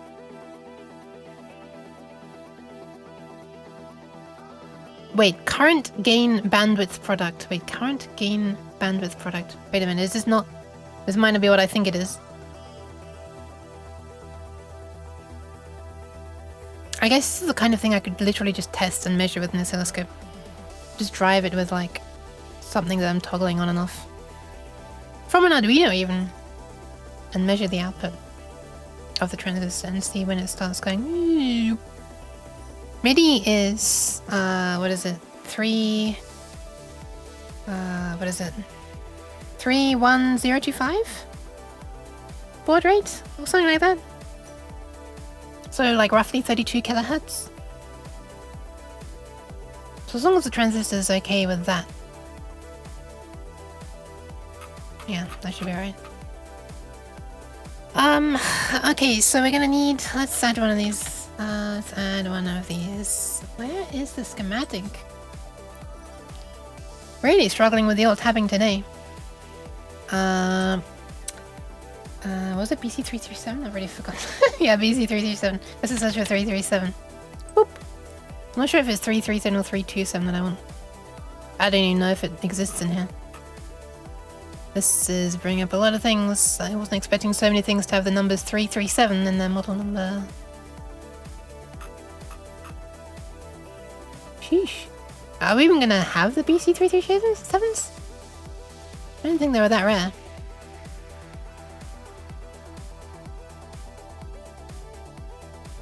What the hell? Look at this! What is this? Oh, I'm gonna place it. What the oh, it's an enormous thing. Oh, this is all text! Oh my god, there's like a short novel written here for each pin. Wow. Alright. I guess that's a microcontroller? What is that doing in the library? I didn't know there was stuff like that. There it is, BC337 down at the bottom. Nice. What library is this in? Oh, it's a user component. Oh my god. Okay, I already... I know I had already... Okay, whatever. BC337. I already made it a component, apparently. Nice. Good job, Parsyuk. Do I also have 327 in there? I do! They're right here already. Why? I didn't see them when I was scrolling up and down. Maybe I was expecting this to be... an alphabetical order or something. It's very weird. Only components I check for current are diodes, resistors, and feds. What a cute little trans- It is! It's just a cute little thing! Little old TI-92.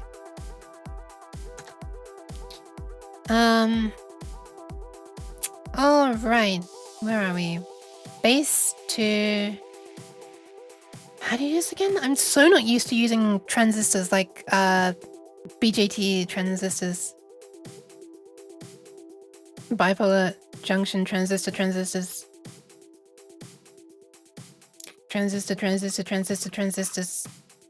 I'm so used to using MOSFETs. I know you gotta limit the current of the resistor.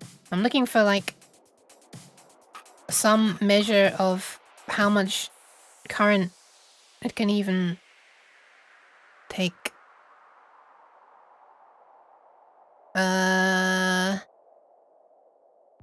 Based emitter on voltage 1 volt.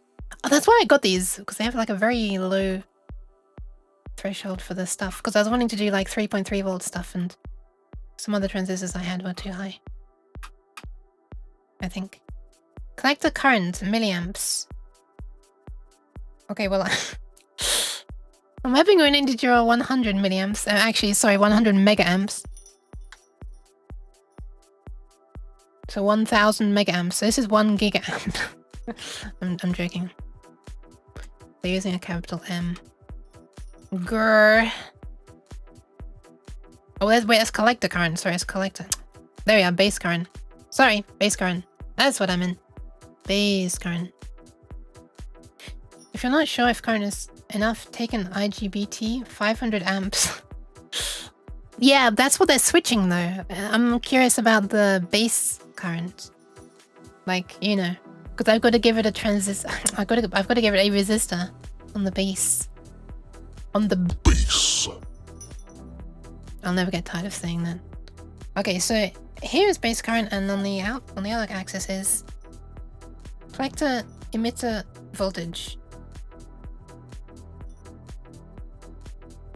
Wait, how am I meant to read this? When the base current is 1 milliamp, there's like... Oh, right. Okay, right. So if you're measuring from collector to emitter, like ideally you'd be measuring, like if you were conducting perfectly, there'd be 0 volts across them, right? Is that what it's saying? I think that's what it's saying, right? You said the exact moment my net broke in Animal Crossing. Sorry. It's gotta be megaamps since they use milliamps properly on that graph. Can't believe you made a basic bitch net. Okay, never mind. I'm gonna stop swearing now. On voltages, collector current voltages, collector current. I mean, I have the exact transistor here, so I literally could test this. I don't really have an excuse for not testing this. I've got everything here. And many spares. Like it's a bag of these. Hold on. It's a small bag of these. For example, this is the 327 bag. Why is there like a MOSFET in this bag? What the fuck? What are you doing there? You're on IRF Z44N. Get out of here. Anyway, let me tip these into my hand so you can hear them. I'm gonna turn off the noise gate and stuff. Listen to this. Do you hear this?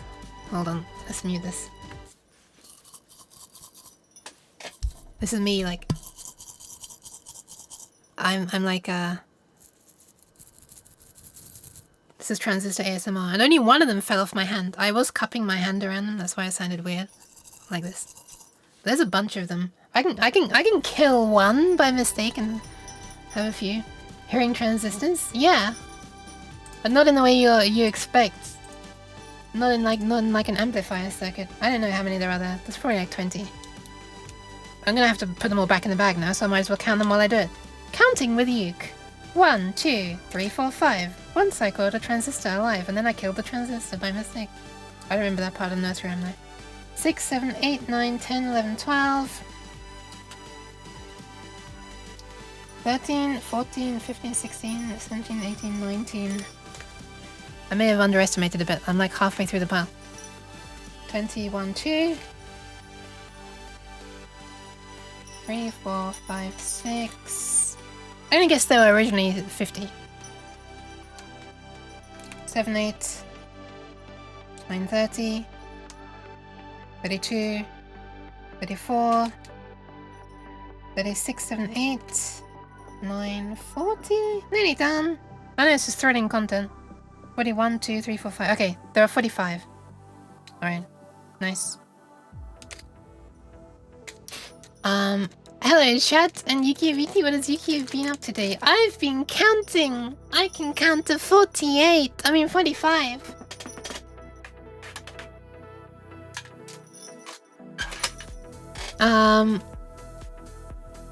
Yeah, supposedly I've been designing a circuit. I'm only really now starting to do it. Do you have at least a MIDI port with Halo Ring? What is Halo Ring? How's the cozy doing? Cat doing math is pretty impressive. I guess so. Ah, yes, my daily ritual of scrolling all my Discords to clear notifications. I just scroll them. What I do is, this is a bit silly that Discord is this way, but hi Stu, welcome. That's a really cute emote. I didn't know Uni had a peak emote. If a channel says that it's got new messages, I keep on scrolling, and I gotta keep on scrolling up and up and up, not down, but up, because I want to get to the first unread message, but it takes me to like near the most recent. Sometimes I have to spend like a minute or two just like constantly just going on the phone, like, yeah, please keep scrolling. After you've like scrolled a few things, the Discord API seems to take longer, as if it's like rate limiting you to load the next one. Anyway, here's a trick. Mark as red. No, I don't want to. I want to read them. That's the thing. I have FOMO. I'm trying to set up Pi-hole ad block on a home. Oh, cool. I haven't used that. I have a friend who does. Send a picture. I will never use MIDI on that desk, but they have a nice LED halo ring.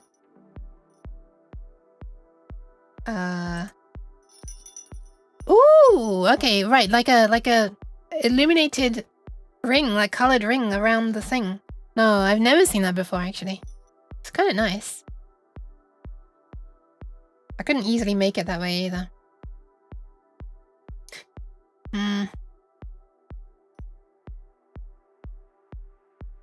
Oh, hang on, I just saw the message from Liquid Cake. The bistable hair comment was referring to the thicker middle swish under the ribbon bit. Mostly it swishes right to your left, but sometimes it stays on the left for a while. Oh, that's interesting.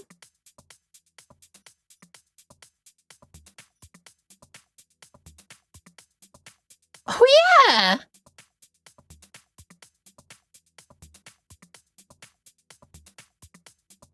I never noticed that before. Look at that. Look at my hair. The front.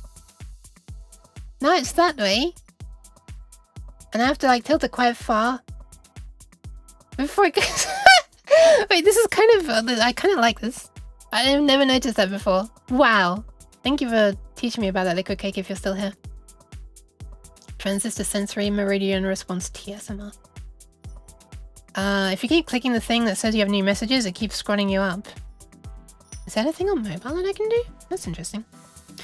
Can I get some advice? I wanted to make a VST-like plugin. I wanted to port some ideas from VCV Rack to a personal plugin, but I have no idea how to go on about that.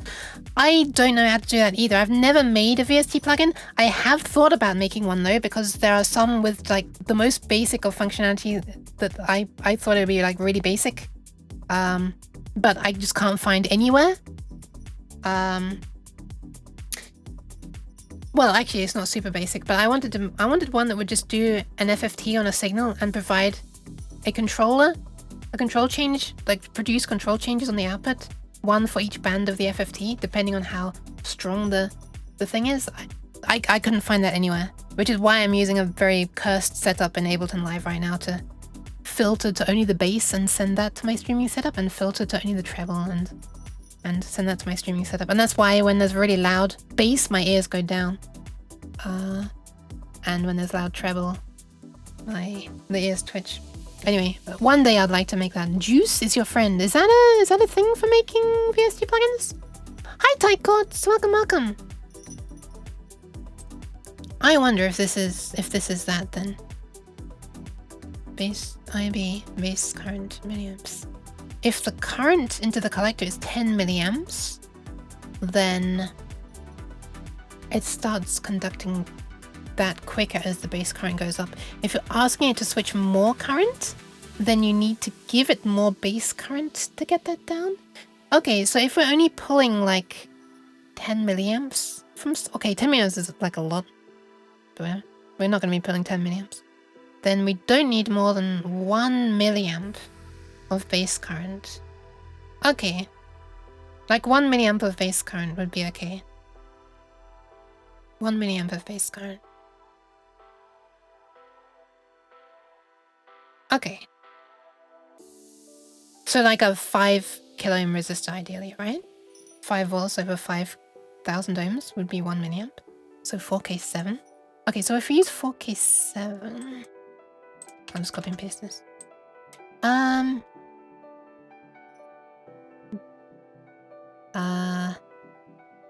Afraid of going to be able to VST, please let me know. But don't make me poor. I'm not going to charge for it, jeez. Doesn't use like C++. Interesting. I'm starting to sound like the sound of this more by the second. Okay. So this goes out into the Arduino. But we need another resistor here. Let's bring this down. This is going to go into the transistor. So I'll connect that up. I'm actually not sure whether we need a NPN or PNP right now. What are you wanting to do? Okay, hold on. How does this work again? Man, I'm so out of touch with like transistor stuff.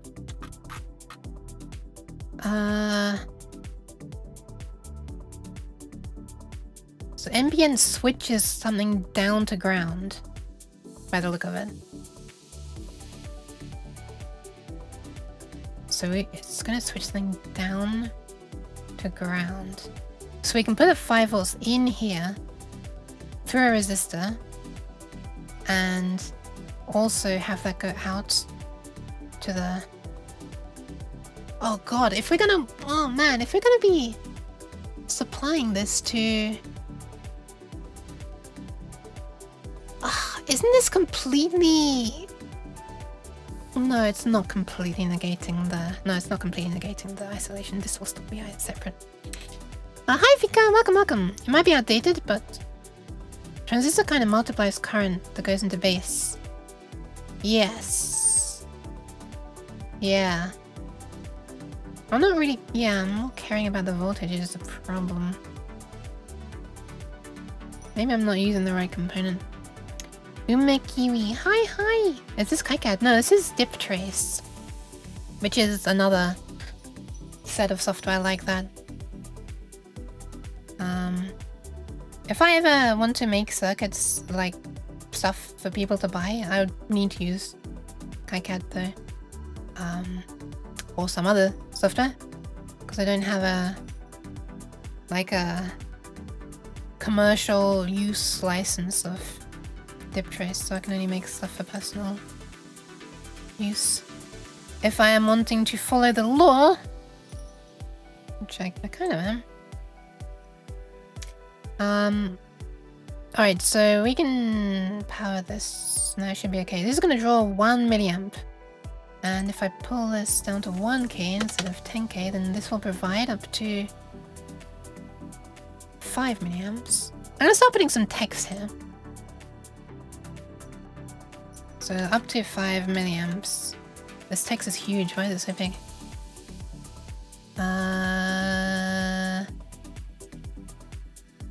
6? Question mark? Yeah. And then this will be 1 milliamp into here.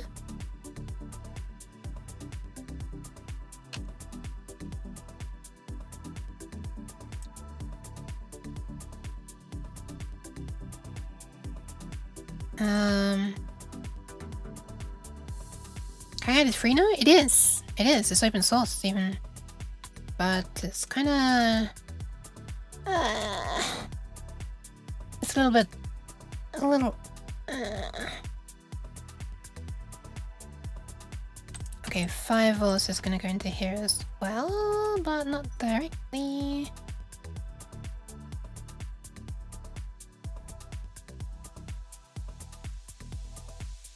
Yeah, not directly, right?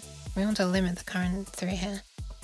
Otherwise, the only thing that's limiting the current is the transistor itself. I don't think it'll appreciate trying to short circuit 5 volts straight down to ground. Probably. Okay, so how much do we need? Well, we basically just need to make another circuit like this. So if I were to put another resistor here, coming off 5 volts, I really feel like I'm not doing this the right way, but like it's probably a better way of doing this. Like I think what I'm doing will work, but this probably is so silly. Basically making a voltage inverter, well not really inverter, what do you call it? Level shifter? No, yeah, I guess it is the inverter out of discrete components, but in the very inefficient way current-wise. And component count-wise, probably. Anyway, this would allow 5 milliamps down into here as well. And then it just switches straight down to ground. And the output would be here. And this, oops, this here would be how is the, yeah, here. This will be going out. Which one is the supply? This is the supply and this is the ground. Okay, so 5 would be grounded. And it would just go up to there. And then ground would be there. Should we be current limiting the output of the MIDI thing, I wonder? We probably should, right? Should probably limit the current. Oh, well, actually, we kind of indirectly are limiting the current. We actually are limiting the current. Yeah, we are limiting the current. We're only letting 5 milliamps through here. Wait, that's terrible. Wait, we need to let more through there. Wait, this is terrible. This needs to be able to power like 20 milliamps. Okay, we need to change this resistor. Okay, that won't do at all. So we need to like allow this to power 20 milliamps. Well, I guess we we actually could put another transistor here on the output. This is just an absolute chain of transistors. This is so silly if I do that. If I don't do this, then if I put something there that allows 20 milliamps to follow,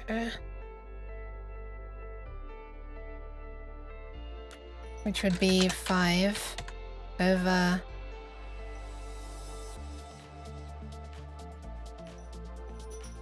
0.02, 250 ohms. So if this were 270 ohms, it's probably too high already, right?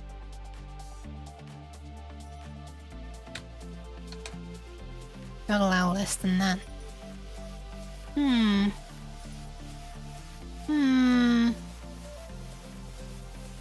I don't think all of the DIWs will be using just stable fast. Do we not make any language change? I kind of hope so.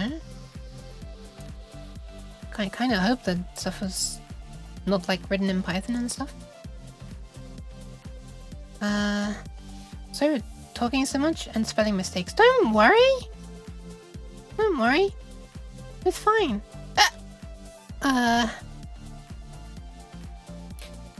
Is V0 gonna get pulled to ground somehow? Hang on. I will. Hold on. I will. Hold on. Yes, VO is being pulled to ground. Yeah, by the opto isolator. Yes.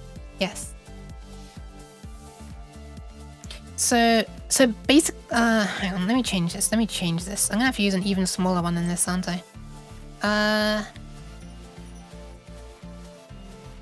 Wait, 220. What am I doing? 270 is not the value. 220 is the thing I'm thinking of. Okay, 5 over 220 would allow 22 milliamps. Okay, that's actually good. Why? Oh, right, because it's saving the kidneys.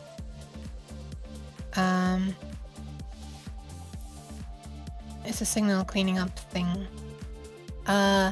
This is the signal cleaning up thing. This one here is a signal cleaning up thing.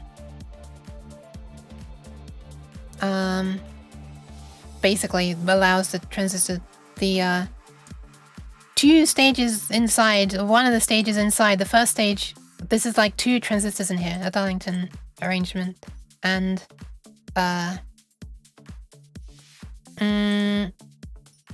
yeah, having this here allowed the first stage to turn off quicker, which allowed the second stage to, yeah, it essentially turned the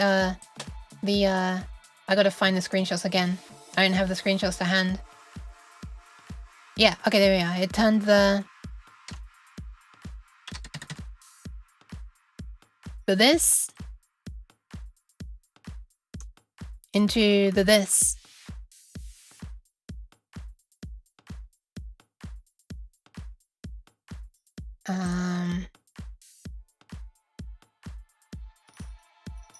Okay, thank you for the hydration and posture check and saving the kidney stew. Let me do some of that now. I will have to end stream in about an hour for food, for dinner.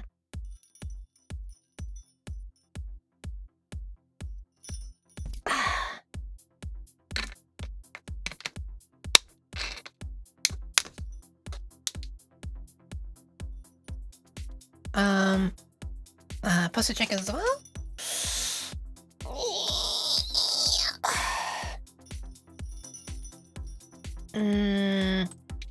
So 22 milliamps roughly. I really wonder if this would work. So what this is doing, I will go piss in just a moment.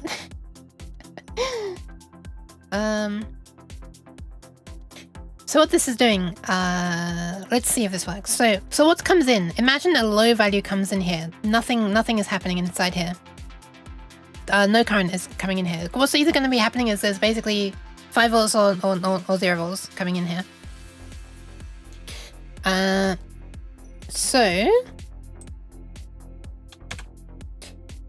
If 0 volts is coming in, then this is not going to be pulling anything to ground. Like this output is going to be essentially floating. And so, I think. And so this 5 volts is going to be able to flow through this 1K resistor out to here. That's how that works. And in that case, we are going to be using a little bit of that current to turn on this transistor here. So 0 volts is coming in here, 5 volts is coming out here, and the 5 volts is also coming down here, roughly. It's going to be a bit less, but and 1 milliamp is going into here. And so this transistor will turn on, and this 5 volts here, this is just a 5 volt supply, which is being limited to about 22 milliamps, will get pulled to ground, and this voltage will drop to close to 0. So essentially, 0 volts comes in, 5 volts goes to Arduino, and then 0 volts also gets sent out on the MIDI through connector. Alternatively, 5 volts comes in here. We take like 18 or 16 or 17 minutes, I can't remember, to turn on this LED inside the opto isolator. And if then that happens, this 5 volts here gets pulled down to ground through VO. Wait, is that right? I think that's right. Yeah. And so this 5 volts, where we had 5 milliamps, up to 5 milliamps, at our disposal, we're pulling that to ground. So Arduino sees 0 volts. The 0 volts comes down here and does not turn on the transistor. Therefore, the 5 volts via this resistor goes straight out to here. So 5 volts comes in and 5 volts comes out. Or 0 volts comes in and 0 volts goes out. But this is like electrically isolated from this. I think that'll work, right? It will not drop to 0 because diode drop is like what, 1.3 volts. Diode drop.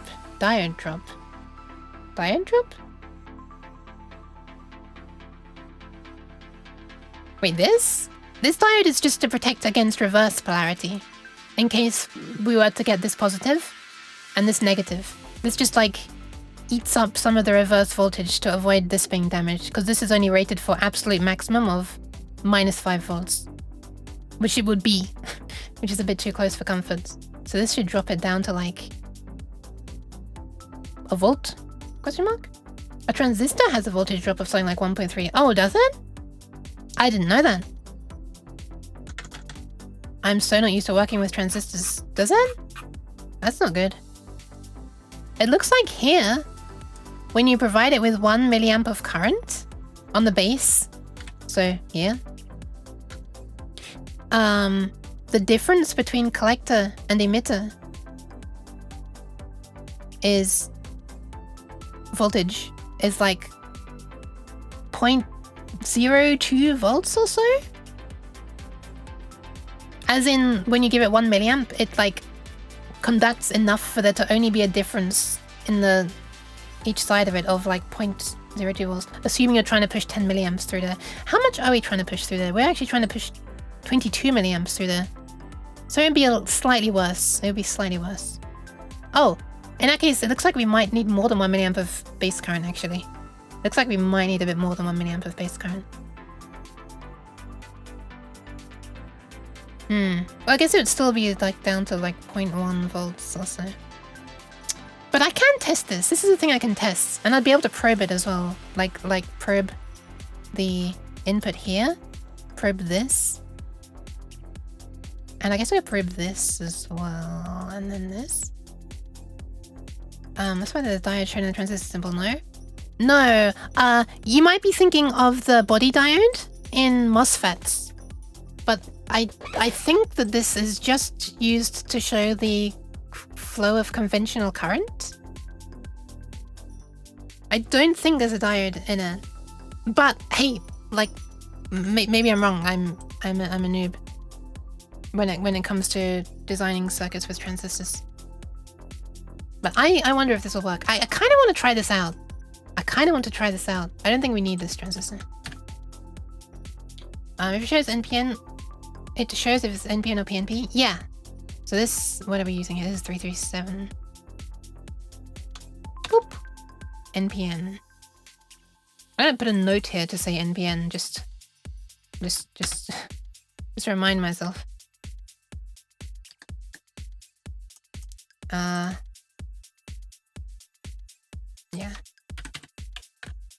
So hopefully this will work, but I might be wrong. I'm a little bit worried about this, particularly. If we're only feeding it with 1 milliamp, it's conducting 22 milliamps across it might not conduct that much. So you might need to draw more. You might want to draw more than 1 milliamp here. And then I'm worried about that because like that's going to pull this voltage down a little bit, which means we'll need to reduce this resistance a little bit so that we provide more than up to 5 milliamps. So then that means that this is going to be conducting 5 milliamps to ground when it's... Already this means it's going to be conducting 5 milliamps to ground. But this is okay with up to 60 milliamps. So that's not too bad. It feels like everything like has a knock-on effect on everything else. And I didn't even know if this is going to work or not, but... Oh, wait a second. It doesn't matter. Hang on a second. This should be fine. I swear I'll save the kiddies in a moment, Siri. But I think this will actually work. Because it doesn't matter if we're not conducting, like if there's a little bit of voltage floating on here when it should be 0, like if we're not quite putting it down to 0, because the LED inside the opto-isolator in whatever receiver is inside here is going to have it has like a forward voltage, right? The diode inside here, the infrared LED inside here. I'm presuming it's infrared. So like it won't do anything until it gets above the forward voltage of the LED in here, right? So in this example, this is 1 volt if I'm rightly. Forward voltage? Oh no, that's not right. What was it? It was 1.3 volts. So like this, it's not going to do jack until more than 1.3 volts starts flowing through here.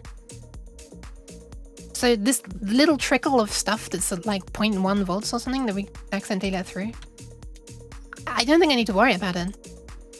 I think it'll be okay. If, you know, my assumption about everything else that I'm doing is correct. This might actually be okay. I wonder. Who knows? Anyway, I'm gonna go and save the kidneys. Jack gets a lot of shit. I know. Check collector current.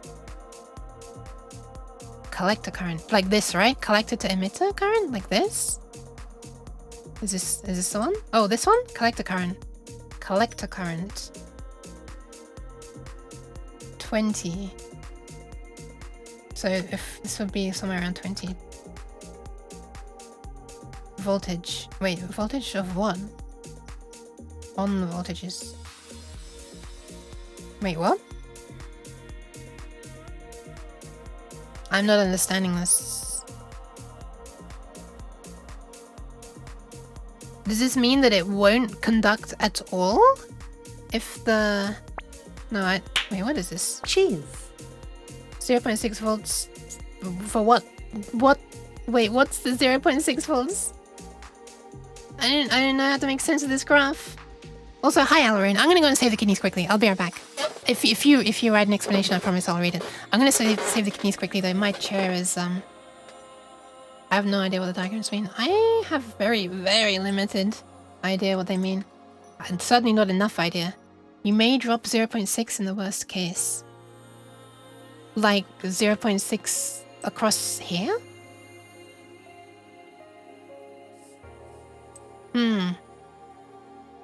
Sounds not great. It's like trying to read the Dead Sea Scrolls while drunk. Okay, so if the device on the other end of this really is using an opto isolator, that should still work. Because, you know, forward voltage of the LED. I think it shows a total current through transistor, while the other over base. Yes. Yes. I just don't understand what volts is. Like what? If you're trying to push this many milliamps, is it? No, sorry. If there's this many volts on here, then it like I don't understand what this V volts is.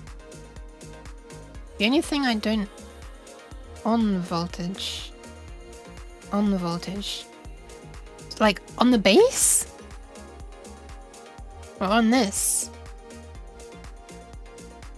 I don't know how to make sense of this at all. There's like a whole load of different lines in this one as well.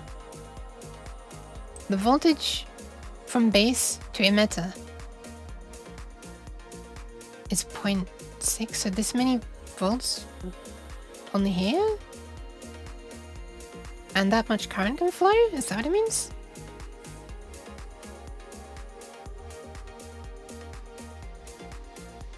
Collector to emitter. 10.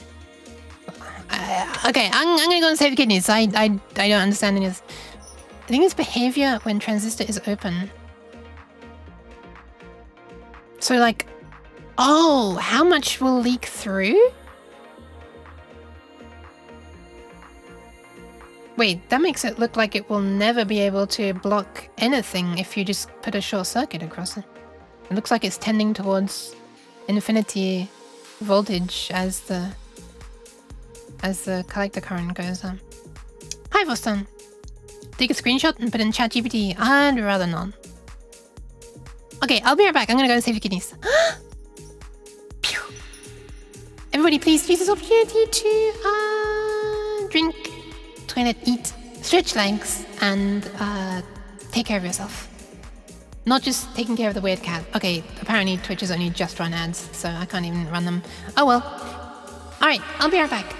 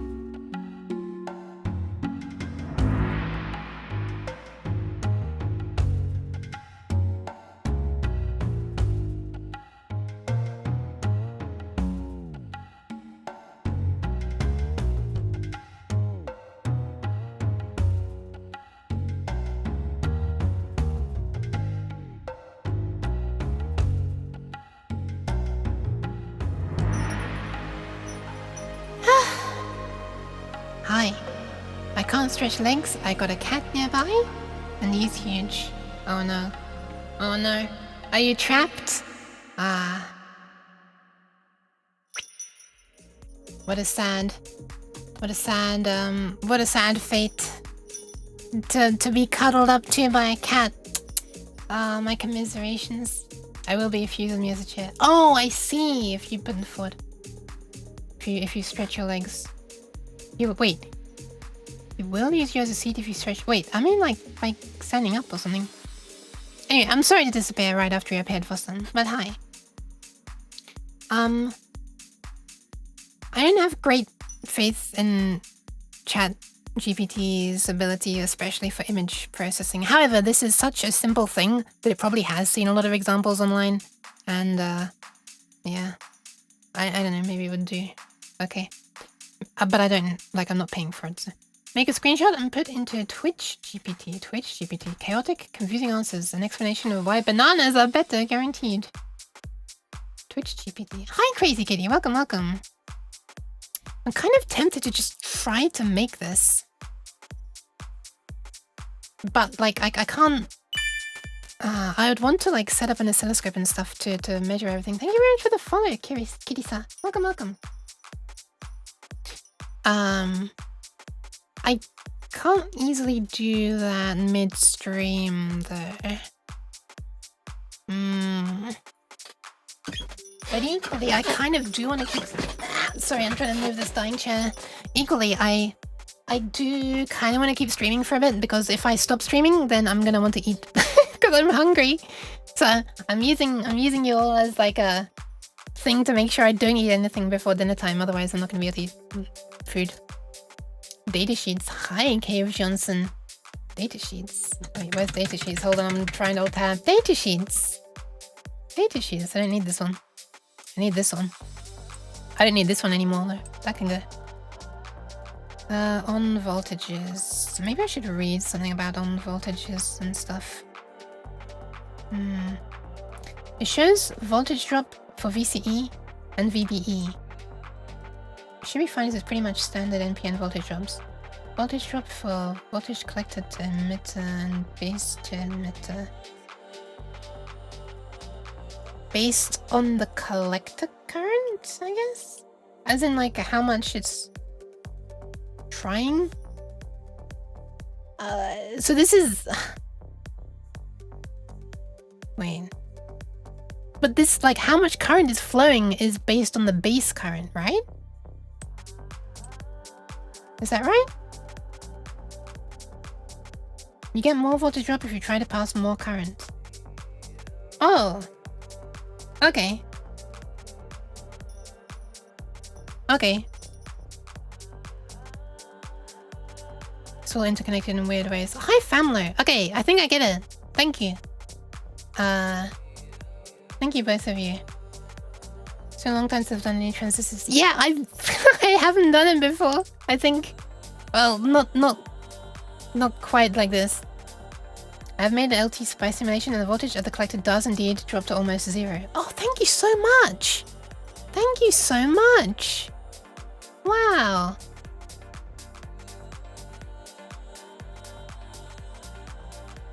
Oh, that's super kind of you to test that out. I still want to test it with the actual hardware, of course, because it would be foolish if I have the hardware here to not test it before I, you know, design a whole board around it. But thank you. Okay, a little bit worried about this. This is the only part I think I might need to change. I feel like I might need to change this part. Because I might want to pull more than 1 milliamp there. And if we're limiting it to 5 milliamps here, and I'm drawing 1 milliamp here, is that not going to make the voltage drop to like 80%? Is that how it works? So the 5 volts here, if I'm pulling 1 milliamp here, the 5 volts here is going to dip to like 4 volts, right? Where's the rest 4 milliamps go? I just meant that like if there were to be a short circuit here, then you know, the 5 volts over the 1 kilo ohm would limit it. It will go into ground if the opto-isolated wants to short it. That's why I was calculating this. The opto-isolated will need to conduct 5 milliamps to ground to overcome this pull-up resistor. But when it's on, yeah. When it's when I say when it's on, I mean when this is 5 volts, therefore this transistor is off. I'm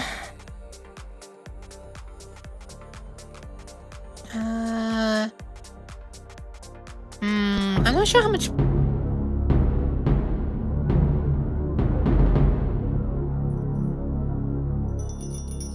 I'm not sure how much of this. Well, I fucked up. Let me try again. I'm not sure how much more of this I'll be able to design.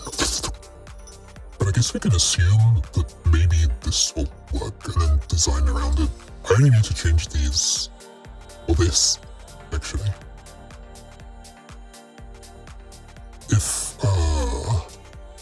If I need to change something.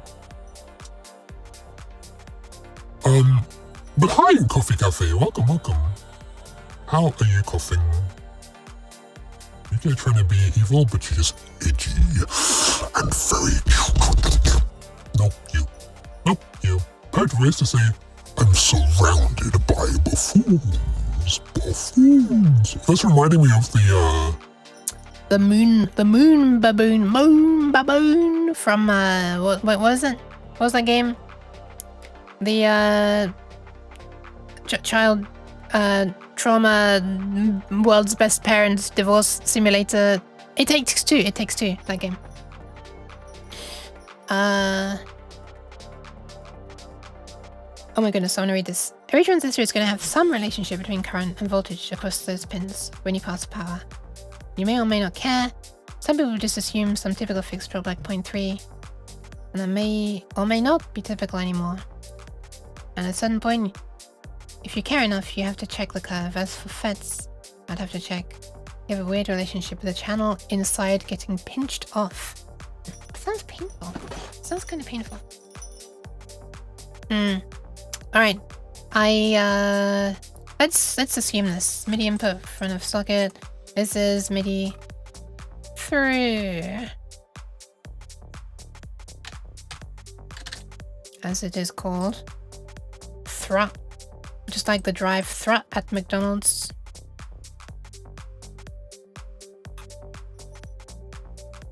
Very painful for circuit designers. Oh no. I kind of don't like the way this is just sitting in the middle of the circuit now, since I've added this stuff around it. And this... I'm not sure that's any better having it sideways. Maybe it is. Who knows? I guess this entire thing could just come down to its own area. I guess this entire thing. I'm just thinking of clarity of the circuit diagram now. If I just did it this way. That's also terrible. Well, I mean, it's mostly just terrible because the text is rotated.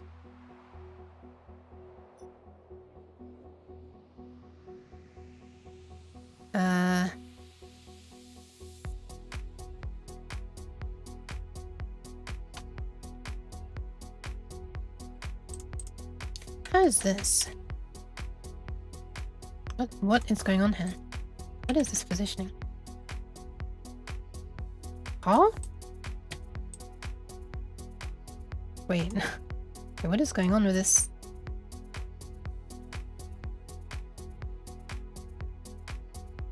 That was weird. It's fixed now.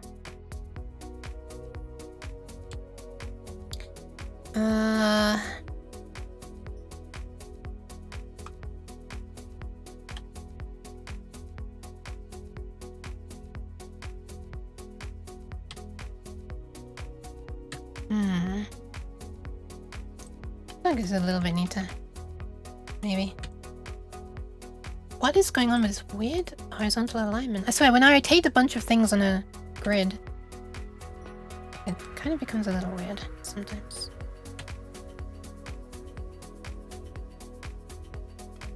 I feel like I don't need that label anymore.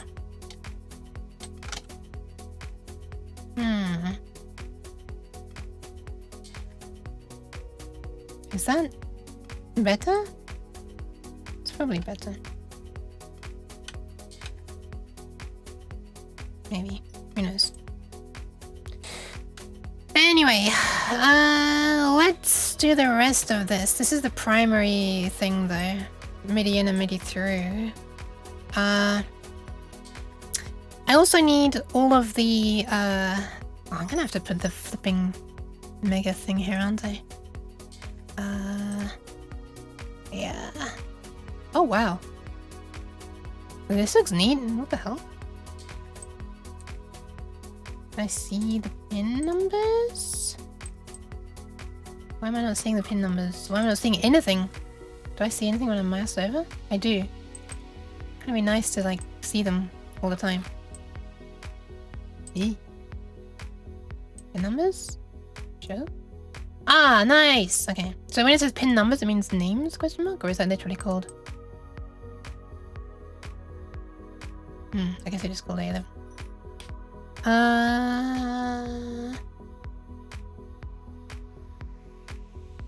Just kind of glancing over the chat. This is a bit much. This is a bit much for me to keep up with. Okay, how do I want stuff connecting? I want... Where's the power stuff? Here it is. 5 volts, 3 and 3, reset, will be in. Be in. Okay, so we need to get something into this, right? The shield needs to provide power to the Arduino. So I need my screw thingies for the power. I don't need them to be huge ones. Guess I could use small ones. Can I stop clicking that? I will go with this, the smaller one for now.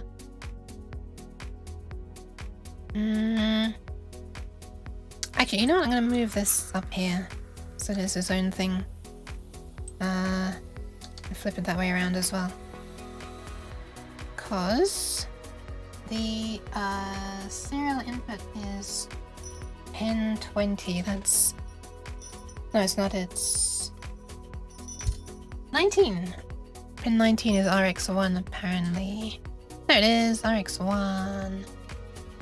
So that's where this is gonna go. No longer is this gonna be a label.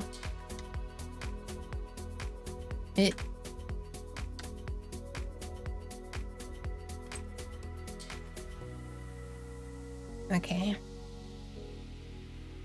That feels kind of good to get that connected. Ground. Let's just make a connection there for us now.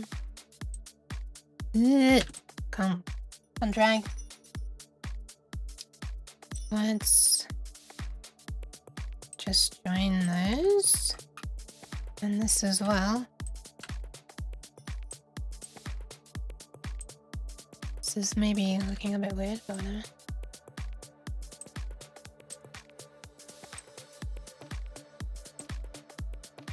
I guess I can just have it going straight up.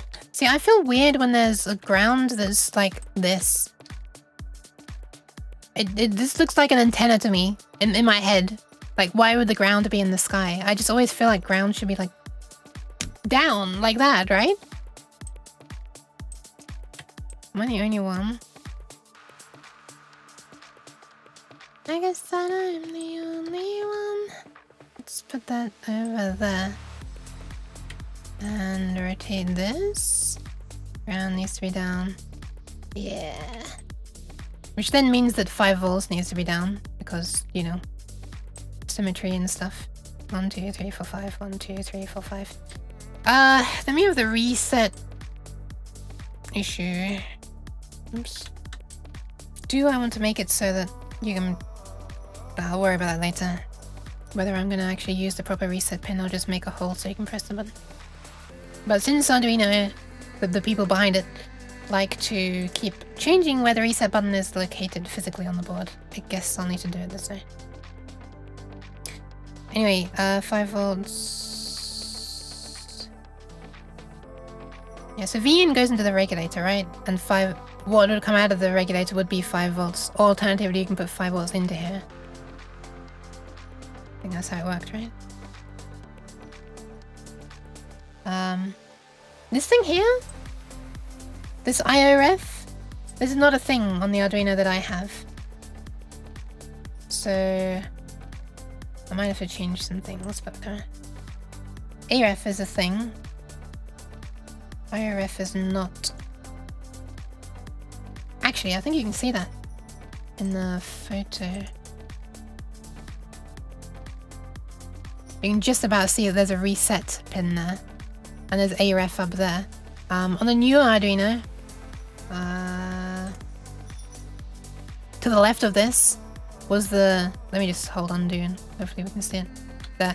To the left of it is originally IORef. I deleted it because mine doesn't have these 2 pins. Reset is my last pin. So I'm removing those because I don't want to put 2 extra pins there and start, you know, puncturing a capacitor. IRF was a thing that Arduino added.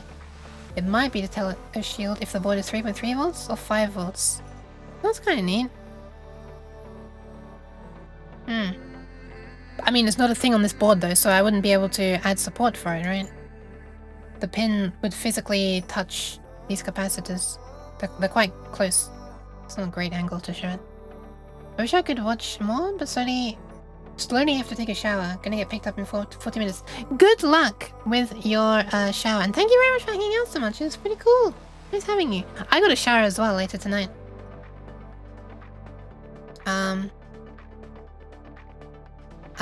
Yeah, I appreciate the help as well, Cave. IRF was I already read that, sorry. Arduino have... I talked a lot of stuff over time. They moved the button from there to there.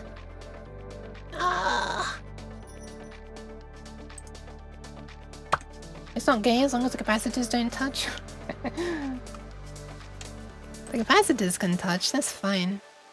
They can be gay if they want.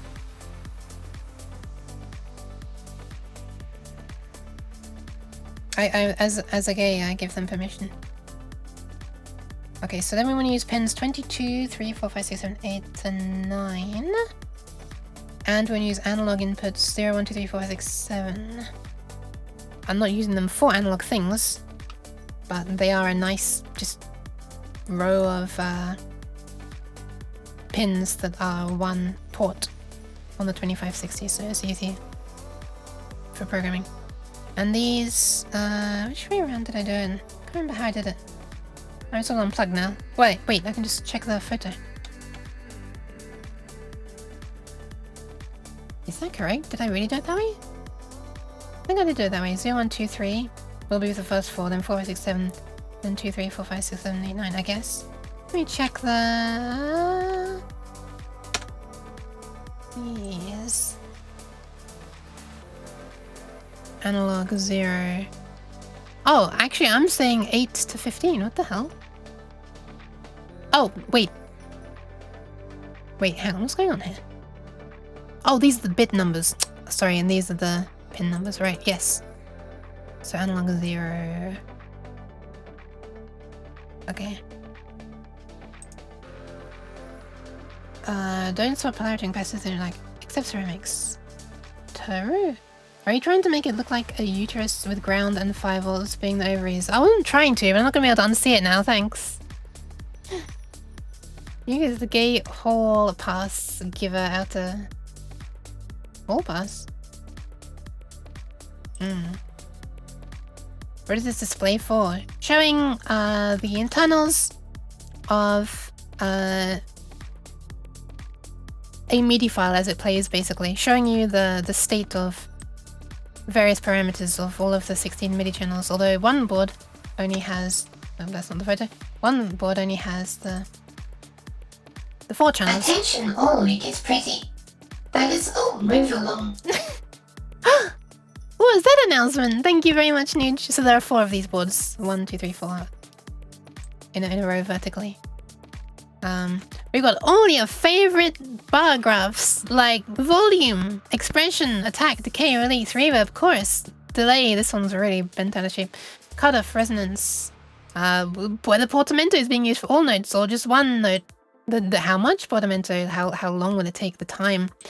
How sensitive is this pitch bend and how much pitch bend is being applied? Modulation, the rate, depth, and delay of vibrato. Pan. This is like kind of specific-ish to the synth I'm using. How many notes are playing? And the only ones I've missed now are like the piano pedals that are blue. Whether an insertion effect is being used. Ignore the silk screening error there of text on top of other text. Shh, it's fine. Instrument number and other channel blah blahs. And then these ones on the end flash whenever a certain message is received. Boop. And the number of playing notes. Did I say that already? I'm not sure. Aftertouch? I have not included that. I've personally not used Aftertouch. But also Note Aftertouch would require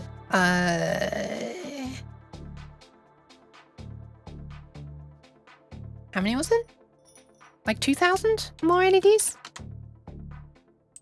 What was it 128 times 16? Yeah, 2,048 more.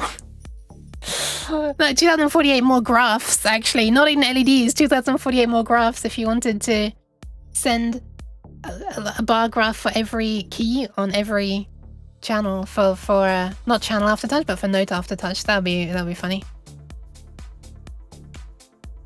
So it'd only be 10,000 more LEDs. That's fine. I guess I would just do LED brightness now, rather than that many graphs.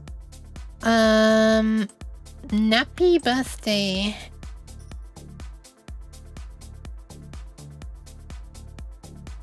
Alright, where are my 4 thingies? Here they are.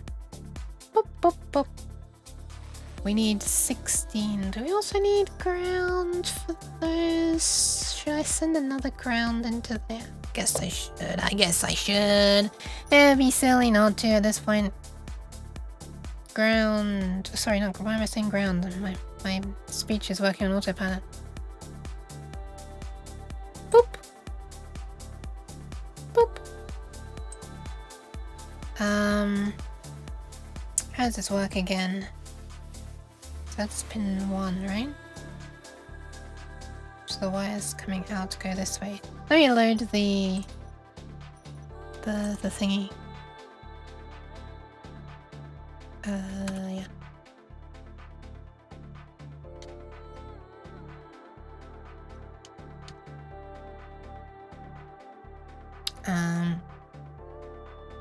Okay, so that's channel 0, 1, 2, 3. And those ones will be coming from the analog inputs. So I think it'd be best if I flip this on the diagram. How do I do that again? Is there a keyboard shortcut assigned for that? Shift Control H. Okay.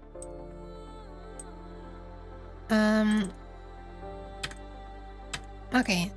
Let's connect those then straight down. Sure. This is gonna look ridiculous until I slide it across and then it should suddenly look cleaner. Boop! Perfect. Boop! Unperfect. Oh, that's actually better. Okay.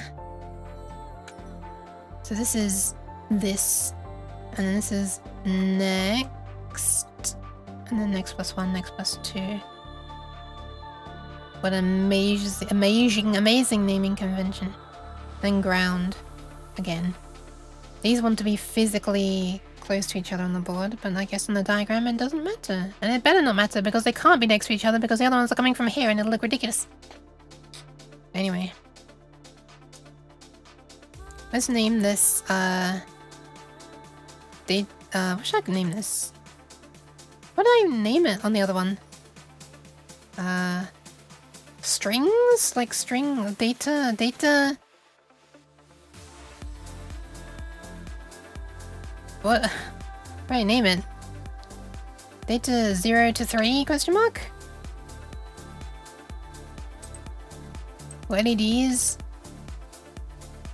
LED string 0 to 3? LEDs 0 to 3. I'm not sure what I named them. Wait, I've got it right here. I named it in W 00 to 03. The W being for the W S2811 drivers.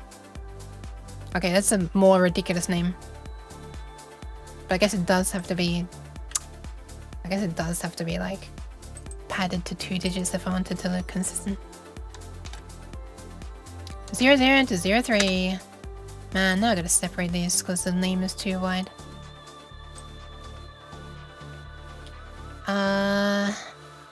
Boop, boop, boop, boop, boop, boop, boop, boop.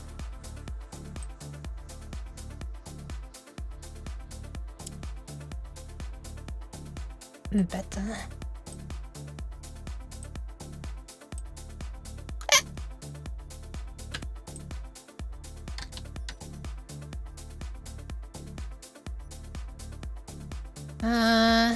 Yeah, I guess the same underneath as well.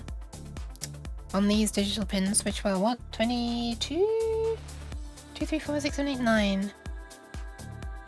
Okay, I'm gonna shove this up a bit. Boop, boop. Yeah.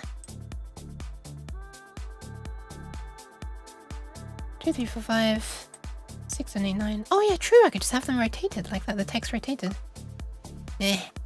Eh.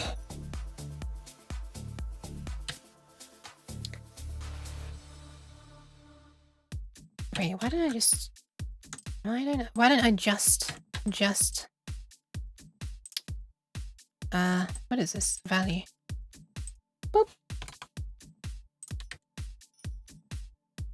How many times did I shove it over as well? We have 1, 2, 3, 4, 5, 6 notches. That's a bit close, but it works.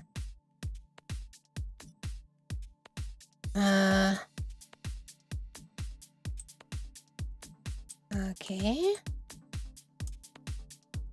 Okay, so this is 0, 1, 2, 3, 4, 6, 7, 8, 9, 10, 11, and 12, 13, 14, 15. 12 to 15. Let's connect them up. 6, 7, 8, 9.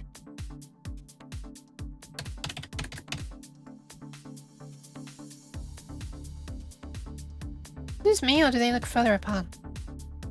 Maybe just me. Who knows? Zip, zip, zip. And that one's already pre-zipped. That's good. Okay, and we also want one more of these. The 2 wide one, this one, just for the ground to run along next to these because reasons, I guess.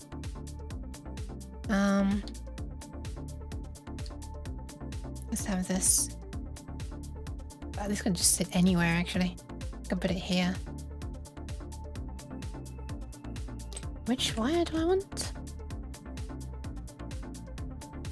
Oh, these are the inputs though, so it's gonna be... Wait. Yeah, it's gonna be as if I'm positioning them this way around actually. Ah, okay. Okay, this is the wrong way around. Okay, fine. I just need to flip these back. It was the... I didn't need to flip this. I was looking at the input side. The output side is sort of kind of upside down. So the numbers are the other way around. So we actually need to disconnect them and flip them around. Okay, fine. Wait, I didn't want to flip the whole group. Can I flip them individually? Flip group. Guess not. It's not, huh? Can I? Flip horizontal. Oh, that works. Apparently it's not a menu option to do it. Maybe I missed it. And reconnect those wires. Alright. Does that seem right? 4, 3, 2, 1. For the 0, 1, 2, 3.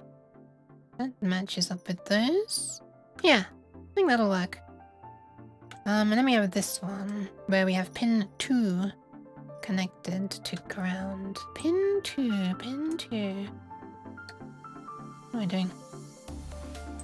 So I might as well just do this. Boop.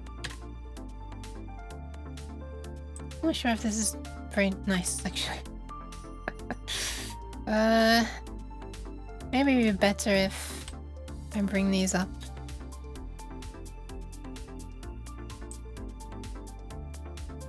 So they're in line. Then I can label this one. I will name this W actually. Because it's the WS2811 stuff.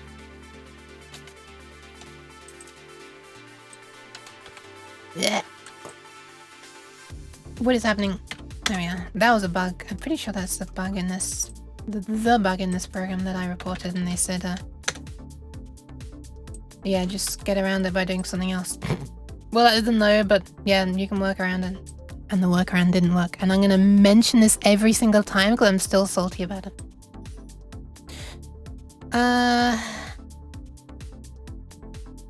Okay, let's enable this. Let's name this Navel? Navel? Lame and Navel. Name and label this.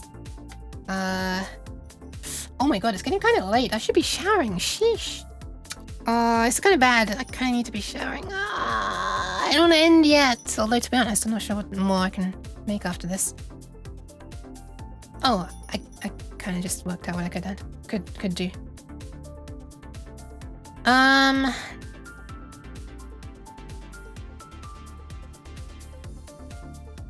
W ground, sure.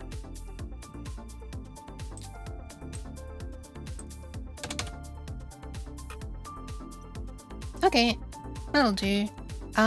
So one thing that I want on this shield is I want to have an LED that flashes when MIDI data comes in. And I don't know a great way to do this other than like literally switching an LED based on this voltage. Obviously I'd like run it through a transistor. Ooh. My transistor might not appreciate it if this is backwards as well. If the power's backwards. Not sure what would happen if stuff came in backwards. Anyway, we could have a transistor that just switches, you know, current to an LED based on this. Because I don't want this to be having to power two LEDs. Because I think that's possible because the baud rate of MIDI is so low. It's like 32K baud or 30. Was it 31250? 31250, isn't it? I thought 30125 earlier, but it's 31250, I think. But like for communication with the computer, I wonder how this is done properly. Like, how do you correctly indicate serial data transfer with an LED if you just directly drive an LED, even if it's through a transistor, based on the raw signals? Like, you know, if that's at a high speed, you're not even going to see the LED flashing sometimes. It's going to be such a tiny flash. So would you like need a capacitor or something to like act as like a little bit of an extra supply? You pretend? Would you like add like a little capacitor in parallel with the LED and hope that the transistor is able to charge that little capacitor in like the microseconds that it has power for? It's probably a bit unrealistic as well. Hi, Catastrophically Emma. Welcome, welcome. Welcome. Thank you. I don't know if it's gonna work. I'm gonna be testing this part particularly, this part here. So some parts I know work already. Basically this and this. But I don't know anything about this part. I'm very unsure about this. I just wanted to get working with electronics. I don't have the motor skills. Oh, unfortunately. That's a shame. Pat pat. Wait, why am I literally saying pat pat? I'm here visually. I can do the pats. There you go. Alright, up. Wire it up to some random noise, and there you go. Activity ID. Arthritis. Oh man, that sucks. Alright, I guess I should look into. I guess I could just do that. Or I could just have an LED that switches. Sorry, have an LED be switched by the signal on this and hope that that's visible. This is something I can test in real life, actually. I could like test this right now, to be honest. It's just that I have to shower. Oh, still gotta shower. I want to do it before I have to have dinner because I'm wanting to hang out in Nova's little Saturday night hangout thingy. Nova Liminal. Another cool streamer friend.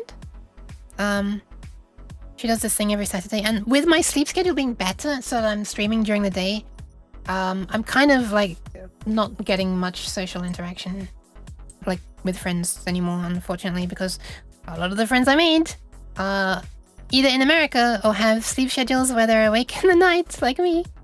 And so yeah, the best time for interacting with them was in my nighttime. Time zones again. Why must you? As long as I can still make jewelry and art, I'm happy. That's cool. Wait, that sounds like you do need a super steady hand. Wait a minute. Wait, what do you mean? So I'm not your friend then. Hey now, hey, I'm still able to chat with people in the Discord. Gotta wash your ass. Yeah. So I wanted to do it like before because it starts at 7 PM my time, and like if I do it now, I can be done before 7 PM and have dinner while I'm, you know, hanging out there. Yeah. But the rough idea was going to be that I would have a capacitor. Not a capacitor. Why am I just... My mouth is flapping and then I'm not controlling what's coming out of it. BC337. Is this what I want? Is this what I want? Yes, this is what I want.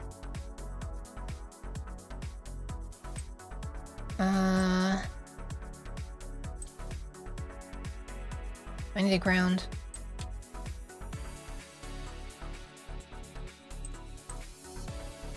Oh, we need a resistor here as well, actually. Can't connect that directly. Not sure how much I want to pull from that. This bunch? Question mark? Oh, the... To be fair, we probably don't need a huge current for the LED. But... Whatever, I can test all this. I'll test all this stuff off stream sometime. I'm certainly going to test it before I get it made. I really don't want to... I want to minimize the possibility of wasting more money on a board that doesn't work. But you know, this is going to be a very tiny board and with no assembly done by the company that makes the board, so it should be way cheaper, like way less than $10 for this. But then I've got to pay for delivery, which is like $20 probably. Can't make chainmail anymore. Oh, that's cool. But you can't, not cool that you can't make it, but it's cool that you made it. You can still make chains. 4-in-1, 6-in-1. I don't know what that means. Glass fused pendants? Wait, that sounds really cool. What the hell? Do I allow links? I'll make an exception for you, but you gotta hold on for a moment because I have to change the setting. Otherwise it'll get nuked by Twitch. Should be allowed now. Inga link to some of my jewelry. Sure, I'm curious. Thank you. Let's see. I'm back and full of breakfast and you're still on. Oh wow, I'm just mousing over this and I'm already seeing. Sheesh.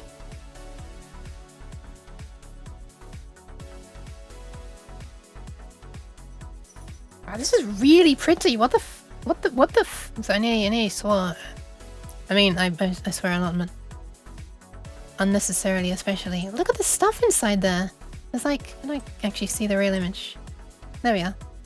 Wow, this almost looks like you're looking inside an LED, like a microscopic view of an LED, and you're seeing like little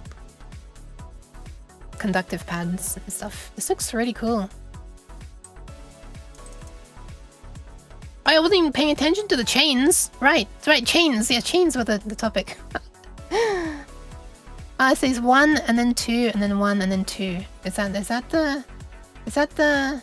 4-in-1 thing? So that's 2-in-1?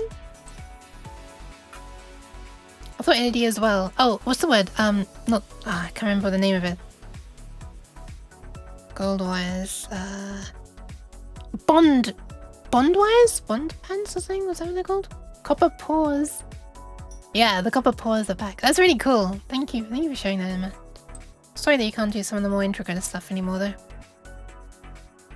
I'm gonna want an LED for communication here. I'm probably gonna want it to be an LED that's quite bright, with like little current. So I won't want the green ones. I want.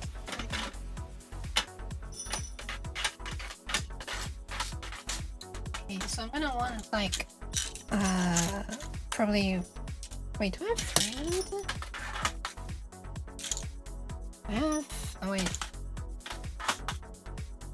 I have a few 3mm red and a few 3mm green LEDs. Oh, these 3mm green ones are viciously bright. Okay, I can use these 3mm green LEDs. These are used there. These ones. These are crazily bright. I think I'm having to run those at as low a current as I can possibly run them at on this board. So 1/256th of maximum current. To make them match brightness with the other LEDs. I think it's those ones. So that's good. That means we need to use very little current to get those to light, you know, sufficiently. Okay, so where are those? 3mm green. Boop. Boop. Ah, jeez. Why? Phoenix is 300. Why? Yay! When you lay a clear glass over it and fuse in the... Wait, I missed... Hang on, I missed some... I mean, missing messages. Sheesh. Dichroic glass. Glass that is laid with metal oxides.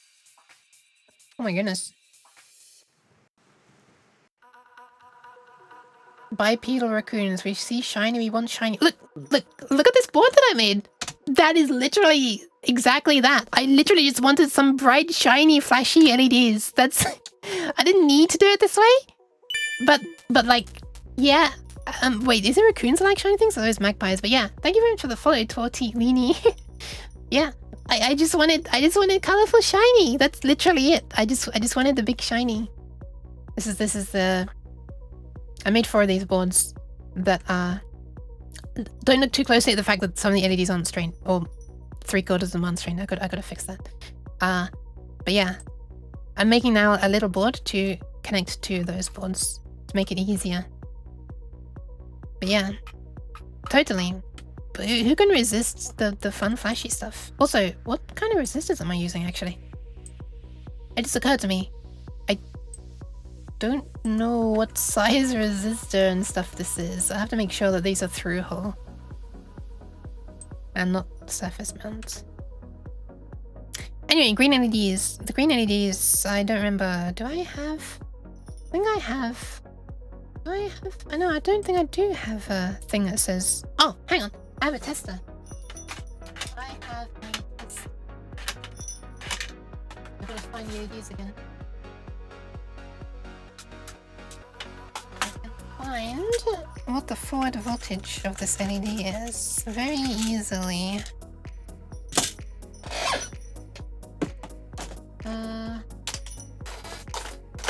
Okay, hold on. Find it in a big hurry when you attempt to board layout. Yeah! I think I'm just using generic symbols that don't have a pattern assigned to them at all. Okay, plugging the LED, pressing the button. Unknown or damaged part. I don't think that was in properly. Let's try again. There it goes. 2.4 volts forward voltage. That's a big drop. 2.41 volts. Yeah, run it again. Sheesh. Okay.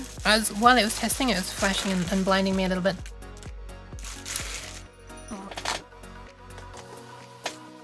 it's fine because flashy is good. That's what I'll tell myself while struggling to see. Alright, so 2.4 volts, 2.4 volts, 2.4 volts.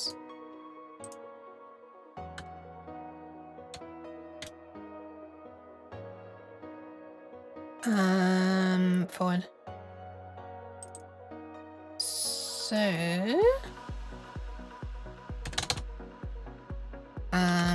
if we want to run this at only 1 milliamp, which is enough, as ridiculous as that sounds, to be really bright. Well, not really bright, but like visible, should I say. As for an indicator LED bright enough, then that would be 5 minus 2.4. Gives us 2.6 volts to drop. And we want 1 milliamp. So we do divided by 0.001, right? And then we need 2600 ohm resistor. That sounds right. I don't have 2600 ohm resistors though. I have 2200 and I have 4700. 4700, what would that do? Thank you for the positive check on the hydration. Yeah, these green ones in particular are just flipping blinding. Can bump up the resistance a bit to make it less obtuse. Yeah, I'll make it even higher.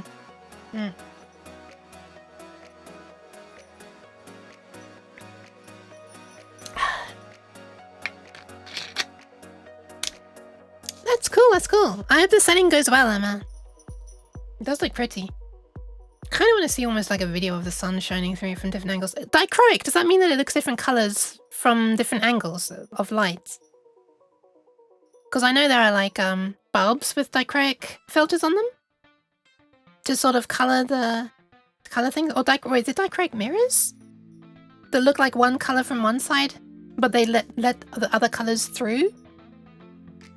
I think I might be chatting nonsense, but is that what it is? Alright, Stu, I'm gonna be ending stream like imminently, so I'm not gonna. I'm gonna refund you the saving of the kidneys. I appreciate the concern though. Also stretching. Okay. 4K7. So if we were doing that, then we'd have 5 volts minus 2.4 divided by 4,700. That doesn't sound right. What did I don't know what I just did. Let's try that again.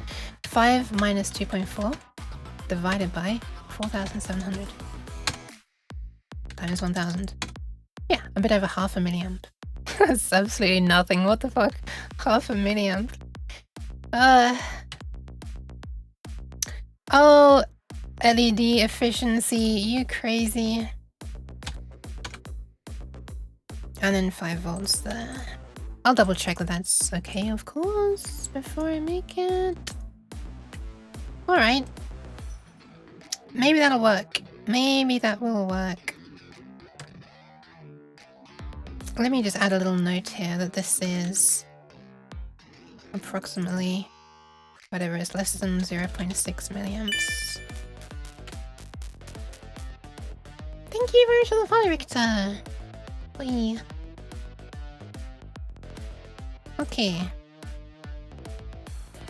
Oh, less than 0.6 milliamps.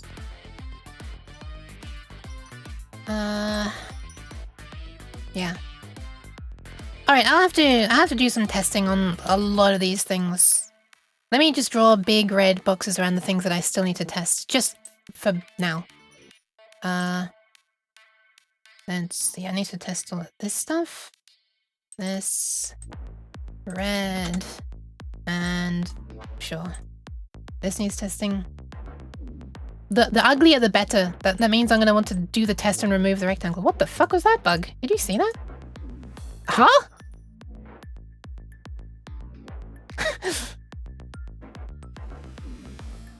What is this bug? How am I still discovering new bugs in this program? This is just a box drawing tool. How is there a bug in a box drawing tool? Okay, whatever.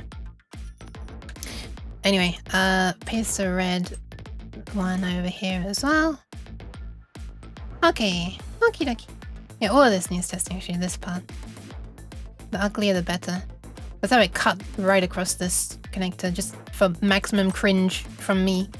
There we are. That'll make me wanna test it. Guitar Mess. That is the song, yeah! Yes, and for modern dichroic glass, it would be more accurate to call some of it polychroic, as it can have 3 or more colors. Interesting.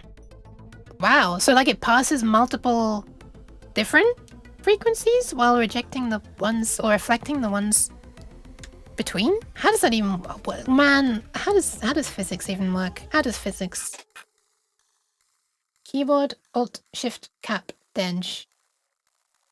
Oh, that sucks. Okay, I'm gonna call it a stream from now. This is a stream. There we are.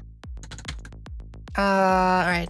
I'm gonna end it for now. I feel like I didn't really get much done, but it was really pleasant hanging out with everybody, and thank you to everybody who's helping me or trying to help me. I massively appreciate it. I'm gonna go away and do some testing, like, not now because I need to shower and then eat and then, like, try to be somewhat social. Oh my god, your hand's going through my head. Ah! Okay, I'm gonna slide out for now. I say slide out while I'm sliding towards you. Why am I so close? Why is my hand stuck in the air? Get off! Stop stealing my hand microphone. Okay, that's gonna be where I'm ending for now. Oh. Pat, pat. There you go. Pats for the foof. Thank you for the pats as well. I need to grab the light rail over to a craft store. Oh, light railway, right? Like light rail, like a railing for lights to be mounted to. For more wire. That's pretty cool. That's pretty cool. Good luck. I mean, that's trains, right? I don't envy you. I don't like trains, but if you do, have fun and good luck with the everything, the making and the purchasing of wire and stuff. But yeah, thank you everybody for hanging out. Thanks for another stream. You're welcome. I'm really happy that I'm being able to stream a whole bunch recently. It hasn't slipped yet. I know my sleep schedule's gonna slip eventually. Nothing lasts forever. However, right now I'm kind of enjoying it. And this is the longest stream as well, 6 hours. Holy. Okay, I'm gonna end for now. I'm sliding out. Who can I pass you on to? Who can I pass you on to? Oh, you know what? I think Uni has just started streaming. I'm not sure if I've ever raided Uni before. Have I ever raided Uni? Yeah, she's been going 3 minutes. Perfect! Perfect! Perfect! Yeah, I see Ixia's playing Monster Hunter as well. I think I'm gonna choose Uni though, because she's doing a creative thing. She's gonna be drawing art. Sanrio Saturday, apparently. We're drawing a humanized Sanrio character. Alright. She hasn't even started, like, she's literally just beginning, so I have, like, there's nothing even on the screen yet. She hasn't started drawing, so...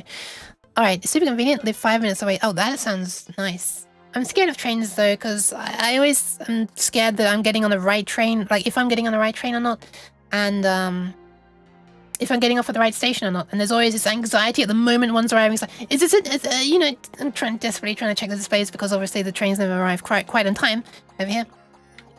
And especially when I'm getting off, like, if I get off, then I'm like deserted in a random place for a while, and then I have to like hope that I know which, am I going to get the right train again to get out of this place? And I could just get the wrong train in the first place and head off in the completely wrong direction. And this becomes less scary when you have like, you know, a phone with GPS and like money for an Uber and stuff. But so it's less of a worry for me now. But it used to be very nerve-wracking. Especially when you pre-bought the tickets like online and stuff, and you like, yeah. Anyway, enough train anxiety for now. Recorded the LRT in places I've been. I don't know what that is. I don't know what that is. You should put a collider over the camera just so that there are actually patting noises when you touch it. That'd be pretty cool. Actually would be interesting. Oh wait, that's actually a pretty cool idea. Oh my god. I could like make it a spring, make the camera be on a spring joint. Actually, it does become on a spring joint when it attaches to my head. But if I could do this, and like the camera would like do this, like what you're seeing would bend down a bit. Yeah, that'd be pretty cool. I don't want it to make it look like I'm like smacking you around the head too much though. Oh, all right, that's gonna be all for now. I feel like catching the right of anxiety so much. Hugs, pants. Wrong train, no stop for the next 4 hours, ending up in North Scotland. Hey, might be nice. Why am I being bonked? Oh yeah, right, because that's what I was saying for the, yeah, that's what it could look like if I'm not careful, or if you can touch the camera, or if I can touch the camera when I'm giving head pats. Okay, that's gonna be all for now. Thank you all very much for being here. I'm gonna pass you on to Uni. Ta-da! Look at this cutie octopus. Look. Pat. She's doing art. She's only been going for 6 minutes. It's perfect timing. It's almost like she knew I was ending before I knew I was ending. That's not really saying much though. I often say I'm gonna end and then I don't. Anyway, yeah. She's very kind and calm arting person. Anyway, that's all for now. I've got a bunch of testing of this electronic stuff to do off stream. Yeah. I don't really have an excuse not to do it now. I've sketched out a diagram and this is the next step, so hopefully I won't procrastinate on that too much. Anyway, you're all cool. Thank you very much for being here. I'm sliding out. Everybody have a nice rest of day / night / time zone. Good luck with whatever you're doing if you're going to do something, or have a nice resty time if you're not. Sleep well if you're into bed. All this good stuff. Remember to hydrate and eat and go to the toilet and you know. Oh, raid message. I don't know if you have access to this emote. Feel free to use it. I have no imagination when it comes to raid messages. I'm sorry. Okay, I'm gone. Bye.